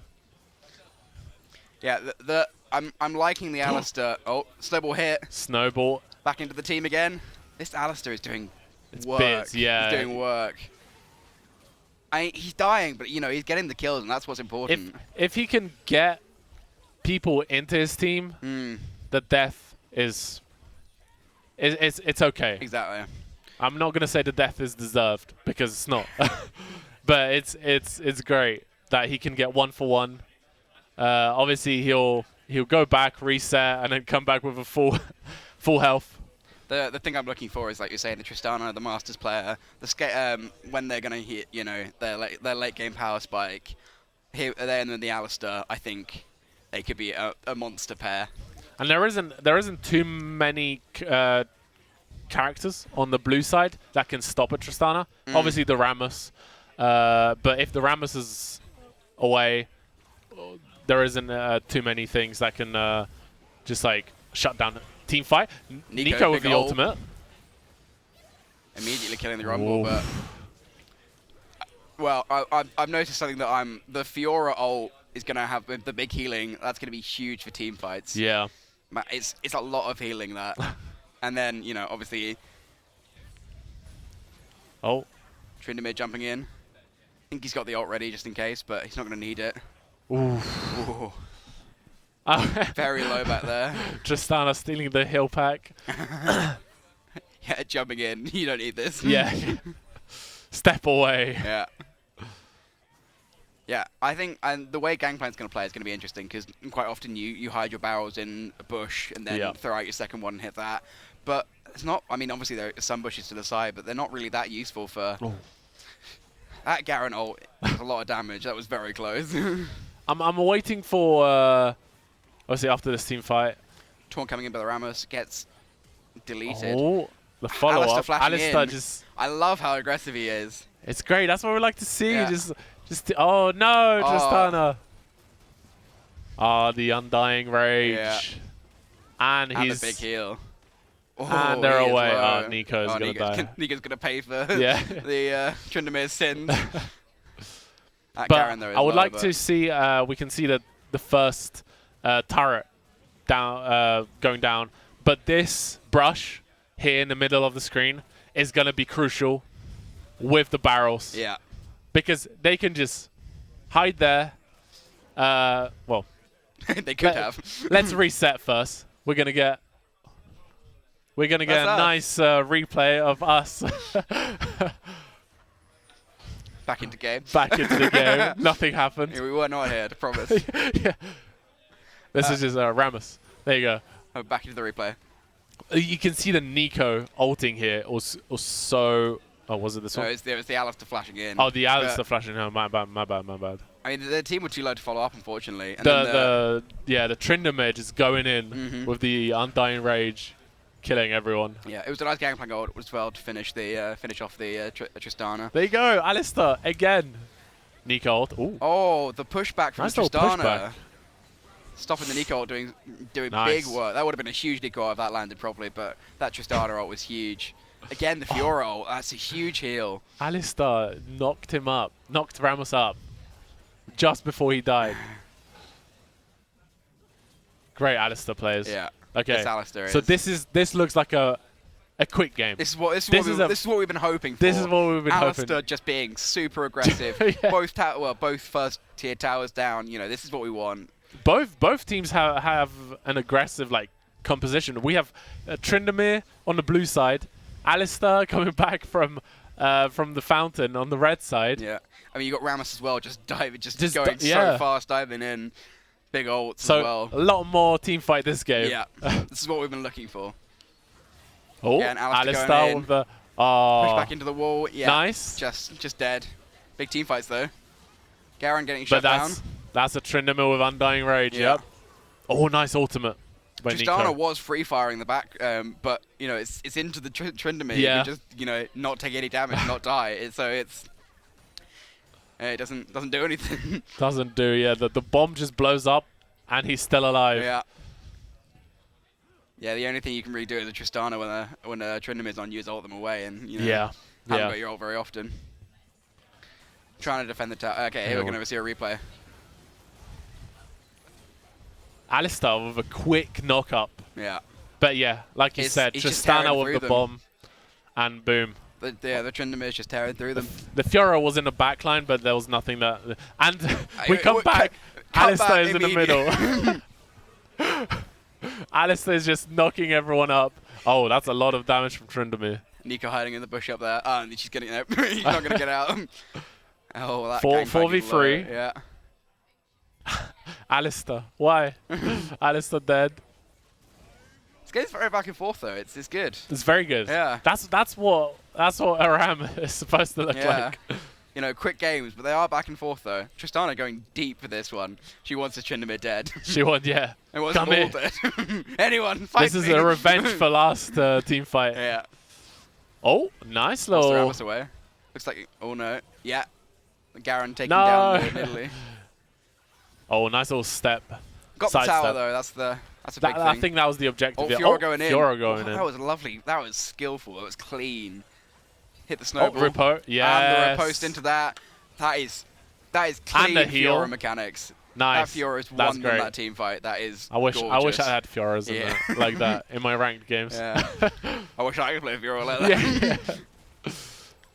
Yeah, They're gonna get a big inhibitor. Now. Yeah. At this point in the game, I mean, either side of the... oh, we're going to get a replay here. Yeah, look at that. It's clean. The flash in, dash, what's it called? The Gore Drinker. And then the riposte again to stop them getting stunned and then stunning the Nico instead. Yeah. There's a great heal as well. Yeah, that's huge. Yeah, so when you're playing Gangplank in these positions... Oh, Ramos jumping in. We lost This an is- Alistair initiation. He's already laying on the floor. We always just come back. either Alistair close to dying or Yeah. Alistair just dead on the floor. But it's fine. We're going to get a reset from the red team. Obviously, it's an ace. Alistair coming back. The red team actually destroyed the inhibitors, and now they have the grey inhibitor, the grey minions. So I'm looking forward. I'm Yeah. looking forward to the push from the blue team now. So coming back to my point, which I was so rudely interrupted by an Alistair going in every second. Oh, no, he's doing it again! Alistair. He's doing it again! After this. We're It's a nice Nico ult, but I mean everyone's already dead. I think it's just a bit of a slaughter here. The Alistair went in, but there was no follow-up. It's a nice try to get him away, but. So now you have 20 seconds until Alistair is... Okay, quickly. Quick. Whilst Gangplank is in the position near the inhibitors, near the base, there's no brushes to hide your barrels in, so he becomes a lot weaker. That was all I was trying to say. Okay. Is Alistair still... Okay, he's still dead. Alistair is still there. You have 10 seconds. Yeah. Say whatever you need now before he initiates. Yeah. Well, we got now the blue team's got the inhibitor down. It's very back and forth. Yeah. I like this. That's what we like to see. Oh. Rumble going in this time. That Trinidad is low, ghosting away though. Are there any health packs available? No. Doesn't look like there is, yeah. Trinidad has got a little bit of healing in his kit though, so he might be alright. But Trinidad should be aware that Alistair is alive. Yeah, look at him run, he's just going, he doesn't care. He gets taunted. Gets taunted, doesn't care, he's still he's going. Still walking. Yeah. I'm excited to see what this Fiora can do now. We've got a little bit late game. We're already popping off a little bit, but I think it could be big. Yeah, I haven't seen. Tristana wasn't doing anything. Oh, got hit by a pig spear. That Alistair going in. Oh, big ultimate. Big Nico ult though. Nico that is on 4 people. Garen's going in though, but the Tryndamere. Undying Rage. He's got the stacks. Oh no, yes, Fiora okay. though. Got the heal as well. That is should get this in Italy as well. Yeah. Oh, Fiora. Alistair is still fighting with Nico in the back. Look at you can see on the map. Yeah. You can see he's running. He's got Get him, Alistair. Oh, the flash Are we away. gonna see it? Are we gonna see it? Nice route, but I mean, there's no way you're getting out. You're just another heal. I mean, it is delaying though, so it's very good. Did you see that the clone actually took away the heal from Nico?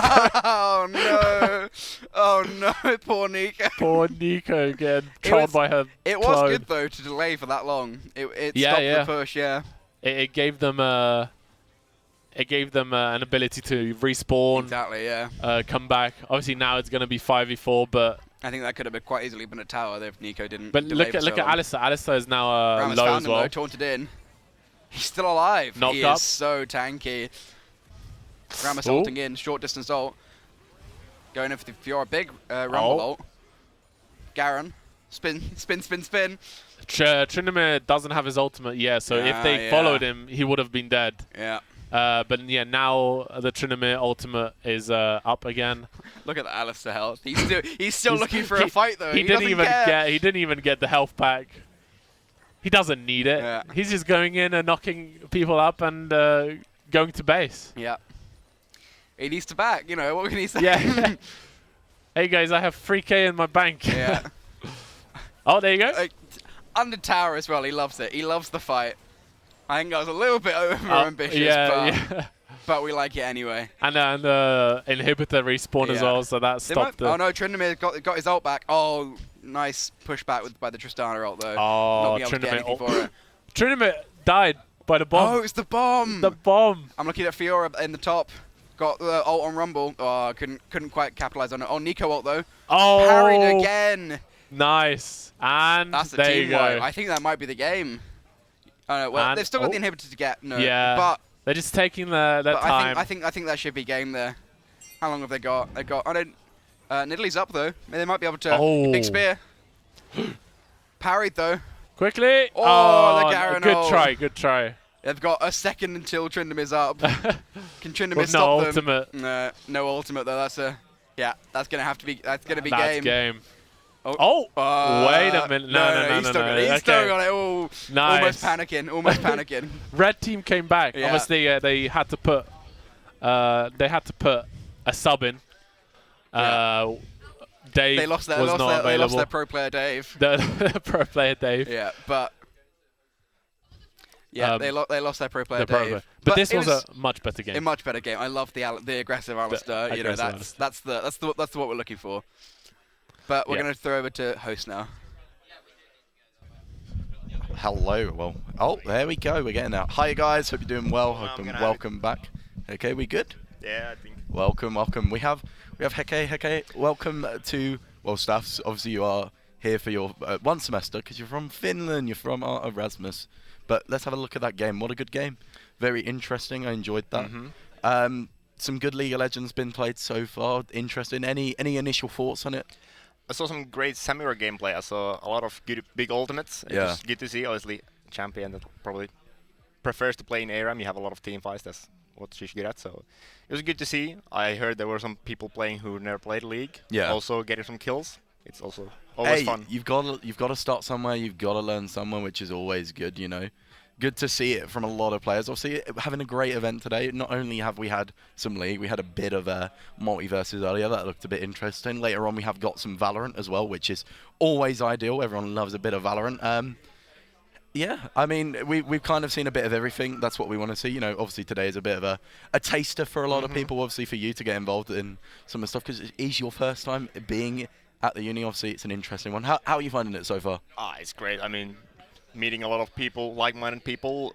The facilities look great compared to what I have back in Finland. So it's good to see more broadcasting stuff in a university, because we have a lot of business stuff back in Finland. So this is very much my preferred your style of way of esports. taking it. Yes. Yeah, no, that's what we like to hear. Obviously, now you can get involved in a lot more, because we're going to be doing a lot more stuff on our end. So make sure you see that. But you know, hopefully this next game will get underway soon. We've got some lovely new casters for you guys to get involved with. So some more pretty faces to see other than mine and Hecky's, because look at this man.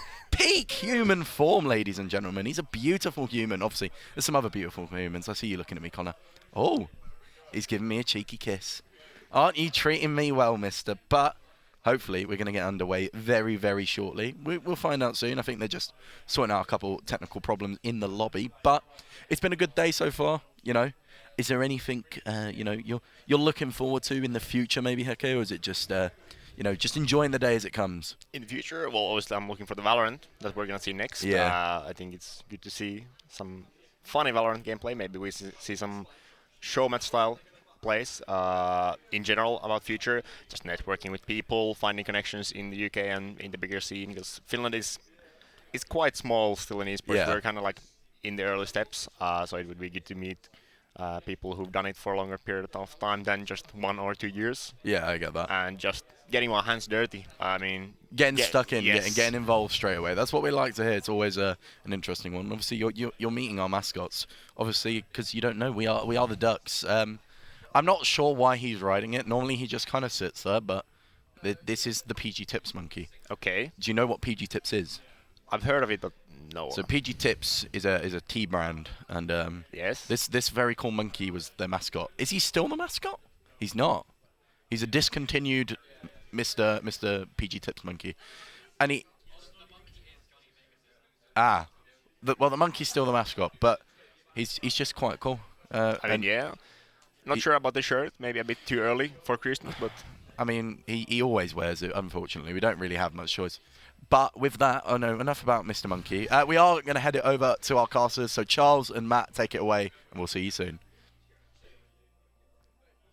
Thank you very much, Nathan. I'm Matt. I'm joined by Charles. How are you doing today? I'm doing all right, mate. Thanks. I'm very excited to get into this. This will be our final ARAM of the day, and yeah, I'm looking forward to just getting right in there and seeing what picks there are, because it's been an interesting one, hasn't it? Yeah, I saw a bit of the A-Soul. For Game 3, I'm hoping for maybe something...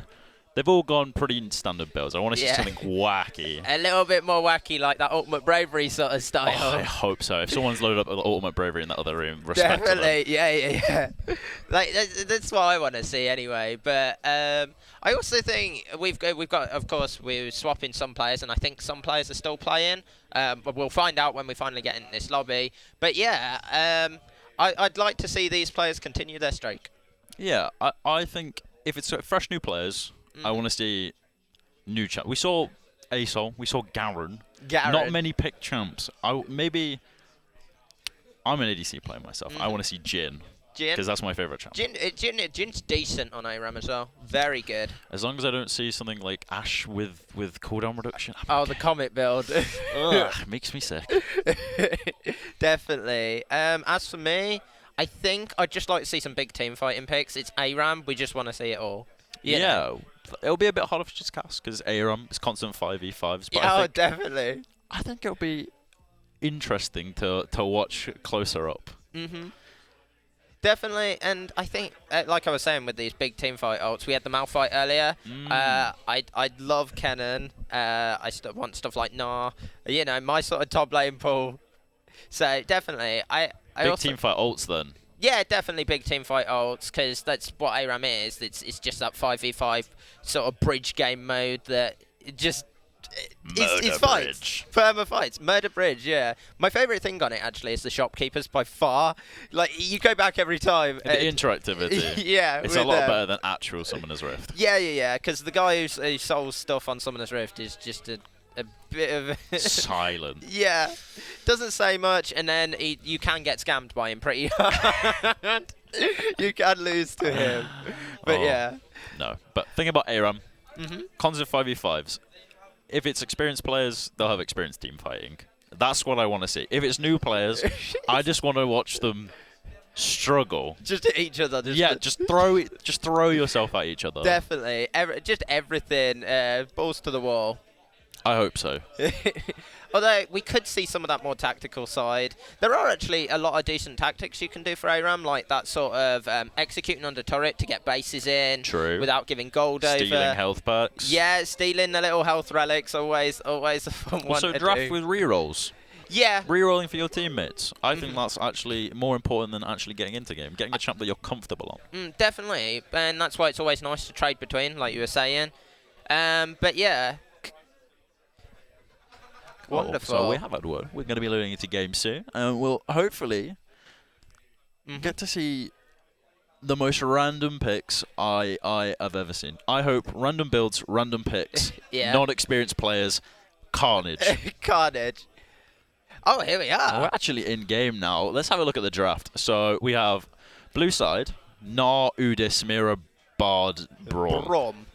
That's actually as if I went into a normal Summoner's Rift game. A little bit, yeah. It's a little bit iffy with the Bard sort of mid, but we couldn't see that. And Udi is a very strong champion right now. That is a memorable name, Kenji. Participated in our European Sports Week. He did. He was popping off in the top lane. We saw some Renekton and Gwen gameplay. Absolutely brilliant. But now on the Braum. Less carry potential. Maybe the attack speed Braum will come out here. Who knows? Well, we can't see runes right now. Hopefully that will come up later. Oh, red team. Vi, they've actually got 4 junglers and Lissandra. 4 junglers and Lissandra. That Samira will be in trouble. She will be, definitely. The amount of dive between Hecarim, Sejuani, and Vi, and Lissandra. Yeah. I think that Samira's not going to have a fun game. Well, you've got the Frozen Tomb Sisters with Sejuani and Lissandra, so there's a lot of ice going around this map right now. We do see Vi in the bush. Yeah, they are going to look for this fight, and 7vGG getting very low on this bar. His flashes are going forward. The Udyr ult is coming through, and this is the thing that does loads of damage as a Braum stun looks to connect. Luckily, no one has died yet, though. A charm did hit, but that was about it. Just basic trading. We see Sejuani. I thought Sejuani was going to die there, or the Bard, because Bard got hard engaged on, but no pick yet. Yeah, I thought Stammy was dead on that Bard there, but he does escape, getting that little health pack that he does have, his own personal pack, just running back, and it's the Alien Bard skin. Other than Cafe Cutie's second best skin. Definitely. The Astronaut Bard skin's definitely a pretty good one. One of the newer ones as well, so it's always good to see. We do see Sarcasm again. He has been in all 3 games. Yeah, he was also at European Sport Week. He was. Cass has had some decent performances. I know he had the Ace Soul in the first game. I can't remember what he played second game, but now stuck on this Evelyn. See what he can do with it. Yeah. Being a mid laner and switching to an Evelyn must be a bit difficult. Definitely. I also don't think Evelyn's a great ARAM pick because the way she works. And, it's always an interesting thing with the snowball and the way you can go in with Lissandra's Glacial Path as Hecarim is now moving in onto Braum. Edgy Yasuo main getting out there. Nari's going into the back line. First blood comes through for Sarcasm. They're looking for even more. Stun does land onto one. Little Monkey in the back on the Nar. Can't do much to trade a kill back across. But he's 2 dead on the side of blue team. It's just a 3 for nothing, actually. Oh, because 3. Nar died in there. We lost Udyr as well, of course, early on. 3 for nothing. Sarcasm picking up 2 kills. Evelyn, we can't see the items right now. I want to know if they picked the Dark Seal. Yeah. Because with those 2 with Dark Seal on ARAM, stacking, Evelyn, everyone will scale into this perfectly. Definitely, and in they go again. It is just a lot of heavy fighting and trading.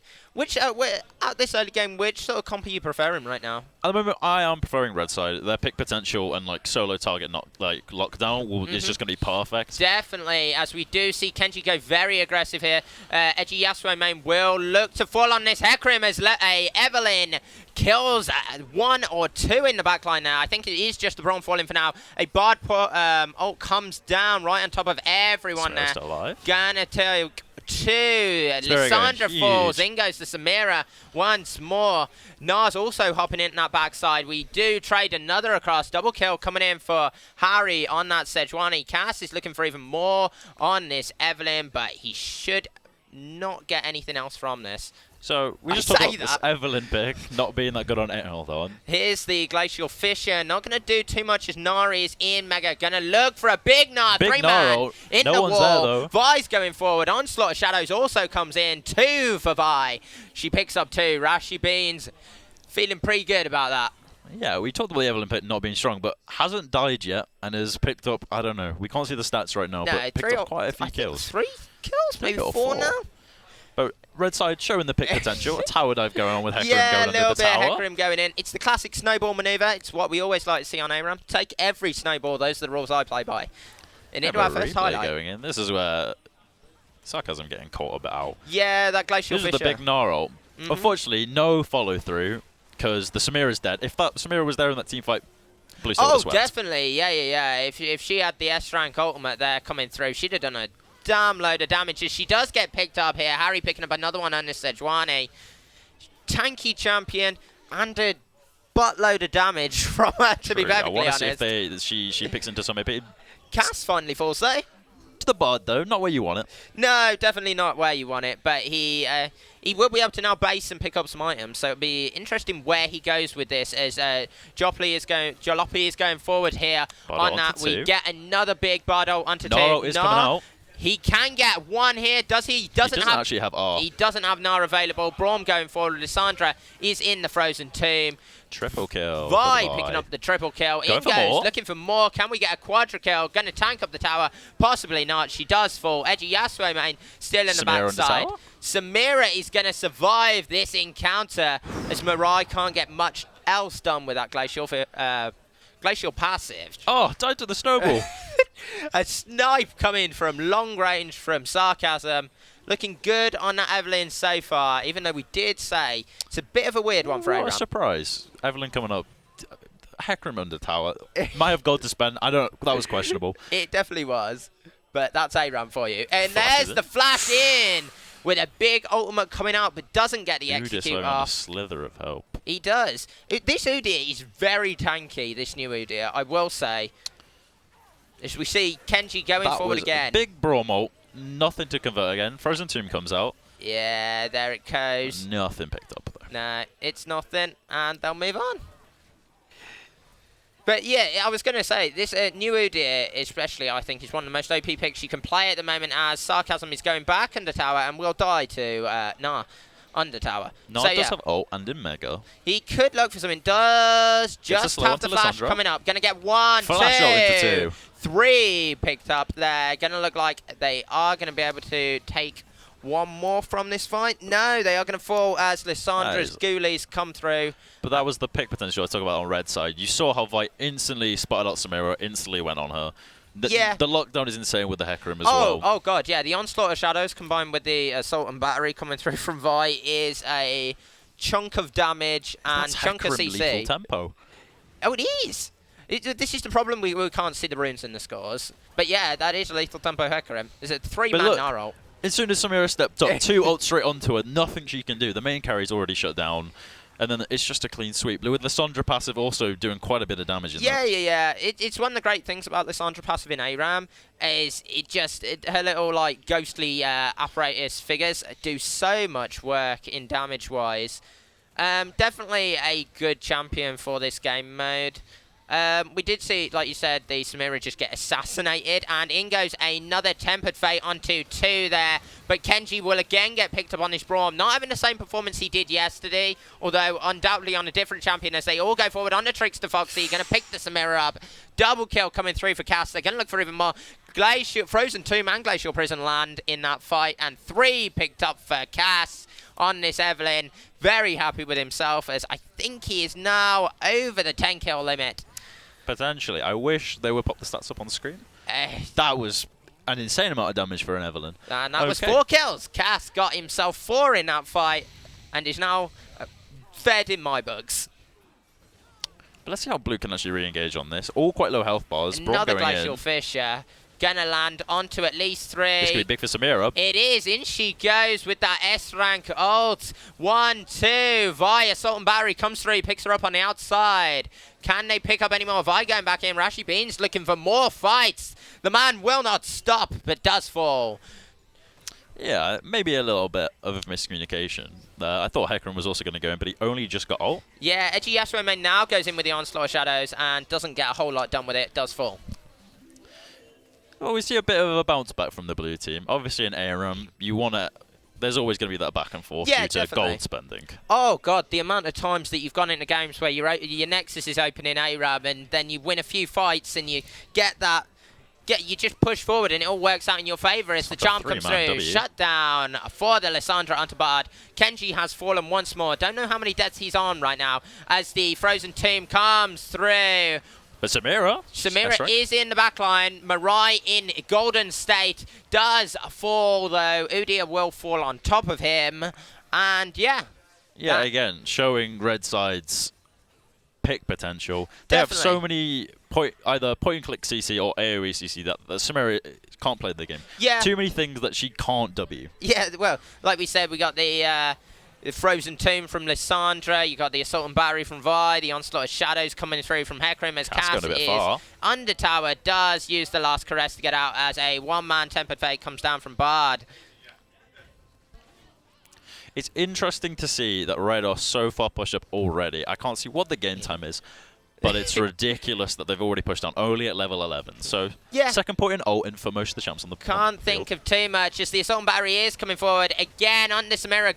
Good Glacial Fisher to disengage as much as possible. Samira's in there. But she is in there. Trickster Foxy looking for a bit more here. Kills are plenty to be had. So let's look on the Gnar. He's getting mega soon. They are. We've got to keep an eye on this Gnar bar as he goes in, gets the 2-man ult. Has he got this damage as Cass? He's going to pick up another for himself on the backside. That's a clean, and almost a clean ace. They do lose 2 members, but yeah, that is I think they can end right now, though. Bard is up in 2. Samira's up in 10. But what I think, what I want to see more from Cass is, as they've opened up the base now, you've got these giant pockets where no towers will be, where you can just hide perfectly in vision and wait for that Samira to walk out of spawn. Definitely. Use that camouflage to your advantage, because it is one of the things that is the problem with Evelyn on this map, because of the way her vision works. It's, well, how she's seen, it's slightly difficult for her to sometimes get about and assassinate, unlike on Summoner's Rift, where it's a lot easier. But yeah, no, I can agree with that. Definitely, I want to see that. As that is blocked, the Onslaught of Shadows coming through. Edgy Yasuo main snowballing in, but does fall. Bard picking that one up. A 3-man Tempered Fate. Saved, actually, his team from the Evan Yeah, the last caress doesn't do as much. Mirai is now in the... 4-man Gnar. Frozen Tomb and a big Gnar coming through. Harry trying to get as much done on the backside, but a very good fight from the side of blue team. Little Monkey feeling very happy with themselves after that big Gnar. Well, yeah, that's what we wanted to see. Gnar coming back into this game with the Mega. Bard getting 2 of them. Samira is still locked down, but you just see the engage. Yeah, 4-man Gnar into the wall. Lissandra actually surviving a long time against that Braum. Well, definitely. It's her use of the Zhonya's. She has the Frozen Tomb, and she will live and just buy as much time as she can for her team.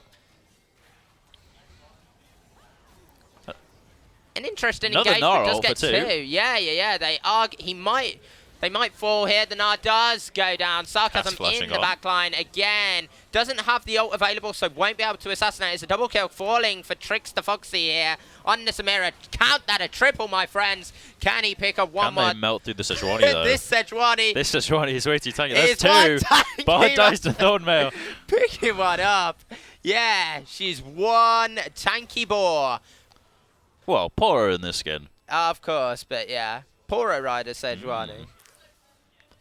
But I yeah. want to see the itemization on Sejuani because I'm sure Bard died to his own auto there. Yeah, I think he did. It's got to be a Thornmail in here, and it's not really a bad buy at all for Sejuani here. That fight wasn't that bad for blue team then. Samira picking up 3 kills. Yeah, I was surprised. They just couldn't cut through. I wish I could still see the items so that we could see if she's picked up the IE already. Yeah, it's triple kill for Samira. Trying to melt down. Yeah, let's look at the Bard here. Yeah. Dies to his own auto. Yeah, that's all I wanted to know. Yeah. It was slightly unfortunate by Stommy. And then Udyr just falling to the two Freljords. Oh, and we're beautifully We're on actually screen. back. Oh, and then we're back to game. At a level 5 replay. But yeah, this is exactly what we were looking Yeah. for. Trickster Foxy, yeah, just doing so much work with that ult there, as we saw earlier. I thought that was absolutely brilliant by And him. another replay. Yeah, I just like this Glacial Fisher, I've got to admit. That was very good, I thought. Bit too deep. 3-man Gnarl. Yeah, that was the exciting part of that so far that we'd seen. I did like that 4-man, that was very good. But yeah, we're just Get getting more replays. more replays coming up as they do look. That was See, the other Gnarl. the 2 junglers straight on the Samira. She It's just unplayable. falls. Yeah, yeah. Unless it she is. has the Mercurials always running cleanse, which she is not. She really can't do anything there. Yeah, I do quite like the heal ghost. This was the big Gnarl. This was the massive one where they could have turned things around. Mega comes straight up, jumps in, waits for Zhonya's to get him. And they can look for. They did continue to look for more. But yeah, it was definitely an interesting one. But they are just looking for stuff here. So we are actually out of game. Bit of a miscommunication there. Oh, I didn't know what was happening. I just loved the replays. We saw some really cool stuff, though. Like, there was that big Gnarl that I loved. There was that other Gnarl that I loved. Not being the main factor. No, it was the main factor. Yeah, you can't tell I'm a top laner. But, yeah, we are out of this game, and we should be shortly moving along. But yeah. there's definitely... But definitely things. Interesting game. I wish Samira did more, but we will be heading to a break soon. Unfortunate to see the league game end so briefly. Did we even know we would? We didn't actually see that. Wonderful. But well, yeah, we'll see after the break.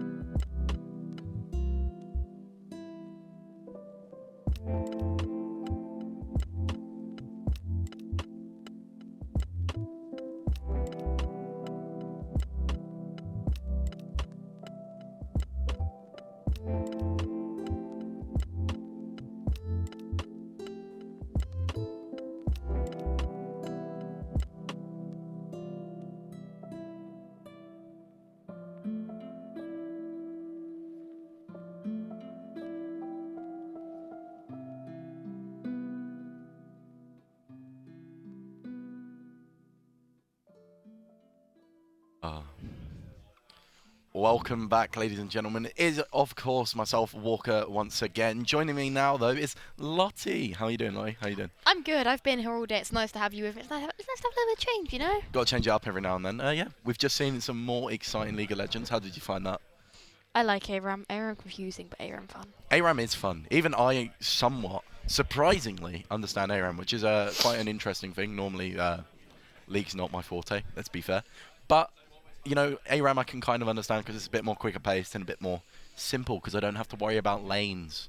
You have to worry about lanes, dragons Drakes, and all these wonderful in-betweens of League of Legends that we have to deal with on a regular basis. But yeah, we've seen some exciting stuff. What's been your highlight of the day so far? I'm not gonna lie, it's been talking to first years. It's been explaining to them like what do they want to do, looking at showing them around, showing them the equipment, explaining like, oh, this person specializes in broadcast, this person specializes in VT, this person specializes in observing. Yeah, I've just seen Josh climb on a chair for context on why That's we're all very health confused. and safety of you, Josh. Health and safety risk. That's not gone in the risk assessment. Very bad, but yeah. And then you've got Van Bommel holding him up. Ben's holding the chair just so he doesn't fall. Very impressive. But yeah, we've seen some exciting games. Obviously, we've got a bit more Valorant later, which we hopefully will be a bit better at explaining because I know Valorant, surprisingly. Shooty game, gun go bang bang, I know quite well. Sage. And that's Sage. Teeny tiny Sage. As you can tell, me and Lottie quite like Valorant. I have too much money to spend for my own good, and I have. sometimes it gets better Okay, with well, me. I was going to go down that route anyway because like you have lots of skins. What is your favorite skin in general, and then we'll ask for the bundle. What's your favourite skin and what's your favourite bundle? Blastex, I'm a loyalist to Blastex Spectre. That was the first gun I bought. First gun I ever bought in Val, and it is not unequipped. It's the pink variant with the little purple heart charm because I am basic, and I am a woman in gaming. I am basic. But for skin lines, I'm not going to lie, I'm kind of like... I like Neptune. Not a big fan of the knife, but I also really did like Ruination. Ruination's good. Blob Blob Vandal is probably the best Vandal.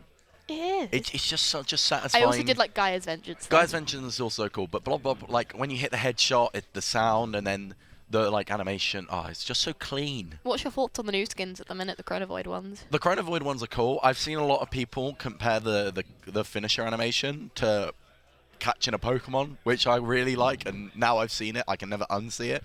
So like my friend in game, whenever he does it, he just shouts, "Gotta catch them all every single time," because when they get sucked up into the ball, looks like they're getting Important caught. question. Night market. Oh. I got shafted in my night market. I had no knives. I got one knife. I had all blues and pinks. What am I meant to do with that? What am I meant to do with that? My night market was awful. This is how bad it is. I can't even remember it. Mine's not worth remembering. Yeah, I think I got like one skin that was like, yeah, maybe. Actually, I think the best I got was Prime Frenzy, but I'm not being rude. Why would I use a Frenzy? I play Sentinels. A You play Frenzy is no use Sage. to me. You play Sage. I If play- you buy a Frenzy as Sage, you trolling. I buy Ghost and that's it. She doesn't buy the wall. I buy the wall. So how are you buying a Ghost? I save first round because I normally lose first round because I'm bad. Who does this? I'm not Scott's good. just looked over me in concern. Scott, you and me both. Nathan, you've played with me. You know the rank I am. You know I'm not good. Yeah, but that's general rule of thumb. Never save first round. Why? What you No, it's saving? more so What are you saving for? I even. What no, are you saving for? What we say? What is there No, to I save? either normal. It depends. Cause it's like if I'm defending, I will buy wall. If I'm attacking, I buy ghost. Yeah, okay, that makes sense, I guess. I think wall's just always important, no matter what you play. But I mean, I tend to buy wall. It's more so I prefer having a ghost because I can aim slightly better with ghost. Ghost is a good like pistol. I think it. I'd argue it's probably the best pistol that we have on option. I mean, the classic right click is the classic right click. I like the sheriff. I just can't aim. If you can hit them one taps, you cannot. would be a gamer. But enough about Valorant. We've got some more League of Legends on the way very shortly. We're looking forward to that. Some ARAM, and actually with that. No, I think we've got Valorant. Oh, we're on to Val. We are Mr. now Cole on to Cheeseman. Valorant. Well, look, perfect timing. We were right. It is now Valorant, and with that, we're going to spoiling you hand it guys. over to the lovely Scott and Cole. Scott, take it away, guys. Yep. Cheers, Nathan. I'm Cole, and I'm here with Scott. How you feeling, mate? Feeling pretty excited. I'm nervous. My first on live cast, but well, I'm sure we'll do fine. Yeah, I'm sure we'll do absolutely fine. So on their talk of skins, what's your favourite? I've got to agree with the man. I've got to agree with Nathan. It's the Blood Vandal. Fair it's enough. too good. It is too good. But bundles. Definitely not Neptune. Not Neptune. Oh, okay. I like the meme sort of melee stuff. So the Neptune anchor is pretty funny for me. To be fair, I do like the Neptune anchor, but the best bundle in the game is Recon. Yeah, I think that's fair. The gun feel is just sort of a little basic for me. I think I'd maybe go for. I mean, Prelude to Chaos is pretty good. I definitely like the Operator and the sort of style with all the mag changes and stuff. Oh, that's the one that looks like yeah, Doom. It's like the energy ball, and it opens up, and you go, what about? And it just charges very, up. Very good. Very good. Yeah. It could have done with a deagle though, mate. I sheriff. Think a sheriff. Sorry. Whoa. In my opinion. Let's sort this out, right? We're not CS:GO boys here. Come on. Yeah. No, it needed a sheriff. Fair enough. Yeah. I think it's a little bit difficult, I guess, to get that reload animation in with the main sheriff being. Just make it like. Would you know? I mean, I guess. Yeah. You ever played Red Dead Redemption? I have not. Okay. You have revolvers. So like 2 of the revolvers in Red Dead. Like break them in half. I guess you could do the sort of the singularity, or whichever one you do the magic, and you go. Riot? You know. Why are we on the team? I mean, yeah. Right. Hearing Captain Flower's ideas for skins last night was quite funny. Yeah. So, any maps you want to favour today for, well, just in general? I mean, it's relatively well known that I'm a Jet 1 trick. Yep. For my own shame. So I like to see a Breeze. Sorry. I really like to see Breeze. Breeze. Yeah. I mean, okay. Might be an unpopular opinion. It's an unpopular opinion. That's fair. I guess. I know. Yeah.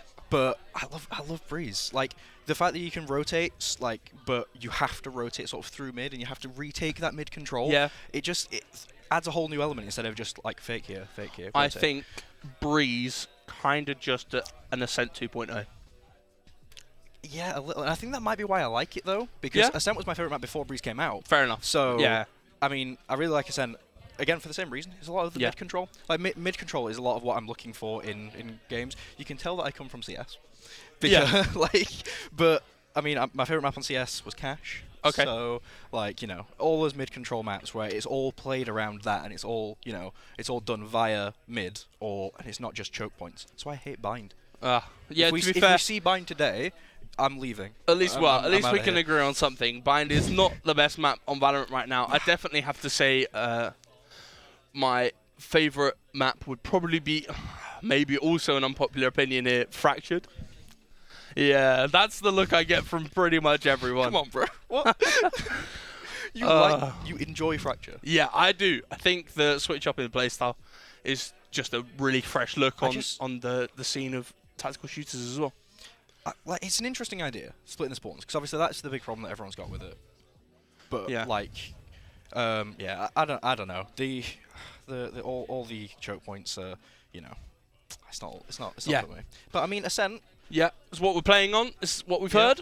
Ascent is first up, so I mean, like we said, we'll definitely be seeing a lot of mid play. This is going to be Spike Rush. It is going to be Spike Rush. So there may not be as much of a meta game. There may not be. I mean, it's all random guns, right? Yeah, so exactly. Unfortunately for yourself, and play by the analyst side, there's not really much you can do about buying. But maybe strategies for orbs and still positioning using abilities, which are still a big part of it as well. Guns still go bang.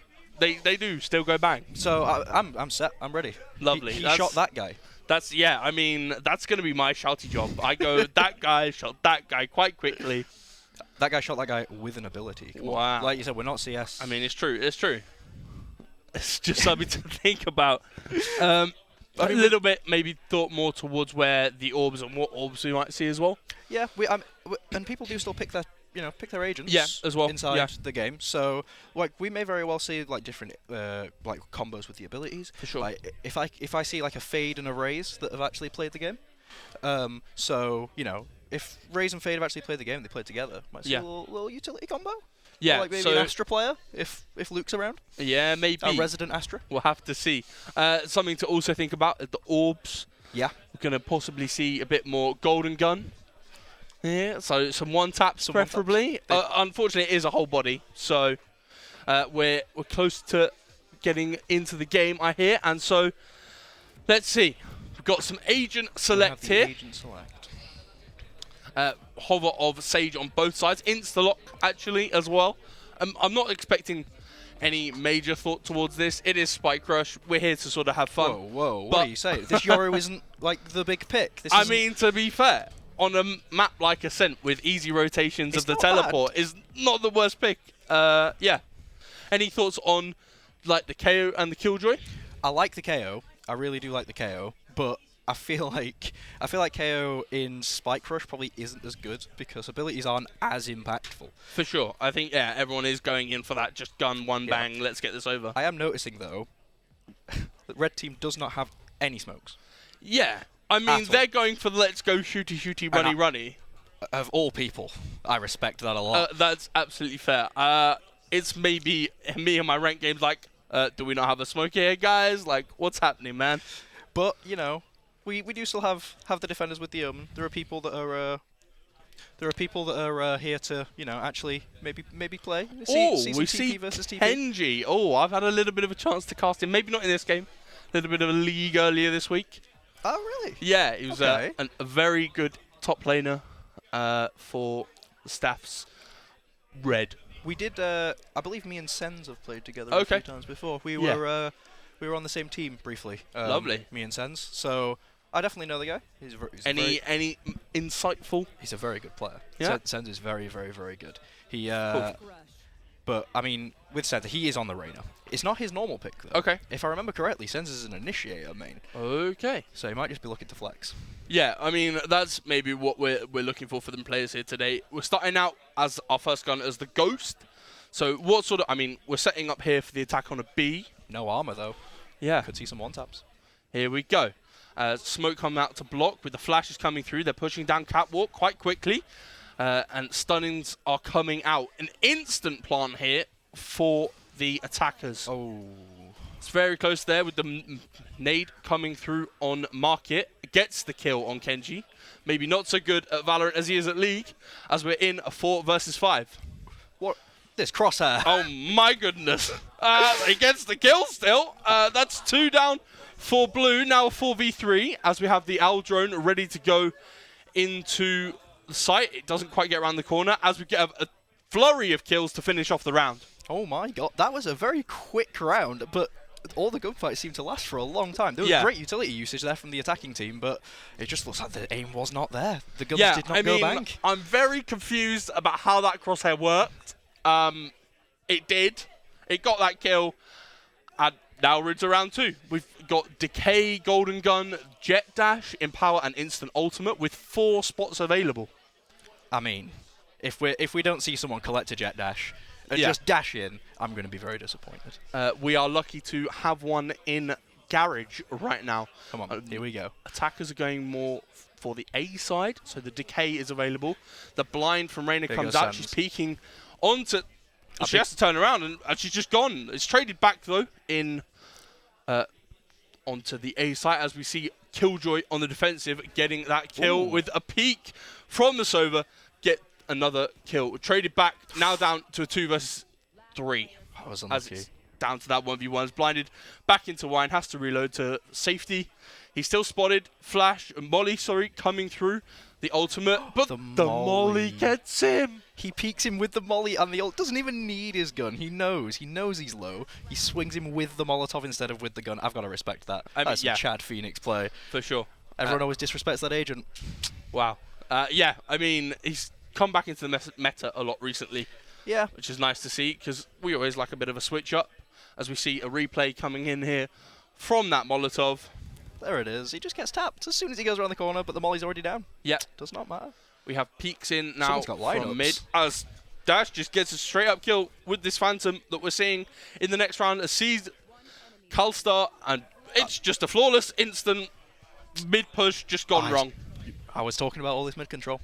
Yeah. Talking about mid control before the game. It's so important. Oh, we're onto a frenzy. Here we go. Now the real gaming begins. Yeah, the real jet run and gun. And Dash has the good skin. Ah, the Phoenix. He has the exactly. He's got the Guy Fieri T-shirt. Yeah. You know, people. Let's go to Flavor Town. That's what the cake's for on the side of the gun. I see. Explain the law. I love it. Yeah. As we see in monster fight as Sens gets one, as we see the flash prepared, maybe not. The blind coming out here onto Kalstar. Just protection as Dash gets one on the attack. The decoy coming through gets it flashed, but no one's actually flashed, and Dash gets the trade with another one with Kalstar coming through onto the kill on Knightley, as now they have more control through this garage. The Aldrone coming out. Instantly killed, though. Yeah, as we get cover for Market. The flash and the insta-jump. Does he get the kill? It's a good Does. flash. That's really, really good, as we have turned this into a 1 versus 3 for the attackers. This could be it for the map. Plant also going down. If there's any agent that can pull off a 1v3, it's Raider. It is. Unfortunately, didn't get the heal there. It does one. get the first one, but the over heal gets to 150, which is really significant for this frenzy, as it doesn't do a whole lot of damage. You see the wrap? It's 1 HP. Phoenix is wrapping on him through mid. 3 CT. Trying to get the jump shot, but the wrap. There it is. That's it. Map is done. And that would be GG for map 1. And we see a flawless 4-0 on map 1. That's insane. Again, also rounds going really quickly as well, with the mid-play round, with the Phantom going through to the second half. It's just, well, I mean, as you said, I insane. love that we ended it on a frenzy round, though. Yeah. Like, as much as I'd like to see a bit of a longer game, a bit more than a 4-0, ending it on a frenzy round with a little sky pop flash jump out, you know, I appreciate that a lot. We've got a bit of Haven coming in for our second match as we get into Agent Select. Well, 3 sites, you know. Yep, we are, again, with the Insta-Lock Sage and out Insta-Lock Jet. Who'd do that? Wow. You know, I don't know. Scott, any ideas? Don't worry about it. It's fine. It's fine. Wow, okay, so we have the Cypher coming out for the attackers here. Black Jackpot Point. I'm seeing no smokes on either team. Yeah, this just time. your pop smokes for the Jet on attacker side. No controllers. Neither side. Yeah, there's obviously the Cypher taking a little bit of a flash here, but, you know, they're more for information. Speaking of flashes. As we get that breach, it's a really strong pick, I think, for Haven. It's really easy to concuss through walls. It's long. I mean, garage, you can cover the whole thing. Exactly. With one stun. And then you flash through the door, and I mean, we know how it goes from there, really. Yeah. Unless someone has a shorty. That is the only... yeah, just right-click as they come through that door. They are not having fun. But, like we said, everyone has the same gun. They're all random guns, but everyone has the same one. So if we see a shorty round, we better see 10 people in garage. Every single one. That's what we're hoping for. Or garage. It's... Flashes flying everywhere. There's no point in checking corners, because whatever way you peek, you know someone's going to be there. So don't check a corner, just shoot a corner. Yeah, good. Exactly. Walk in with your eyes closed so you don't get flashbanged. Yeah, just pre-knife the garage door and then just right double click through it. Exactly that. I'm glad we're on the same page. Yeah. This is what we need. This is what we need. we need big garage round, but we also need to just have like one clutch. Yeah, we didn't have a clutch last game. We didn't, and Sens that was maybe Sens tried his best. Yeah, he was close to get that first kill in that 1v3. Unfortunately, couldn't convert the other two with the wraparound, like you were saying. This close, 1 pixel away from the headshot on the guy on the switch. He was there. I believed. As again, we end as we mean to go on. We are with the frenzy. They've heard. Right? No, they know. They've heard us casting all the way. They was like, right, we'll give them the frenzy. Exactly. So now we have 3 orbs for ultimate across the map. This gives a chance for, well, like you say, the Jet, the Sage revive as well. It's a nice camera onto this point as a... Just get darted though. Yeah, recon dart. Shock dart to move map position as well. As you said, control through garage with the breach. Jet with knives, so did get that orb and gets the insta headshot on Kalstar there to open up the round as Beasted gets taken out too. We now have the 5 versus 3. KO a little bit low, taking the brunt of that gunfight as Yoru walks through a trap on flank. Plant is down for C. There was a little bit of miscommunication there. The KO3's grenade and the Sage wall went up right in front of it. And I mean, just this ultimate is taking rage of this round. Nice flash there. Sens gets another. We're on for, not on for the ace, but... A flawless. I mean, that's just the power of the Jet knives, really. Yeah, exactly. In comparison to Frenzy, it's... Yeah, exactly. 50 damage to the chest. And it's a one-tap if you hit him in the head. I mean, come on. Yeah. But this is what we like to see. 5 orb opportunities throughout the map. Yeah. The one on mid is going to be a big contest as well. I mean, we can already see Sage going towards A long. They might be contesting for this one long. Yeah, there's 3 ultimates, a Tracer, and a golden gun is what we're really looking for. Uncontested. As the marshals come out. No one's even looking towards the golden gun. It looks to just be a complete A take by the looks of things. I'm guessing that this Phoenix is thinking, oh, that was very close. 24 HP for that Cypher. Smoke's coming down to be able to take that ult orb. Who's getting it? Yoru, Jet, and Sage get all of them on the attacker side. Jet's waiting for this Killjoy, gets the jump, gets one, and it's on 6 HP! Oh, that's a brilliant catch as Shadow, Shock Dart, takes it out this Jet. Beasted now in heaven with a flash as Kenji gets one. He takes one out on the long. The rest comes through onto Sens as Beasted is really going to town on this window. He's on 3. Can it be the Quadra? The concussion coming out. What can this attack side do in this 1 versus 3? She used the ultimate to possibly get round the back. Some tricky Yoru gameplay. As we have the break. Doesn't get the first shot. Can't get the second. Oh, has to take. Yeah, has to step back. He's only got 10 seconds. Yeah, very low HP as well. 1 versus 3 pushing him as the golden gun can't get the kill, but Beasted with a 4K on the round. We already see a more competitive game than last time. Yeah. We're getting what we want. We got the frenzy. We have a more competitive game. Nice. What else can we ask for? Yeah, exactly. We're looking anywhere. I mean, I guess Beasted just takes that round for you, right?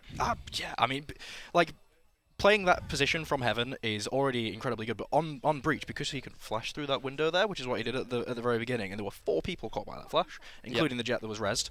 4 people blocked by the flash, and then he just swings out, and it's just free kill, free kill, free kill, free kill. For sure. Barely even had to aim.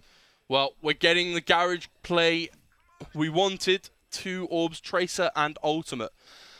It seems to be more attacker side of that Ultimate orb, so we might see the Jet getting killed. He swings out. Killstar, Ultimate is saved there as we get 2 trades on through for the attacker side. We see people look more towards it. The call's obviously been made here to go A. They've seen the Sova drone. They know he can't rotate because he's stood completely still whilst he's droning. So they know that A's free for the taking. Yeah, and from last round, Sens there insta blocking. The window is up there as well. Has control. Can he keep it? But the kill comes out from Dash. The spike is down and planted. So we're in a 2 versus 4 post-plant situation. 1 on long, 1 on short. With the breach ult as well. Here I come. Like, there it is. Molly blocking as well. It's I think just going to be a stick here as pros don't fake. He gets 1, gets 2. Oh, the shots can't come out. Not fast enough. It's diffused. I mean, it was still at 50%, so he still had a lot to do in that round, but that could have kept it going for just that little bit longer. I mean, yeah, the breach ult, although it didn't hit a lot of people, it was there to push people back because there were people posted up and they were scared of the breach ult, so they walked back. Then they cover that short entrance with a Molotov, and then it's even harder to get back in. So the breach retake is very, very good there. Yeah, as we see a setup. Oh, they've all gone long. No, it's a disaster for the defenders, but I don't know if the attackers I think they're just forcing full through. It's classics, and they've got golden gun on this Jet. It could be absolute disaster. They've turned around and Steam. It's traded 1-for-1. Kenji sends with the golden gun as well. Gets 1. He's jumped through the window, but Shadow's pushed back, and the classic right click just cleans him up. Now with that 1 versus 3, and again, golden gun, such a big factor in this round as we see a finish here on C lobby. It's 2-2. This is a competitive This game. is what we like to see. Competitive spike rush, baby. When's the VCC going to introduce spike rush? Exactly. You know what I'm I mean, you know, that we'd have teams in champs already. Exactly. You know. Exactly. We talk about the orb meta. Which ones you want on which maps? Because I mean, to be fair, Golden Gun pretty much won on that round. Exactly. Yeah. As we see 4 ultimates and 1 tracer for this round. Oh, this could be an absolute fest right here. I mean, there's only really one ult that's kind of not good, and that's Cypher's ult, which is the only ult that's up. Yeah. Every other ult is very, very impactful if we can, like, you know, I mean, we saw the Sage res win around because Sen's got rezzed. Yep. We saw, I mean, we obviously saw the Jet ult win around in round 1. So the abilities seem to be a very big part of this, especially on a B take. So we have KO Breach picking one of them up, and KO also gets one. The Breach ult comes out. They pushed onto this B side. They've got a little bit of control. Cypher now pushing up. Sage doesn't see, but Cypher's not looking either. No, oh, there's a wall in the way. I didn't notice. Okay, here we go. Up the peak. And Yoru gets blood on this round as well. Cypher ult, like I said, coming out. They know the positions of where everyone is. Got control of Garage still. They think maybe a C rotate is possible.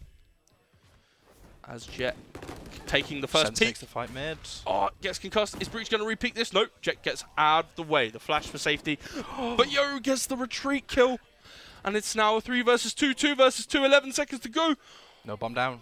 No bomb down. Ult from Phoenix, but Insta, as he pushes, going to get the second one. That's it. It's defenders, but the spike goes down just in time. 1 versus 2. Low health Cypher here. This could be possible. We asked for a clutch. This is what we wanted. Oh, gets away ever so slightly. It's now retreating back to long. Can't get the shots off. Yoru teleports to backside. But he's in Cubby. Aldrone is probably not the best shout here as we get the teleport. Cypher pushing. Can he get? He gets the first blood.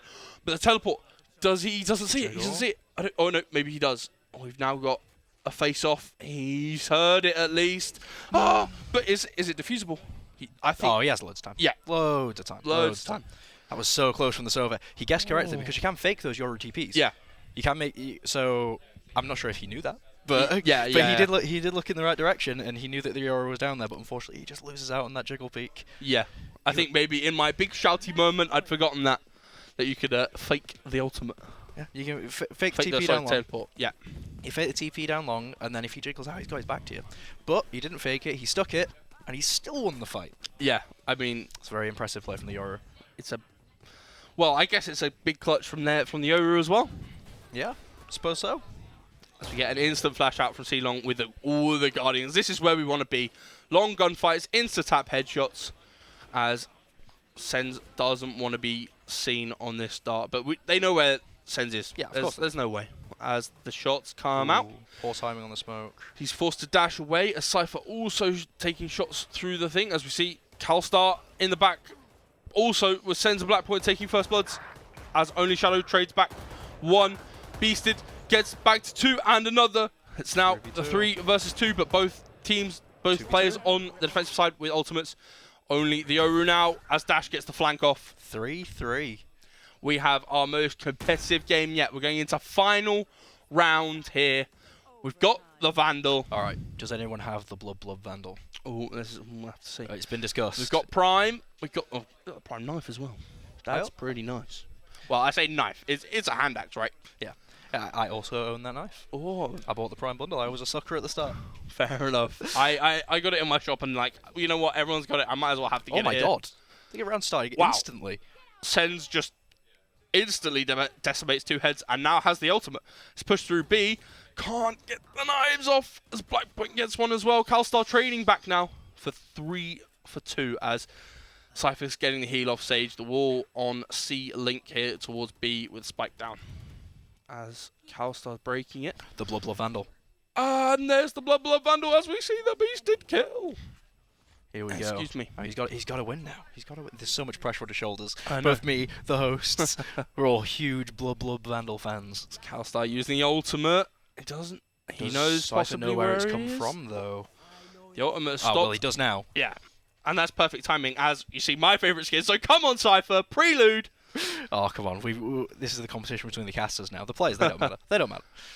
As little time left, he's got the golden gun out, but can't get the kill. Calstar, I think, has enough time here.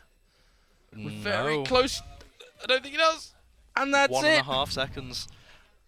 That will be the game on the slightly more competitive one, I'd say. Yeah, I mean, for sure. We got 3 for 4 there in round count. And yeah, I think it was just... I mean, when we compare... Oh, the game is not over. There is overtime in Spike Rush. There is this overtime is in Spike Rush. I thought when I played my games of Spike Rush that anyone that won the last round, it was over.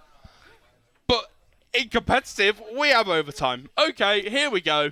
Only Shadow with the first blood on the round as we see my other favourite Vandal skin, the Sentinels, getting one on Sens there. With these opening frags every time. Yeah, he's just controlling this game. We see Ultimate Orb there, Empowered Strength, so more damage. I can't see what that one is on Killjoy. It's... that's the gas. Yes, so the gas. damage over time. Yeah. As Aldrone comes in through B. Will he be able to see Jet here, though? That's the important one to see. Yeah, He's actually in the site. Yeah, hasn't The checked server- that corner, the server might have unfortunately, with called the site outer. as clear here. Yeah, unfortunately running out. So they are pushing on. They do have 2 on A as well, though. As Calstar gets one, Sense traded it back. So again, 3 for 3. Ascends now on for the ace. Plant going down with Kenji on A. They've got the wall to cut off any short-sided plays here as they're checking for their corners. Black Point gets a kill. So no ace for Sens, but now let's see if the round wins or this 3 versus 1 clutch comes out. 1 on Spike, but 3 triple peak. And they take out the final remaining player. There's very little that you can do at that point, really. As I think now with the 2-round deficit, that should be over. Here we go. To be fair, that's kind of on us for not reading the fact there was no defeat. Yeah, I mean, yeah, we just assumed because on basic Spike Rush, it's whoever wins that round, right? Yeah, exactly. But yeah, I mean, in that game, it was a lot more competitive. It was a lot more fun for me to watch. 100%. Yeah, I mean, it was a lot of clutch moments as well, and anti-clutch moments. You know, the crossover. Exactly. We had the Yoru TP down low, and then it wasn't faked, but he might have thought it was faked. But he peeked out. He wins the jiggle anyway. It was an impressive play. Yeah, I think we've got a replay reel now coming up for the last 2 maps. This mold, I was a huge fan. Yeah, it's one of the iconic plays, you might say, of this map, and are competitive. Again, that Jet Knives there, taking control of this round. The shock dart was huge. Yeah, massive at the start, and now Average this Jonas is where, watcher. Yeah, this is where Beasted comes in and just takes over. Absolutely. He misses that one shot on Sens there, but we've seen the same play. Misses that one shot on Sense there, but he brings it back. I'd say we're allowing him to miss one shot, given what he does for the rest of the round. Little 4K with a scout, we'll take it. We'll definitely take that. Ooh. That's the one whiff, and then another hits that. Oh, it's just beautiful. It's just, and yeah, it's just if he doesn't hesitate there. Yeah, if he just commits to the swing, and here we go, the Euro fake. This is my favourite play. I think, yeah, it's very much up there. So I just love the fact that he commits to the TP. Silver knows, and then Yoru still wins. For sure. I just love that. A really close clutch round there with the anti-clutch as well. One bullet either way, really. For sure. For sure. This, again, a round where we saw it go both ways. You had the start there for the defenders, and then flipping quite quickly round to the attackers there. And this is this last round. I mean, this trade out from Sense is so fast. Yeah, especially when we know he got the first blood previously as well. He got the guy mid, and he tagged up someone else as well. It was very good play from Sense there. But I mean, he's on the jet. He's repping me. Yeah, do me proud. Well, we had the skin battle as well. The bubble versus the prelude. He did drop the bubble though. He did drop the bubble. Yep, the bubble was dropped. Well, we just heard we're going into our next game. We're going straight in. And we are now playing Escalation instead of the good old Spike Rush. Which does mean that we're now going into a bit more of a gun game type of thing. It's a very well-known mode around a lot of FPSs. Yeah, Call of Duty must have been the first one I played. Yeah, for sure. The OG Black Ops 1. And we are also... We're already in the warm-up. Yep, warm-up and now on Bind as well. Now, I have just noticed, I happen to know this Blue Lock 02. He's a very good friend of mine. Ooh. He's also on the same esports course, and they're starting out with the Razor. Oh, well, this is going to be boom, boom, shooty gun, gun. Exactly. I mean, when we said gun go bang, yeah, I guess this is really what we meant. Yeah, like we had ghosts with silencers on. Yeah, no, we're not Snake. Exactly. As we get our first blood there, traded as well. This Rocket is going to be chaos. Oh, the trade! No. This is what we're going to get the whole time, I believe. As long as they both see each other, the shot's coming off. As Siren gets a double there. We have we have a little race main in our bits, I think. Ooh. As we get kills on both sides, one for Infinite, one for Beasted. As we get the single kill there from EO Loris as well, as Red side just seemed to be taking over. And the thing is, that's just weapon 1. Yeah, and now we're on to the Phantom. We're not going to go for any of the secondaries or the shotguns just yet. We're going full on. Let's blast these peeps as we get the teleport catch on 1. Can he get the second? The blast pack comes out. And the kill goes Big from Hunter. as Hunter takes 3, can't convert for the 4th. Dunamis there, cancelling that out. He jumps the Raise Rocket! Oh, is this man Neo? Well, he's got to be, I think. Yeah, that's the only real explanation, I think. Bro, how upset would you be? That I know would- this is only escalation, but in a ranked Yeah, I game, think if I was in that game, someone jumps your Raise Rocket and then hits you with a one-tap, uh, I'd never recover. yeah, I just think I'd uninstall the game and just Alt F4. Yeah. Uninstall. it's gone. I'm not playing this game again. Delete my Riot account. As we get one in from Hookah, the kills coming in as we're on to the Vandal as our 3rd gun. Some people still on the Raise Bazooka. I mean, obviously, with it being more of a team deathmatch oriented thing, we're going to see a lot less strategy. For sure. We're going to see a lot less executes. It's basically running and gunning the whole time. Yeah. But I think, as a Jet main, I think you'd love to see this. I don't know what you're talking about. What could you possibly be implying there, Cole? Well, I don't know. Just take it as it is. As we're on to the Bulldog now. Again, with a team level up on blue side for this Guardian as well. And we're hoping to see some one-taps. Come on. Give me some crisp flicks. Some crisp flicks. Some juicy one taps. That is the direct opposite of what I asked mean, for. yeah, jumping around the corner. Yeah, just do it. That's how this game works. That's what you're supposed to do, obviously. True. Precise gunplay, as we all know. Yeah, precise gunplay. and Riot would not lie. No, and now we see the opposite team leveling up there to the Guardian. Now we're on an even playing field a little bit more. Someone's still there on the Vandal, but getting killed. We get the Ares as our next gun. I mean, with the Ares, we're gonna have to see people spamming through walls, right? Yeah, I mean, this is what we want. I don't know how many wallbangable walls there are. To be fair, not that many on Bind, Combined, yeah, I would say probably very few, as we have a lot of fights in this A mid as, well, they're not going to have much fun with this Marshall. Onto the Marshall now, yeah. But Eolaris just tells me, no, I'm going to have as much fun as I want and get a double. Just out of nowhere. I mean, when it comes to the Marshall, you got to be a lot more precise. And Beasted is still in this game, and yeah, I mean, we've seen Beasted on the Marshall before. Yeah, we know what he can do. It's been an absolute massacre in this teleporter. I mean, yeah. No one's coming away from this.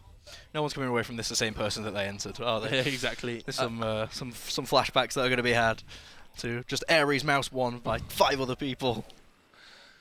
Yeah. Firing squad in Hookah now as well. Just all those Marshall bullets ringing off. This is the possible wallbang, but no, the Marshals come out on top. I mean, we have the we're moving into the Spectre now, so we have run and gun versus a very precise, have to hit the head, scoped weapon. What will come out on top? It's looking like the Spectre's coming out on top here. Let's be honest. Beasted Hunter especially. On the Phantom there. Beasted still on the Phantom? I'm quite confused at that one. He must have been AFK, because you need a kill with each weapon to level up. Yeah, for sure. So even if your team's leveled up, you need to have at least one kill with the weapon. But I'm sure Beast still run through all these weapons very quickly. I think, well, they get possibly as well. Ooh. Running through them now is onto this Ares, as we had the flash up there of the Sheriff as the next gun. This Hunter, every time we spectate Hunter, I see a new good skin. This man is a savant. An absolute savant. He knows what he's doing. He's a connoisseur of the skins. Exactly. The Ion Sheriff. That's a lovely kill. It's the snowball launcher. Here we go. The best weapon in escalation. Because you get the ice skates with it. Yeah. You get the higher jump. It's like playing Quake. It's perfect. And, well, with the Sheriffs, there's not really much you can do unless you're absolutely hitting your shots. I mean, it's obviously hard to hit with the snowball, but you get up close and personal and you're shooting literally with someone at your face. For example. Yeah. There you go. It's a lot easier, for sure. As we get one high peak, one low peak. They get the kill, so it's traded out, but the absolute communication here. I mean, I said there'd be less strategy, but I think I might have been off the mark there a little bit. A little high peak, low peak, jump around the corner with the snowball launcher. These people have been practicing. They have obviously been practicing as someone sitting there on the teleporter. Very common strat, I think, in bind escalation. As obviously both snowball launchers infinite respawns and stuff. As we've got the Frenzy, I believe, as our next gun. I believe so, yeah. We have the Frenzy, and then obviously, the snowball launcher does unfortunately go away. But as we've got the shock dart as our final weapon. I want to see some double bounce cross maps. Absolutely. Unfortunately for the Shock Darts right now, it's maybe not going their way as they're into frenzies. Still a lot of damage. Well, actually, no damage coming down onto that Phoenix there. But first kill, they've got 3 so far. How close are they now? Is a 7, I believe, per... I do believe it is 7, yeah. It must be said, when it comes to the rotating game modes, I'm no expert. Yeah. However, that is I think of all the rotating game modes, okay, well, there you go. Map is over. It must be 6. Just a nice, fun little breather there for us in between our competitive... Well, maybe not in between, after our competitive Spike Rush. Yeah, exactly. We saw 1 non-competitive Spike Rush, 1 competitive Spike Rush, and now we're on to Gun Game. And Gun Game's just a blast. It's just fun. Yeah, it's a little bit harder for me as a caster, but hey-ho. I mean, the man shot the man. Yeah. But the man shot the man with a snowball. I mean, it's just... And that bazooka as well. True. We had a lot of, like, the good guns. Not... Because when you play Escalation, you don't want the... Like, you really don't want... Average. Phantom. Vandal. Ghosts. I could just you want play the this in snowball competitive, launcher. yeah, no, for you want sure. the raise satchel and the raise bomb, shock darts, and we got, we got shock darts, we got the raise ult, and we got the snowball launcher. I'm That is actually a perfect really glad we 3. didn't get any shotguns either. Because Nah, that's shotguns- hiding around corners. Nah. Shotguns and escalation are a lot of fun, man. Okay. Shotguns and I'll take your word on it. I'm not really much of an escalation player myself. I do I'm tend gonna to say just I'm a- focus. I mean, I'm taking a break from Valorant at the minute. It's getting on my nerves for sure. I need to take a break. We've all been which there. is always a good idea. If the game's getting to you, slow down. If you're not enjoying playing the video game, you don't have to play the video game. I think that's a good statement there to I should listen spread. to my own words, but still. Yeah, I mean, I only did this because it's really not going well for me. But yeah. You'll be okay. Like, don't worry. You come back, you have that aim, the holiday aim, as it's called.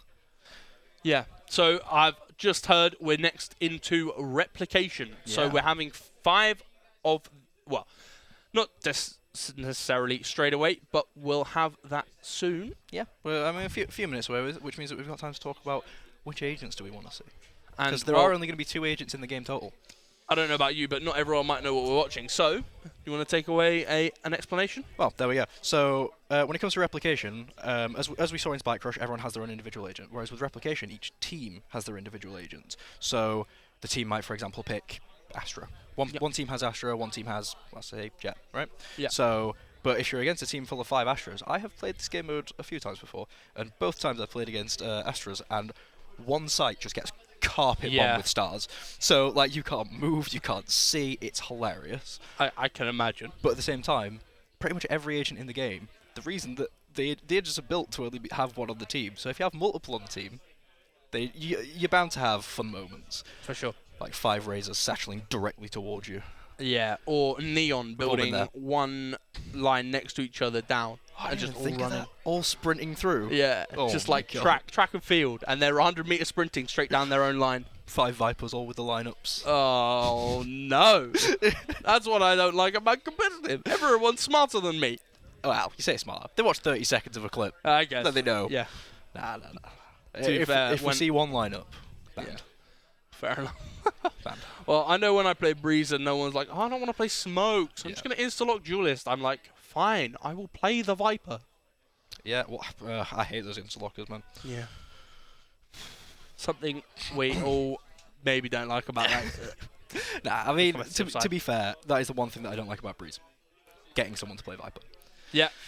Because no one wants to play Viper. No one wants to have to lock a champion in because you're on a certain map. I think that's a big Yeah. takeaway from that sort of... I mean, you have the idea. same problem on other maps as well, like Brimstone sure. Unbind. Yeah. But I mean, for escalation, you don't get a comp. Sorry, for replication, you don't get a comp. Nope. What you get is 1, and Yeah. you pick that 1. So I'm interested to see what we're gonna see. I do think, obviously, depending on who is playing and who isn't playing, so we are rotating people in and out, because we're trying to get more people in, more people socializing. So we're trying to get more people playing the games. Because I mean, as we saw, the Spike Rush people weren't the same. As we are on have- Breeze. Yeah. We are Your on favourite map. Breeze. And now we see what we're going to get. Well, one team is 100%. They want Brimstone, Brimstone. which is what they're going to get. They get, let me do quick Oh, maths, these are 15 votes. smokes. 15 smoke. That is That is 3 correct. 5s is 15, yeah. I think so. I'm very glad I did elementary math. Yeah, you passed year 2 maths. Congratulations. Screw me. But as we have a little bit more of a split on... It's a vote. So we have... Oh, if they get Brimstone on the other side, there's 30 smokes in this matchup. We're just going to see one site. We're not going to see any one site. No, yeah, we're... Okay, they got Sky. Whew! That was very close. 5 dogs all coming out of it short. Oh, I'm excited. The Sky is defending and the Brim is attacking, though. Yeah, so, I mean, well, no defender's going to see where anything's happening, really. But they do have the opportunity to walk out, to pop flash out of the smokes. So this is a very big counter, you might say. Yeah, I think so. And obviously you have the dogs, and you have a lot because Brim smokes. They help you get onto site, but people can also be in them. And if you're dropping 15 smokes, there might be someone in one of each. I've just had a thought. Oh, how do the stims work with collective speed? I'm not sure. If everyone puts 5 down in one place, and then you basically just jet dashing. You lose control though, surely halfway through. I mean, I'm interested. Here we go. Well, we're gonna get to see what happens here. That's a good thought. Brimmy with the stimmy, Daddy Brim. I can't wait. Here we go. We got some frenzies there. All stacked up, main. Here we go. Yeah, dogs coming out, as you said. Oh, it's a mess. It's an absolute mess. The only one, the lone wolf coming through on A, doesn't quite get the jump over. They're just out. The middle pyramids as Plant is going down. Look at all the smokes. And the Molotovs as well. I see 1, 2, 3, 4, 5, 7 smokes on the entrance. Oh my goodness. We see a pop flash. There you go. She knows that she's blinded one. Doesn't know the one on pyramid is still there. Oh, that's unfortunate. As we get now on 2 kills. They can heal each other. Oh, wait, there's so big brain. They can't use their flashes, but they're so big brain. Don't worry about that. That's fine. It's like the one difficult aspect of playing Sky is learning how to curve the flashes properly. I don't know if that patch has come out yet where you can't shoot the bird. No. That's still the PBE, right? Yeah, that's currently pending. Okay. See, the Brim wins. Yeah, cover is obviously better than the counter of the pop flash. So far. Yep, well, we're only 1 round in. Exactly. But, I mean, it's very easy to get onto site when no one can see anything. Yeah. So the Brimstones are probably going to get the bomb down every round. That would probably make sense, as we did see this round come to a plant. Yeah, I mean, every single round the Brims are going to... So every round, the Skies are going to be on a timer. Yeah. So... That is... I would say, at this point, the game is more favoured towards Brimstone. Purely because they got attacked. Yeah. I think the only way... Well, maybe not the only way it gets countered is if you predict the site they're going to. Yeah. Which, to be fair... They've done quite well so far. The bomb's still coming down. Yeah, I mean... Well, 5 Molotovs. You can't exactly walk through those. That is something to behold. That site. Wow. What's that? What is there to analyse about this? Yeah. I can't even... Well, I can just about play by play because there's 3 kills down and one of them is a Molotov on double doors. As we see Peaks coming out from bridge here. He knows. Pop flash. No. Doesn't flash himself. But doesn't know there's one below. Oh no, there's a flank. Can Brim find it? Gets the kill on the stinger. But it does. He gets caught on the timing. Oh no, but he has to reload. It's a horror. It's an absolute horror. Oh dear. Unfortunate there from Stitch. It really was. Yeah, as we move on to what will be a gun round. It almost certainly will be a gun round. I mean, everyone's been forcing every round. Yeah. Because, come on. Yeah. You gotta get all your abilities. Because what are they gonna do? What are they gonna do? Go without 15 smokes? Yeah. I mean, well, I think 15 smokes with shotguns would probably work, right? Well, I mean, it looks like a couple of people on the attacking side do agree with you. Yeah. We do have some Vandals and Phantom there on this Brim side, as well as 2 Vandals, as well as what we can see for the Skies here, as there's a mid push. Maybe getting... they've placed their smokes down on A, but they're pushing mid. They're going to catch the rotate! And there's one. Nice shots from Loris. The second, but they don't know. They don't know. The pop flash comes out, so they've got to know. And the kill comes out.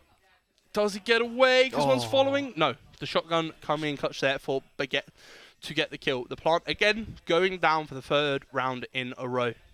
I mean, I like the idea. Just fake A, and they were all rotating, and they caught them on that rotation through mid. I mean, it might not be the most competitive of game modes, but Pot flash coming out. mid-control. Not quite getting Hunter there, so the kill comes out on Seron for him. Little 1 camp in the versus smoke. 4. 2 ultimates available. Can't quite get the kill, and Infinite finishes off this round. I mean, yeah, when it comes to like actually taking the site, it is a little bit easier for Sky, to be fair, because she at least has the entry tools. They can get in through those choke points, but the problem is surviving until Well, that point. Here we go. The last round before the half. 10 ultimates available. Oh my god, yeah. I don't think Sky's going to be able to sit on this site. You can even see it in chat. Be nice. Yeah. I mean, we'll have to see what they decide. I mean, yeah, they're just not sitting on this A site at all. And there's, what, think that's 2, smart. 3 operators? 4? They're gonna- Is that 4 operators from Oh my god. the Brim team? That's very surprising. Seeing That's as they bold. Okay, so the first ult comes out. Infinite also gets first blood here as we have 3 ultimates coming out. Flash. He does. It's 1 flash. It's going to wait. The stimmy comes out. Here's it on the place down. But oh, my days. That man doesn't have a head anymore. You can't do that. That's not allowed. As the first Brim ult comes down, gets a little bit of damage on Soren. Soren gets one back. But they're just ulting where they know the person is. The spike is down, though, on the side of Brimstone here, as we see at the bottom of rope. So they're ready to hold it. Gets the 1 flash out as they get the 1 kill. Dynamis taking that one. And again, triple now for him. As he doesn't quite get the kill. So the spike is still down. They're playing for it. And Hunter here having to use the ion to stop the dog, but still gets concussed. The stun comes out. Oh, here we go. 10 seconds. Shorty, here we go. And it's a 1 versus 1, but 8 seconds left. Has to get the spike down or the kill. And, well, he's not going to get the kill because the Sky's run away. That is a time call in the chat. That's what that is. Wow. Defenders winning that round. Very good round there with all the ultimates obviously available. That just insane no-scope. Wow. I'm just surprised that even happened. I'm still speechless. That no scope was something else, man. Like that is not something that you was hunting for skins here. As Yeah. we see. the no scope is just insane. Like how are we gonna? I don't know how we're How going are to you top gonna it, get- to be honest. how are you The gonna get only way caught? you top it is post-part 1 versus 5 win. Don't, And, I I mean- don't count them out yet. Yeah. Don't count them out just yet. I mean, we do have. We've got to top that somehow, and I like the idea of the clutch. I mean- but also, we just carpet bomb an entire site with Brimmels. Yeah. I mean, that would have been the way to go, I think. Just one side so you can get onto site and anyone just stood. I mean, they're not obviously going to stand in it because they know you've got the Brim Of ults, course, but of course. we see the dogs coming out now. That's 2, I believe, used. Straight over the shoulder. And first pot flash, but the molly to stop the push through the smoke. No, they're just going to Wow. go through it anyway because that's... Think about how Sky. much healing they have. Yeah, well, of course. The third dog there, Blue Lock getting the Molotov kill as well. I didn't catch where the other kill was, but now we're down to 3 versus 1 from mid. That's a nice long shot on the body, another one, and a nice headshot to finish off. As we see smokes coming down, there's 2 reasonably low health enemies here on Sky's side. So As we it's know. very much clutchable. As we know with the Sheriff, Well, If- I say low health enemies, they but were. they were. And with the Sheriff, one hit to the head. Close enough range is 150. He could do it. Yeah. There's one. There's one. Okay, here we go. Knows where the final Sky is. Oh, it wasn't a bait. So Ghost versus Sheriff. Ooh. And the Ghost wins. Okay, more of a competitive map. Here we go. 2 rounds to 3. This is what we like to see. This is what we want. We don't want another blowout like in game one. Game one of the Spike Rush. I mean, it's just not. It's not what you need, really. What we need is high-tier, competitive, 5 Brim, 5 Sky gameplay. This is the most competitive Valorant I've ever seen. Yeah, exactly. Yeah. I mean, we're definitely gonna see another alt round though. Yeah, that towards, I believe, Yeah. if we get to the end. I'm not 100% sure on the map count of... Well, luckily we'll have a match point call out from the lovely Exactly. announcer. Are you saying that you're not a replication enjoyer? I'm not necessarily a replication enjoyer. I enjoy warm-up on deathmatch and straight into comp. Yeah, same.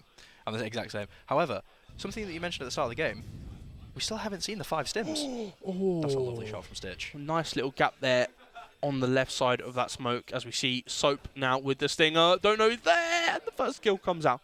There is another one. Going to pop flash the door. Brim peeking away. As we've got 2 now down tunnel. Tube. Hunter still holding that line. As we've got the shotgun in double doors. The door opens. Doesn't quite land the shot. Stitch again. Gets Another the kill. headshot. It's lovely shooting there from Stitch. As we see the right side pyramid for plant. There's 3 in tube. Seren getting the kill there as shotgun comes out on Baguette for the orange. Can't pick up the other, going for the knife. He gets the shotgun and the shots miss. The judge. This is a 3-piece.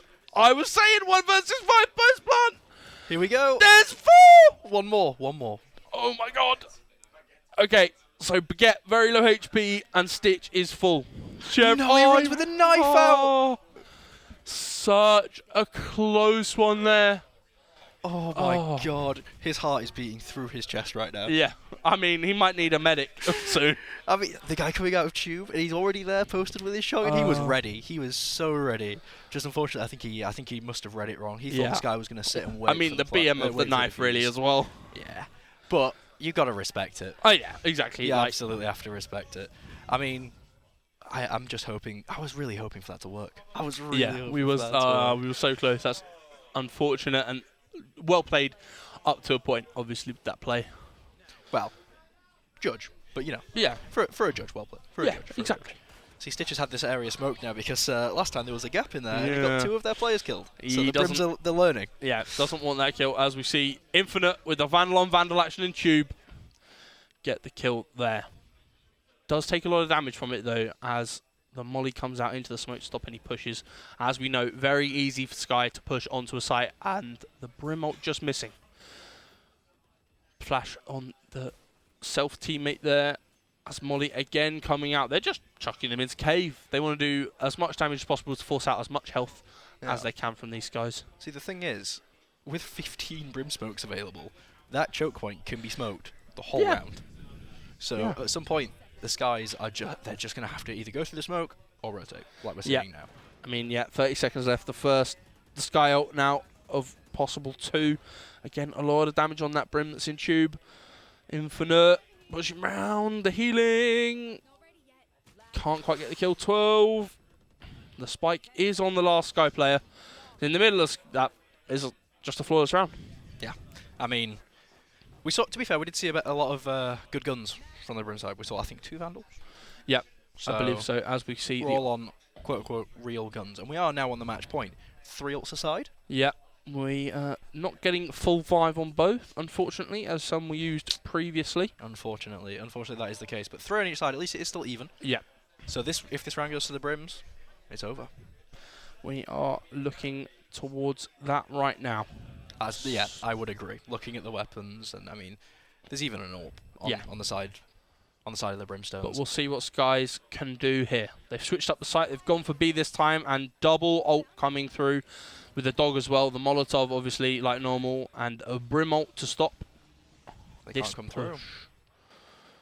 As 2 Sky Flowers getting caught with the smokes out. The timing, dude. That was Dishwasher, so can you get another one? unfortunate. Oh, it's just a lot of damage. Actually, it's not that much. It's probably about 30. But enough to Seron to get the kill. Also with 1 in tunnel as well. But we've got Infinite missing by a pixel. Just the slightest miss. Bubbles! Let's go. Getting the kill there on Cerrone from the Brim. See that this classic right click can do? Not enough. Double peek there. Washer, Soap picking up that kill. Might be looking for a 4-4 here in a 3v1. See what Bubbles can do. Oh. But I think he's caught out. Oh, that was so close. There was such an opportunity there. Oh my god, Beasted missing those first 2 shots on the Bulldog just gave him a glimmer of hope, and you could just see the Brim reloading and getting it back out, and just not enough time. And yeah, Sky taking that round. I mean, we're on endgame now, so... Well, this is being the final round. It's close. It's very, very close. I mean, we've had a little bit of a back and forth. We've definitely seen the Brim sort of move a little bit away from the strategy that they had in attack. The strategy they had in attack of just smokes everywhere. Yeah. On one side. They've moved away from that a little bit now. They're now chaining smokes on the choke points. The more competitive style of smokes we would Yeah, think. exactly. Someone on the Brimstone team is definitely be like, right, guys, Let's just win this now and get it done. let's play seriously, please. But we're at endgame, and there's still a chance. Again, hovering towards this mid and B side. See if they can catch out as one Brim is pushing through double doors as Saron gets the first blood. Can't get the next one. And Hunter trades out as Bubble can't. That wasn't Bubble. I thought I heard Bubble. Oh, Hunter had it. They were in a fight. That's why I heard it. As he also gets a wallbang.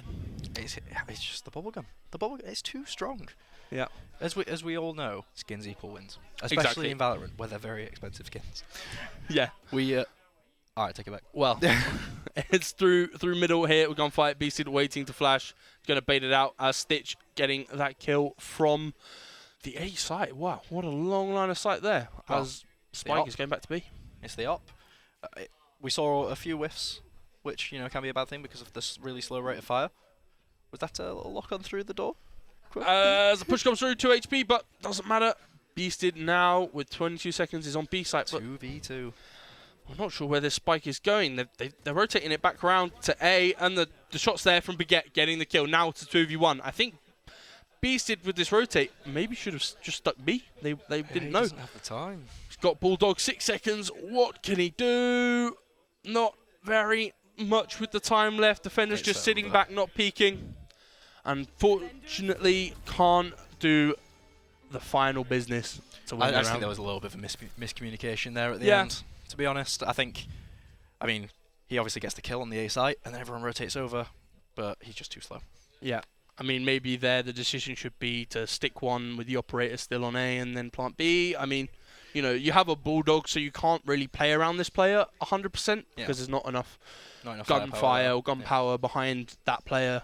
But in comparison to the Brims, it'll definitely be in their VOD review when they analyze these games, see where they went wrong, see what they do in the lower bracket. Eh? Yeah, exactly. Yeah, I believe in them for the lower bracket run. I'm telling you right now. But we did, we saw a pretty competitive game. I was expecting that to be a bit more of a roll, but no. Yeah. I mean, we didn't. Obviously, we had strategies for both sides. The dog being the run up for the 5, and the Brim stimmy stuff that wasn't taken into account. But maybe they on their coaching staff. Yeah, I mean they have to maybe think on the fly as well. So, because we never got to see. Does it just enable jet dash? What I might just have to get a group of 5 friends and do it. You're just curious at this point. You're gonna go home. You're just gonna be like, boys, get on Val. Oh no, I can't play a ranked game.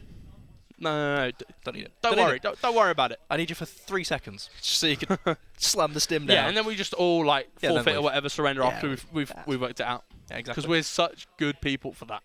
Yeah, I mean, just playing on the enemy team, you play like 1 round and everyone on the enemy team just leaves. No, it's like 5 seconds into the game and you do the Brim stim in spawn and then it's like... yeah, you want it out, that's fine. Like, we're not bad people, I swear. It's only replication, come on.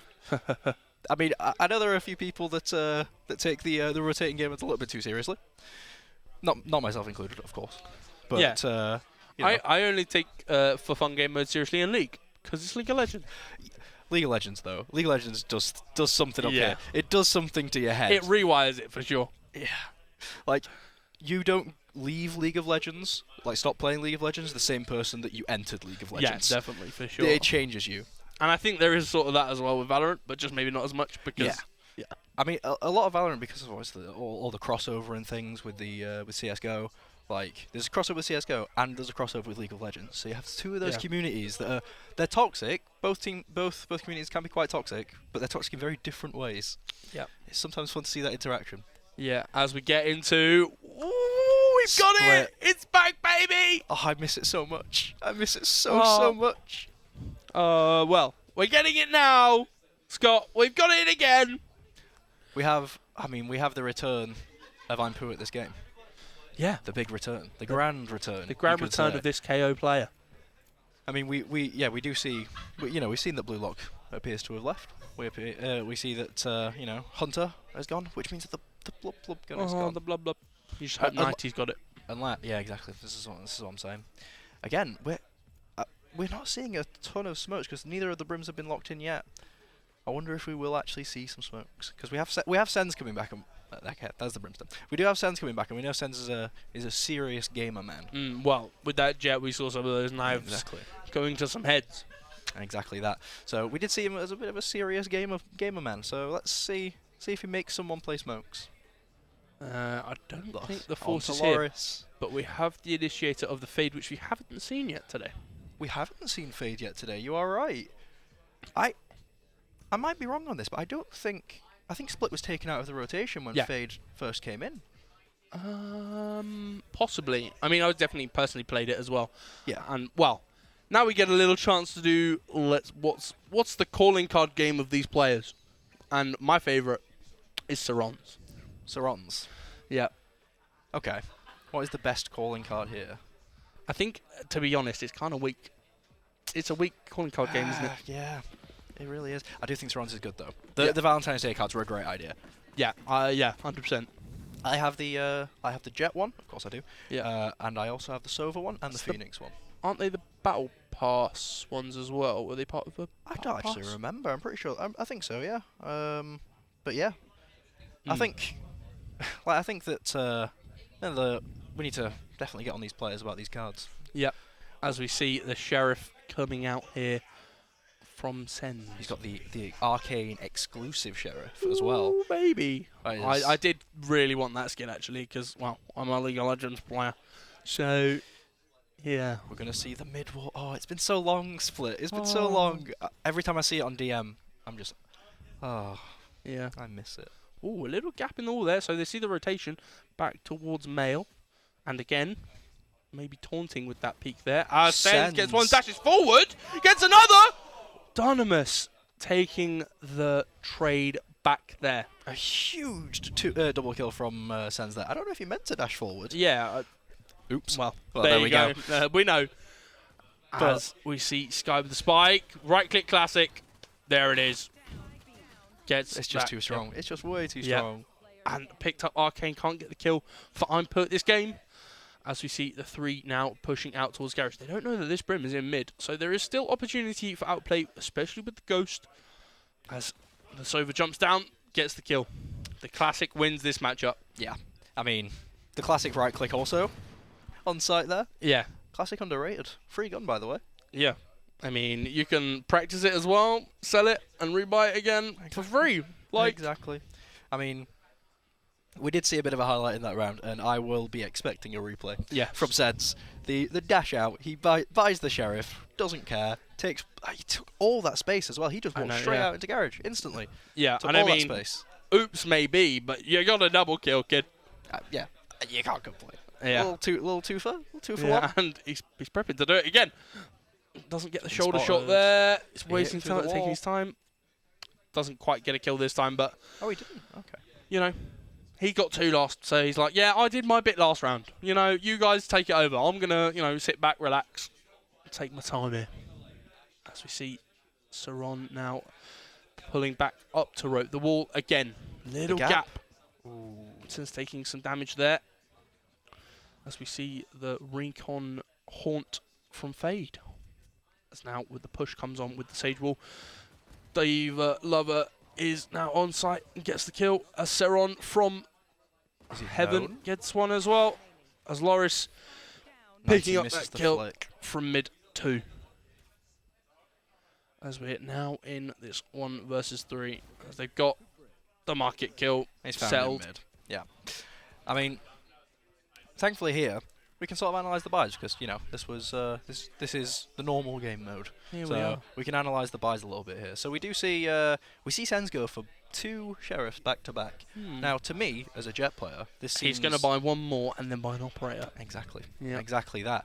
So we might see a little bit of operator gaming from... We'll have to see his loadout when we come back round to him. I think he's got a Vandal, actually. Maybe he was just looking to flex with the Sheriff. Yeah, We I do think- know Sens. We've Fair seen enough. we've seen what he can do. Yeah, this makes a lot of sense for this player. As we see the wall come out on a good to wall. the A.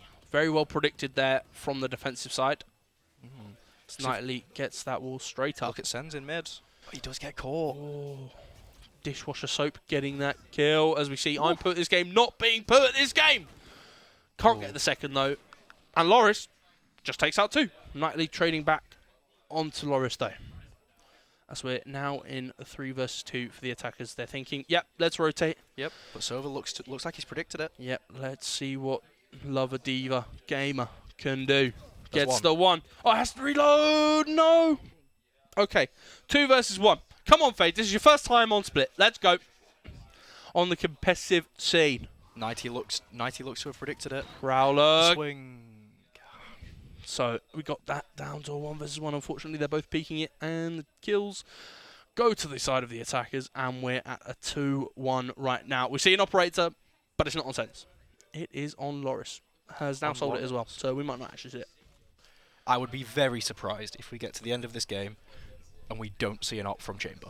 Yeah, and or Sense. I think. Yeah, of course. Out of any 100% guarantee we can give, I think it might be that one. Might be Sen's buying a sheriff every round. As this guy, he agrees. Exactly. I mean, can you really disagree? I think that's Brimstone. I think it's a little art of Possibly, Brimstone. Oh, is he the Brimstone guy with ginger hair? Is it maybe Breach? Oh, and Sense peeks out of mid. Guess what? Where's the sheriff? Oh my god. He's told us, oh yeah, I had more relaxed last round. It's my round again. Hello, I'm here. And it's my turn. He just walks out. He just doesn't care. He just strolls out into mid because he just knows he can take the double. He knows he can win. Yeah, and that's the ego of some players. I mean, it's the jet player mentality. For sure. Calstar now peeking out, especially with the dog to help him. Don't know that they've taken that point there. As the Haunt comes up, it's taken out instantly by that Ares. As we see Calstar get caught by the Prowler. Oh, there's a little chance for Soren to peek there, and he still sees him. Gets the kill. Has to reload, possibly back off Prowler. Again, comes out, sees another player. Can't quite. The pull gets that Sage to be able to be killed. And Sens gets another. This round, such a strong one for Sens and Saron. It's known. He knows. They know. It does take...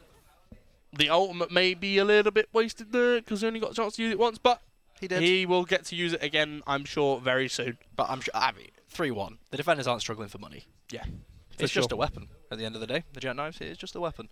So this Vandal that Sens seems to be rocking, I'm sure it'll do. Yeah. I mean, it is a one-tap. He's giving it away. Is he just playing Sheriff only? That might... Okay, there we go. Like we said, 100% guarantee. There it is. Come on. And he's going to peek out of garage like always. Okay. Will he meet anyone, though? Because there's no one there right now. Yeah, unfortunately, there's no one there right this second, so it will have to be later into the game we see that gun used. No insta-wall for the predict this time for 90. Okay, you see that there's no one garage, but Chamber also hasn't seen anybody A just yet. So I do wonder what the comms will be here, because this is a much more reserved round from the defenders. From the attackers, sorry. Yeah, for sure. As we see the first peaks coming out. Teleport still available, still willing to take the trade, but Calstar gets that Sheriff kill, heals himself up nicely with the molly, the wall coming out there from Baguette. I mean, yeah, that were for the fact they're pistols into rifles. Hello! The jump! 2 HP is what the Lover Diva Gamer survives on. Nightly ready to use this wall to jump over it, but they've decided, nope, we're going to rotate. I think, based on last time, this could be very, very risky for rotate through mid. You look at the map, and there are 3 people stacked up in mail, and there's 1 person in ropes. If the attackers do decide to go through mid here, it is not going to be easy. Yep. Again, Sova now healing up from Baguette there. Nice slow orb as well to slow down the push through the rotate, I believe, as they've re-rotated back towards A. And they have left the sky mid.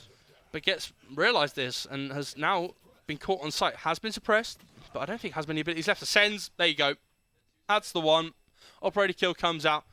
And now there's control of the site. They haven't found Baguette. Gets one. Can they get the other? Baguette just holding down the site. It says, no, no, no. This is my area. And you're not coming in. They don't have time now. Yep. 1 second remains. And Dunamis peeks anyway. Because he's like, well, I might as well try. Just going to keep that Sheriff for the next round. It looks like they got money now, though. Because that was a save. And getting that opening kill... Yeah. That was really nice. Yeah, I mean, Calstar did really well. Yeah, yeah. Taking that peak with a Sheriff is, it's ballsy for sure. But it worked. If it's stupid and it works, it ain't stupid. Yeah. Well, there you go. Yeah. Learning that from Siege. Oh, yeah. Exactly. Yeah, boy. But I mean, it was a chamber inside his TP. with a rifle. Yeah, he had the full safety of being able to teleport back there. Didn't want to teleport. His ego was too big. He was like, I win this. I've got a rifle. You don't win this. Yeah, as we see Kalstar now pushing in. He's got that confidence from that kill. Doesn't get seen by the Haunt. Flashes through. Can't quite get the kill. So no discount there from him, but still back to back as I'm put this game getting another kill, and Loris just jumping. Deciding to shoot while in the air. As Brim ult comes down to stop anyone pushing anymore. Loris, though, still undetected, I believe, but on 50 HP. Waiting for this wall to come down as Spike has been planted. Again, Sen's blocking off that CT. Can he get the one backside? No. Dunamis wins. As Baguette has got a double kill. It's now a 2 versus 1. With the res possibility, they've just cleaned it up. Loris, not detected that whole round. Picks up the final one. Exactly. I mean, sometimes it's not always great if you just wait for your team to die and then trade them afterwards. But there, I think that was the best play, really. Like, he just had to wait there, just make sure he remained unseen, and he gets the final kill, and he wins his team the round in the end. Yep. I mean, we see there at the end as well, the operator, the spleen operator. Oh, God, yeah. Yeah. Being picked up. I don't like the spline skins. Yeah. It's not great. Yeah. But, to be fair, the blue and black variant is the best variant. For sure. I mean, yeah, there's a little bit of taste. Yeah, the green's a little bit of taste. Yeah. Tiniest bit. Yeah. But at least they can get the colours right. Yeah, exactly.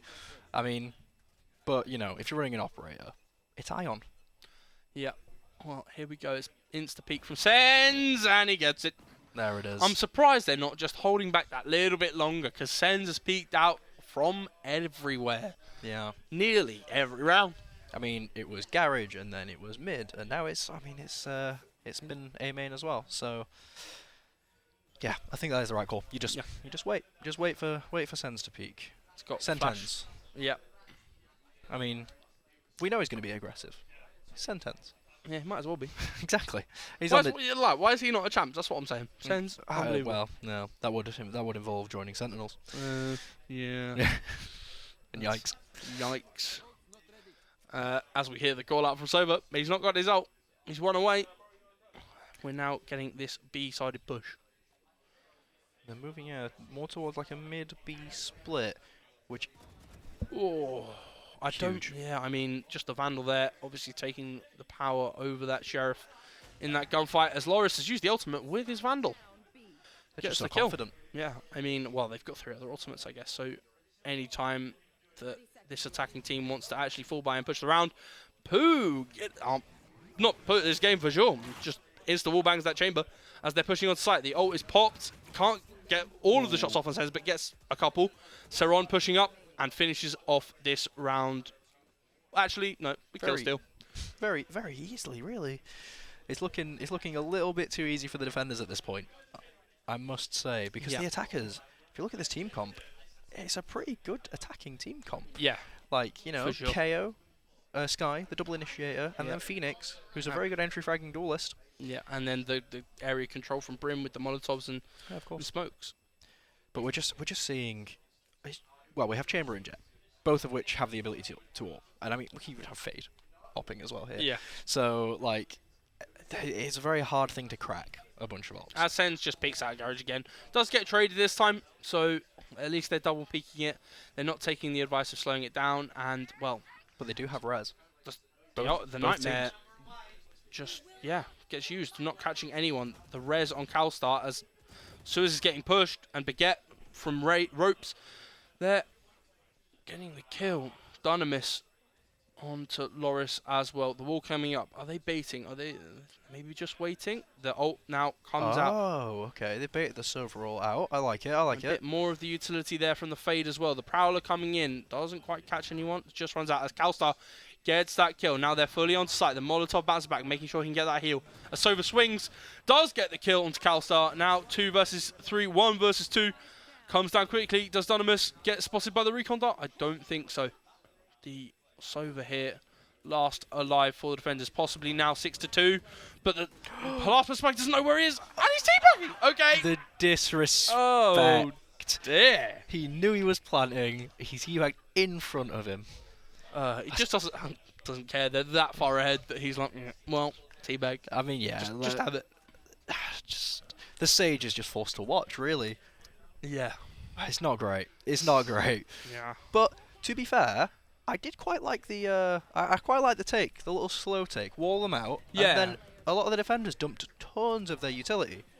For sure. Yeah, well, I mean, the Sovarok came out there, and the rest of the Fade utility as well, a couple of Prowlers. Yeah. As again, we get the slow push onto A. There's Stimmy there helping them on that slow. And again, we're in the waiting game at the minute. Oh, he's lining up. Come get it, Loris. Waiting for another. Has to TP away with that smoke. Yeah. I'm surprised he didn't TP away in the first one. Yeah, yeah, you're down a bullet and you have to reload. You might as well teleport back. But Baguette is still behind this wall and can only get the ultimate of Calstar. But Loris peeking out the smoke gets on put this game. And we're in now to a 4v4. The operator on site with Loris. Ooh, as Calstar getting a double, so making it just that much easier for this attack now. Do they know about this flank? Sends, now.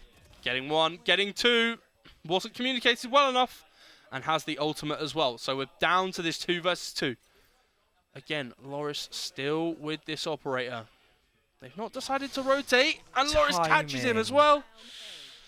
This is such a good round now for Sens and Loris. What can he do with the Headhunter? Gets it. There it is. I mean, such a good 2 versus 4. 4v2 clutch from these two. That flank from Sens was absolutely huge, and the lack of communication, it really showed there. Yeah, I mean, it's just unfortunate that it couldn't be communicated quick enough. The Sage didn't even turn around. Yeah.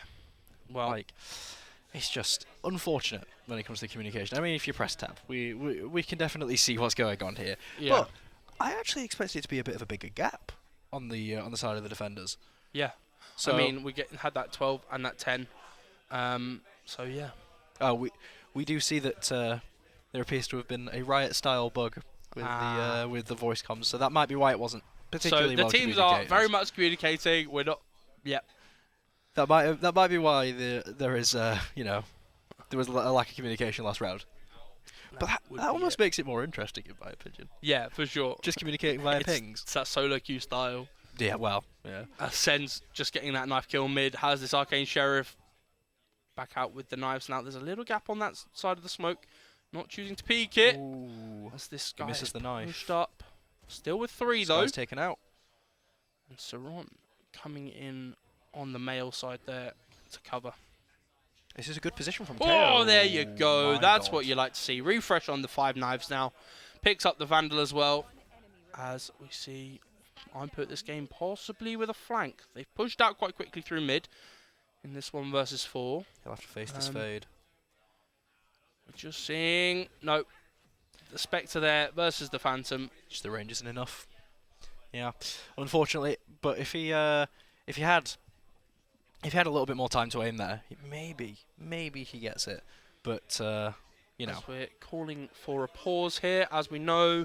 To hopefully try to fix the voice comms issues.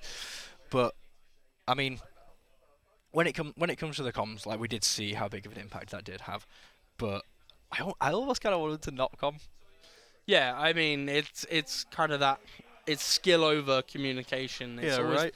It's that debate whether which is better, you know?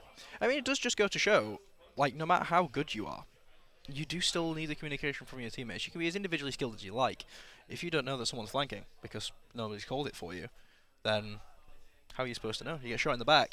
You can't hit a nutty flick if you get hit in the back of the head by a Vandal. Yeah, exactly. Those don't happen as often as we know. Because pro play do have that 5-man comms there. Yeah, I mean, when it comes to this timeout, hopefully it won't be long.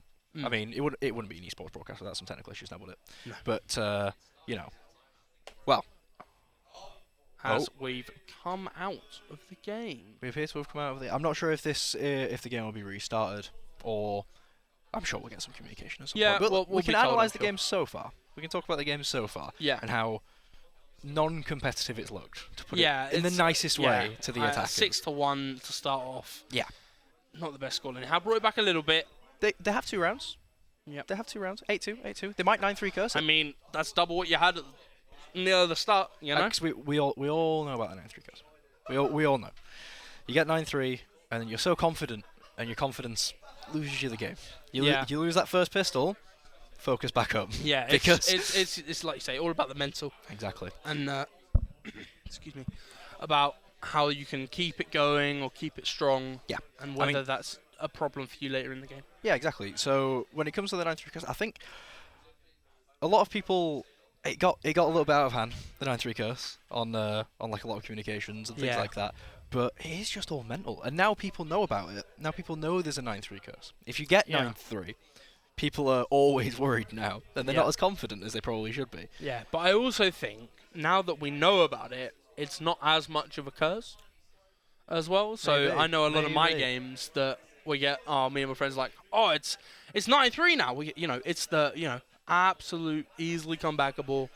Oh yeah, yeah. If it gets to a point where I'm seeing like 8-2 or whatever, I'm like, right, let them have this. Yeah, exactly. Let them You're have on this. that mental edge already, and you're like, I'm just big braining the other team here. You're falling for my trap. I'm just avoiding the 9-3 curse. Yeah. If you lose the round, it's 8-3 to your team, and you lose, it doesn't matter. You were doing the team a favour Because if uno reverso. There you go. But then at the same time, 8-4 isn't a bad half. So Very if you're true. on the other side of things and you win the round, you're just like, it's a good half. It's a good call either way. It's not a double-edged sword. It's a win-win. There you go. I mean, yeah. So So it took me a while to get there, but we finally got there. So Sens. We better talk about Sens, really. we can't not talk about Sens. Like the pushes through garage on round 1. As soon as I saw that, I knew exactly what he was planning. I knew how he was going to be playing. He's just so confident. He's just ready on all the pushes. Yep. And again, Chamber on Loris as well. Yep. I mean, Very of strong course. play too. Maybe a little bit cocky with those teleports not being as early as should have been. As we will now send you over to the hosts. Yep. Yeah, wave.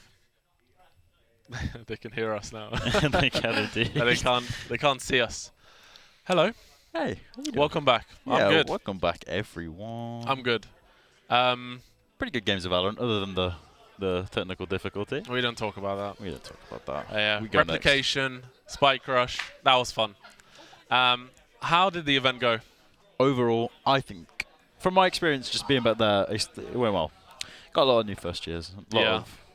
It's good to see the amount of people next door. It is, yeah. I was hoping to get like maybe 10 people. Obviously, first year. Oh yeah. No one is attending in first year, but we've got.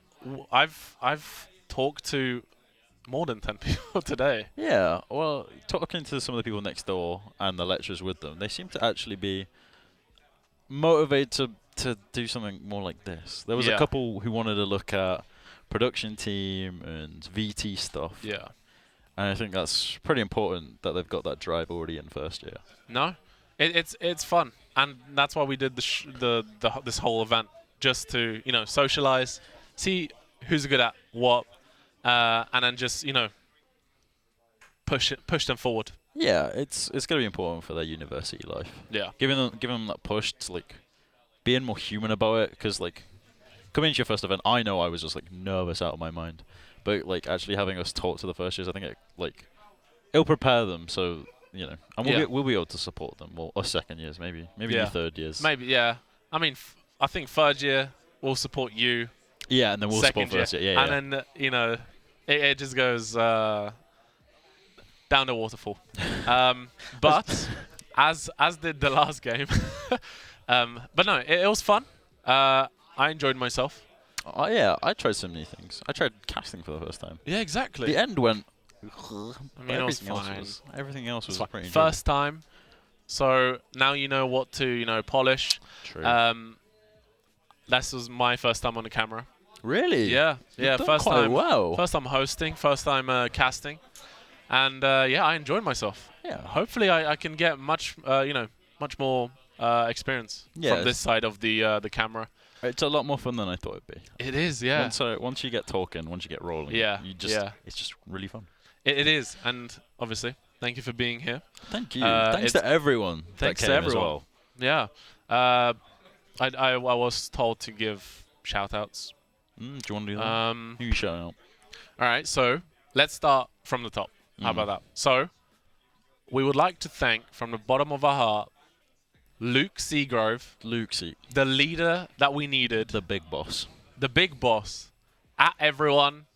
He was great today. Obviously, the amount of work that he put in, he was there. He was here, setting it all up. Been late, in here, late nights. Late nights, and now I know to help him out next time, next event.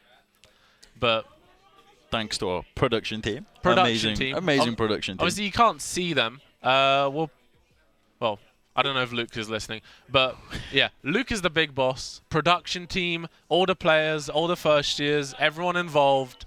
Who else? Even if you just stopped by, thank you for coming. Exactly. It was a fun event.